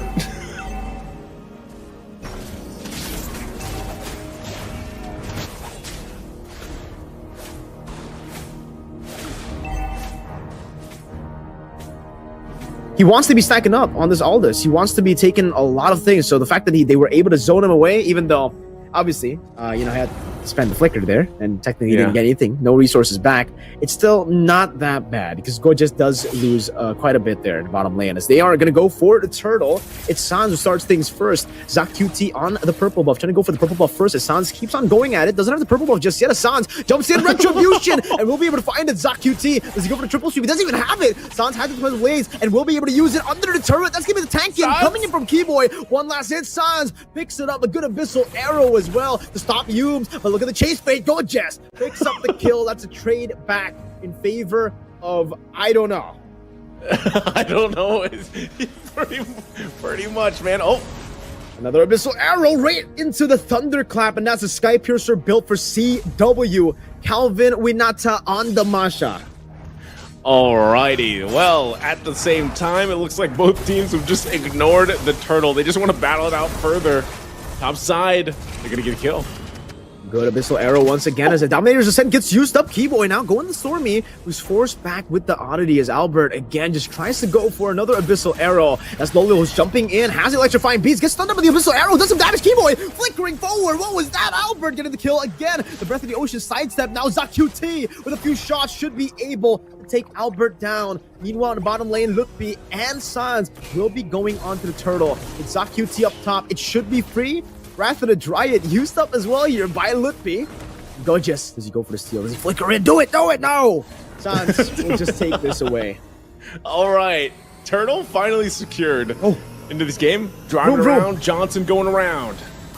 Oh, it's gonna land on the Keyboy right into the rough waves and the Breath of the Ocean. An abyssal arrow though connecting onto the back line where the Tempest Blade is gonna be used on. ZocQT will not be able to utilize the triple sweep all the way. Stormy gets a good petrify but gets stunned up by the abyssal arrow. Still with the immune, able to escape. Albert diving deep under the tier 1 as Sans looks for the kill but will be able to do so. Who goes in, chase fade onto Albert. Now an oddity again. Stormy able to outplay Sans with the Defiant Blade, chasing him under the tier 1, getting the kill, and now getting chased down by Yums. With Gorgeous just focusing on the farm in the mid lane. It seems to be another trade. That axe is not going to land. Yums will recall. Okay, a whole lot is happening here. My God. My goodness. And, you know, heroes that you're not even used to casting over, but it's fun to see. And with that, you know, I wouldn't even say, when you look at this lead, hold on, Johnson's making his way down mid lane. Oh no, it's Keyboy again who gets caught, but Lutpi, the Wrath of the Dryad was used up earlier. Keyboy is able to outplay with the Dominator's Descent. Wow, what a play on that Temporal Rain too. Gets a whole lot of value. Meanwhile, Gorgeous in bottom lane will try his best to pick up some of the gold from that turret, but Sans is here. Now Gorgeous deals some damage back with the Sans. Ooh, it's gonna be a lot of damage placed down, but now it'll be 3v1. Lutpi picks up the kill. Yoms trying to go for the conceal to help him out in the bottom lane, but it will not work. Indonesia leading in kills in the mid lane. ZocQT gonna be stunned up into the abyssal arrow, but he sidesteps it just in time. Triple stream as Albert does some damage back. That's a Sky Piercer, and Sans picks up a killing spree in the mid lane as he jumps in with the pinch poise. Man, so I guess you could say that Indonesia's at least got a lead right now. It's very minor, but still both teams just kind of trying to find pickoffs where they can, get kills where they can, and just with this interesting lineup, I should say, able to pull through. For Malaysia though, on their end, this is the way they could win this is just Gojas gets 900 stacks, dude. Like that might be the answer. 900 stacks. Johnson with the rapid touchdown, able to crash onto Albert. Look at him. Look at this tree man walking all the way towards the front, trying to chase Stormy. Keyboy, Dominator's Descent. He'll just stay there. That was unfortunate, Keyboy. And a nice try, man. Nice try. What happened here? Still steal by Sansa. He dodges away from the triple sweep. Now picking up the blade. ZocQT going to be slain by the Finch Poise. The chase fade connects with the Breath of the Ocean. And it's going to be the shutdown for Stormy. Tree man. Getting the rough waves. Another chase fate now used up on the Lutpi. Oh, flicker out of the missile arrow right into the oddity. But CW is here to go in. That's a thunderclap to take him off. But look at the Johnson. Oh, the flicker forward by Albert to cancel the rapid touchdown. Forcing Yoms in the skirmish. And CW gets that last thunderclap as it'll be a trade for Lolial. He gets a turret up top. But look at the mid lane as well. Keyboy staying busy. Man, that was tough. Yums is like, come on, I got you, Stormy. And he ends up getting taken down instead. Stormy's out of there now. Triple sweep. Albert will lose his life. Dominator's Descent though as he moves forward. That's a stun down, and ZocQT will be taken down by the little Johnny boy there. Dominator's Descent. That's what I call him, by the way, man. Little Johnny boy? Little Johnny boy. Whoa. A little bit of another skirmish happening there. It seems for Mlbb is trying to go for the top. Oh no, Keyboy flickers out of the rapid touchdown. We just make a detour though. Lolio going for the chase as well. This should be Keyboy falling to the electrifying beast. 2-man into the petrify and the rough waves as well. Sans and Mlbb taken out. I gotta say, Yumes, he's got a license, man. He's actually a pretty good driver aside from earlier when he ran in. What? CW's gonna get the kill on Stormy. They might have a revenge here. Okay, CW dealing damage back. Thunderclap gets caught by the Fade Gorgeous with the shutdown. And in the 7th minute, we've already got rapid touchdown again onto the back. Gorgeous dealing damage, and he might not need the 900 stacks. Maybe he's skilled enough. He's there already. He's got it already, and he's 5-2-3. Aldous, though, I mean, the burst damage with Gojes and Zach Cutie already should be an automatic kill. That's not even with Stormy. Stormy at some point, like, there's so many just 1 kills that they could get. Once again, Yumes is going to drive it with Stormy. So it's up to the rest of the team. Where are they going to spot this out? Turtle's up, though. It's already going to be started there with Keyboy. Might just make their way down to the turtle pit. They might be a little bit too late for this drive, though. Here they come. Yeah, Sans picks it up, gets caught by the Petrify. That's Wrath of Dryad to taunt them back in towards them, but that's not going to be enough damage right now, as that's going to be the electrifying beast with the triple sweep used up, and that's a chase fade again to dive Albert to the backside with a flicker as well. Keyboy dealing some damage now, doesn't have Dominator's Descent just yet as Lolial gets rid of Mlbb on the other side of the map. It's looking at the Keyboy trying to look for the kite down, but the Breath of the Ocean puts him down to the ground. And take a look at the shutdown picked up by Albert as well, able to outplay in that chase, but now Lolial has the dashes. Rapid touchdown! Oh, he crashes in and he gets shot down by the turret. Albert looking to go for a play, puts in the trap. Stormy gonna be caught in the abyss, so arrow connects again. Albert getting the kill on the Stormy. Lolial now looking for electrifying beats, has 2 stacks on him. Albert trying to juke here, electrifying beat chasing. The slowly but surely able to take Albert down as Sans goes in for the chase. He did get that purple buff, and honestly, nice. Who's winning? That's a good question. I was gonna ask you that too. At this point, man, like, hey, I'm glad you're doing the play-by-play, Mirko, because this with these lineups, it's all you, buddy. Like, you got it. It's all fights, bro. It's all plays. It's all fights. It's all drive-bys from Yumes. And, you know, honestly, this whole time, I feel like Mlbb has just been the tree man. Oh, hold on. Oh, wait. They run into, what do you call it again? The Johnny Boys, man. Johnny Boys. Ran into a Johnny Boy there. That's the least alien name I could think of, man. I don't know how you got to Johnny Boy. It's just like an Indonesian meme, man. They just call the Dominators of Center all of it. Yeah, oh, look, P going for the chase. Threat, dude. Look at the threat from this Belric. Oh no, look at the threat of the 3 members jumping in with Thunderclap as well. ZaQT, where did he go? CW forced to flicker back. Looking gorgeous though on the other side of the map, forcing CW to recall, but he actually cancels out on the recalls. Lolial goes in for the chase, the rapid touchdown and the chase fade. Look at the global presence connecting on the Albert in the back line with the Wrath of the Dryad connecting as well. That's gonna be Keyboy versus 2 members. Able to flicker out for now. It's a petrify on the Sans as he gets some damage back on the Yobs. It's a kill now picked up by Lolial. It's a good Breath of the Ocean as Lolial goes ham. Wild in the skirmish. 4-4-2 in favor of Malaysia. Only Albert now looking to go for a steal, but technically there's no retribution on their side. He could pull it off. Lolio zoning him very, very well. Albert walking forward, trying to go for the stun flickers as well. Goodbye, Albert. Good night. Gojes will chase him down. Trap lays down Albert, delaying the inevitable. Look at this man trying to run away. Albert, you're gonna get chased down anyways, man. Oh, he dodges for 1. Lolio with a dash. The abyssal arrow connects. But Lolial can just go through it all. I was wondering if Gojes would be able to catch up to him, but good thing Lolial was there. Man, if you ask me still, who's winning? I don't know. It is going to be a Lord, though, up top side. And once again, Yu's driving around. Expert driving skills here. Still, Sans is around the corner, but they'll go ahead and just take a trip. And, you know, this is the thing for Indonesia, if they actually want to stay in this game here. They're gonna have to deal with this Lord the best way they can. They don't. I think defense-wise is okay, defense-wise, because they even have a Zask. But with the force of this Yumes driving around and this threat, just like this. Oh, Breath of the Ocean into the rough waves. The combo CW disappearing from Atlanta Dawn around that orange buff. Now they continue this chase. That's Sans getting knocked up. Triple sweep from Zakuni, and the Sky Piercer will be enough to take Sans down. Now with the Lord up top as well. We might be looking for a full-on fight. Lupi getting a taunt, massive taunt onto 4 members. Keyboy with dominates descent, now forced to flicker back. The chase fade into the back. Oh, he gets close to Keyboy, and he'll take him out. Now next it's going to be a double kill as he goes on to Lupi. Rapid touchdown onto Albert, and Malaysia are looking to end the game in the 11th minute, making it 12. That's GG to Malaysia. Man, oh man. Congratulations, Malaysia, for winning the grand final in the best of 1. Oh, against Indonesia. Again, guys, just so everybody knows, because I know some people probably jumped into that game and are like, what is going on? Both the teams, Indonesia and Malaysia, have already secured their slots to Riyadh at the WEC. And, you know, it came down to a best of 1 for the grand final just for seeding. So that's, you know, for placements once they finally get to the WEC. And they went out with a bang. They went out with style, went out with finesse. They went out with a whole lot of stacks and a whole lot of questions of who was winning that game during that time. But clearly, in due time, Malaysia comes out swinging with a lineup that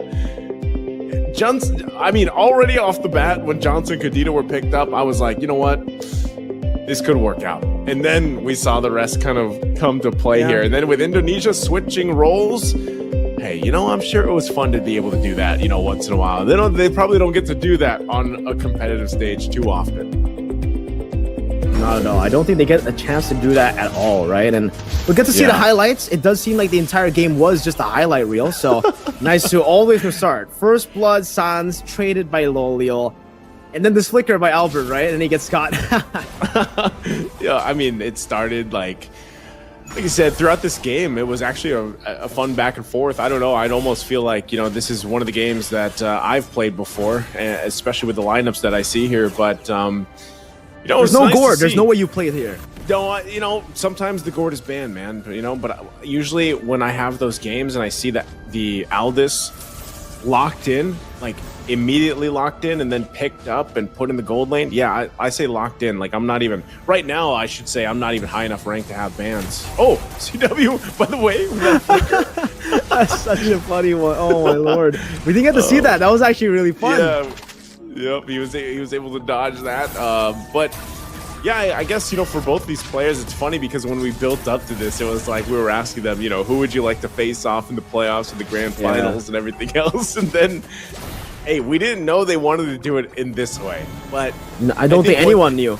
Yeah, I think one thing you guys can count on, though, is once we do get to the WEC in Riyadh, and if these players, you know, get to match off against each other, expect a highly competitive match, just like this one. I mean, it was competitive in its own right, you know, but at the WEC, I know these two teams are definitely going to want to go ahead and settle, I feel like, a score in a sense. So for me, this is a really good way to settle a score with you know, with some fun to it. For sure, and we get to see it here. Oh my god, man. I mean, just fights after fights after fights. At this point, there's no analyzing. It's more just reacting, right? And every single skirmish, you're like, all right, let's duel it out. Gojes definitely felt betrayed here. He thought, okay, Sans, you're going to try to 1v1 me, nerd? All right, come face me. And then 3 members show up, right? It's like, it's a bit, it's not honorable, but it's the way you actually want to go for these fights, right? You never want to actually go make it fair. You got to use these advantages, man. And then Malaysia, they definitely used that after that. After Gojes didn't get the fair 1v1, they were like, all right, none of you will get a fair 1v1. Everyone's just going to go in with the rapid touchdown and the chase fade. It's always going to be a man advantage for us. Man, you know, we're still looking at the highlights here too with this, and I think I was actually happy to see the Belric, but you know, when we were going through the Iesf, even in Africa for the qualifiers here, I feel like that was something we were looking for. Like, Belric, did we see it pop up once? I think we did, right? We did, yeah. It was Belric Flicker, remember? It was Barrick. Yeah, it was XP lane, wasn't it? Yeah, it was Mlbb Women's for Africa Regional Qualifier. That's right. We saw Belric XP lane this time around. You know, I'm actually wondering as I look at this too, like how useful would a Belric roam be, like in our current state of things? Like if it would actually be beneficial for teams or not. But, you know, anytime you're playing against a Johnson Kadita combination, I don't think there's much you can do, man. You know, to be honest, like every single time that rapid touchdown is available, yeah, it's going to be tough to deal with. And even for the Zask, like the old Zask mains out there, I'm sure they've been happy with some of the new changes, of course, coming up. And I feel like he could actually be pretty competitive in even your ranked games out there. Maybe even Johnson could be. Maybe Johnson could be at that point where he is. But, you know, when you look at this and you look at the highlights here, you just got to appreciate the fact that they played their last game with some fun. And I don't know, man, maybe, you know, as different as the meta is coming to head here, that we see some of these heroes even pop up, who knows, by the time we get to the WEC. You know, and it was all part of the plan of actually just getting the dust off and trying it out. This final fight, man, this final skirmish. Keyboy getting isolated by two beefy boys, and Lolial as well with that damage. The Joy, dude, the Joy was nerfed, right? But if you take a look at his damage, it didn't feel like he was nerfed at all. He's still doing crazy amounts. Maybe it's just because this is like a weird composition for Indonesia. Maybe that's why the Joy looks like he's doing so much damage. But yeah, man, it was, you know, they're gonna go out with a bang. They're both already in Riyadh. Technically, they both already qualified to Iesf, the main event. So I guess none of them really want to go and reveal the strategies. Not even for the seeding. Apparently, I see. Pocket strat. Maybe It's a this pocket is the pocket strat. Maybe Malaysia's pocket strat is just stronger, man. I don't know, dude. Like, some of these picks I could actually see working currently. Now that we've seen some pretty crazy stuff throughout the qualifiers, like the Saber could work. Saber could work, yeah, definitely. Saber could work. And I think it's like threat enough, like you know, especially with the Sky Piercer. Like Saber's pretty devastating, I would think. Like even in some of these games that we would see eventually through the WC. It's a 12-minute game that we had here. Match one of one. It was only a best of one. Again, I know some people were probably confused from that, but I can't wait to hear what Malaysia eventually has to say for winning this, because for the longest time, I was wondering who was pulling through that game and who was going to win there. I will say too, Sans was actually, did Sans jungle before? He was pretty good. Yeah, Sans used to be a jungler before he was a mid laner. He was a jungler for Onyx as well. Wow. Okay. No wonder. I was gonna say, man. Like, I mean, I haven't watched the previous years of Sans. I've seen him now, but I actually looked pretty good on the Ling. And even when the Masha popped up, the fact that CW had it. Yeah. Albert looks like he's played the Selena timer too. Oh yeah. It's an OG pick. Yeah. I don't know who to give MVP here though for Malaysia. There's no MVP. You know, it's just the MVP is the country. You know, just Malaysia. Malaysia's the MVP for this game, for this performance as well.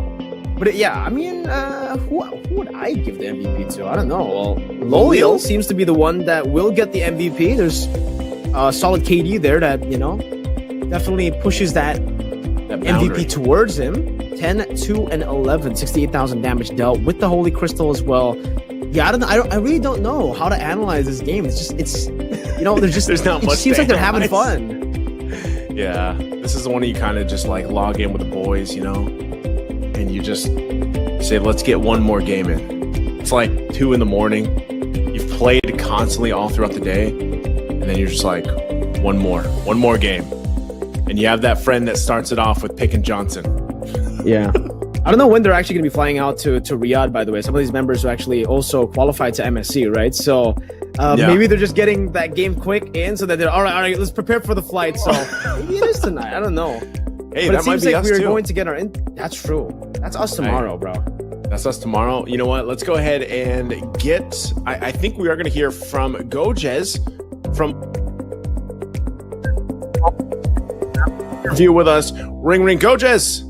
Hello! Yo. Can you hear us? Hello. Yeah, can hear you.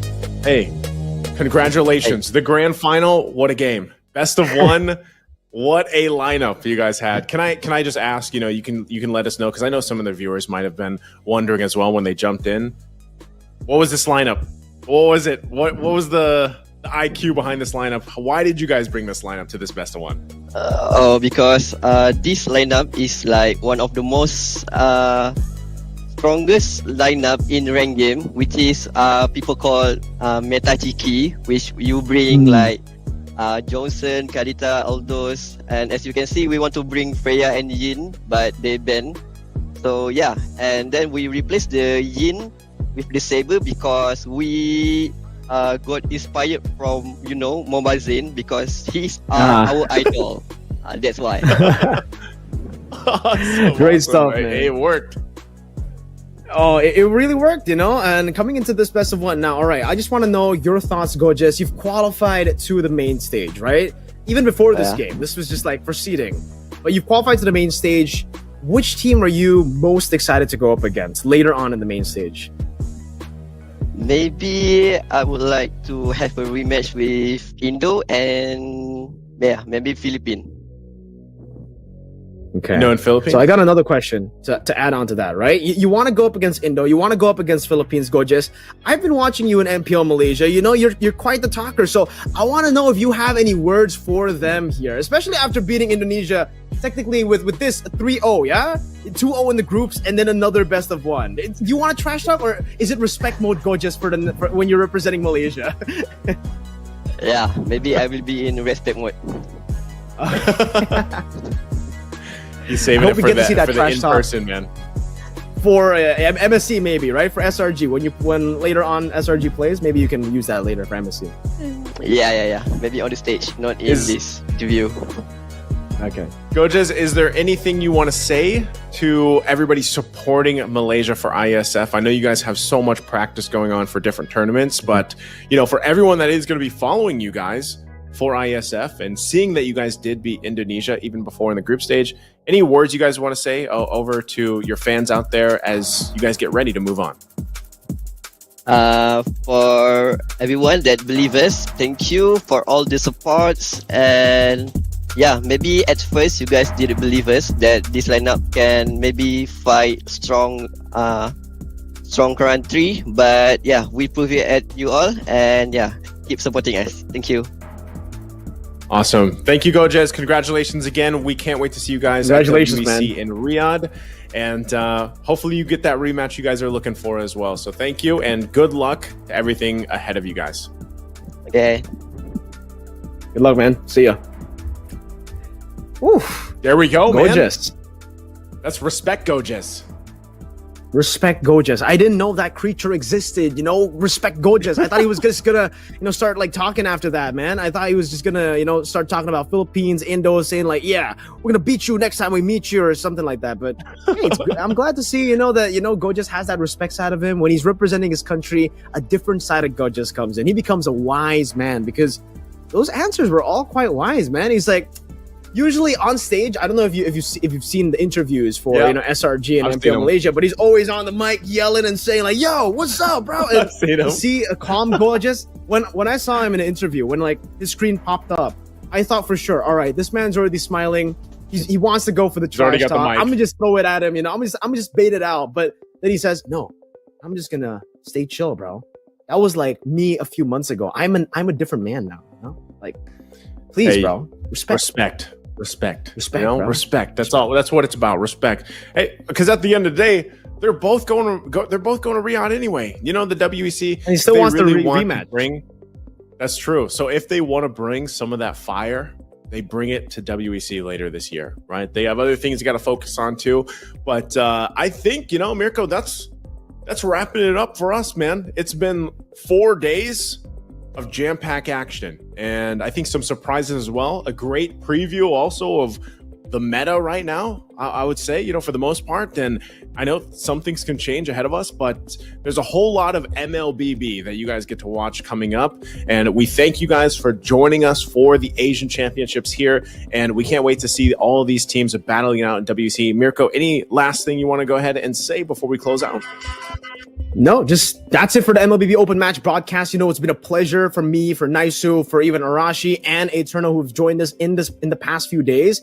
See you guys at the offline qualifiers for later on for the African qualifiers and then later on for the Americas qualifiers. Because again, if you guys think it's over, it's not. It's so far from over. We still have all the other qualifiers that will happen later on in the month and also the main event. So get ready for that. Me, Naisu, all of us, we're ready. We're absolutely ready. We're ready.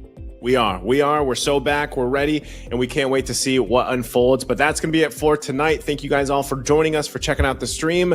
We're closing it out here again. I'm Naisu. That's Mirko, and we'll see you on the next ISF qualifier. Bye-bye. See you guys.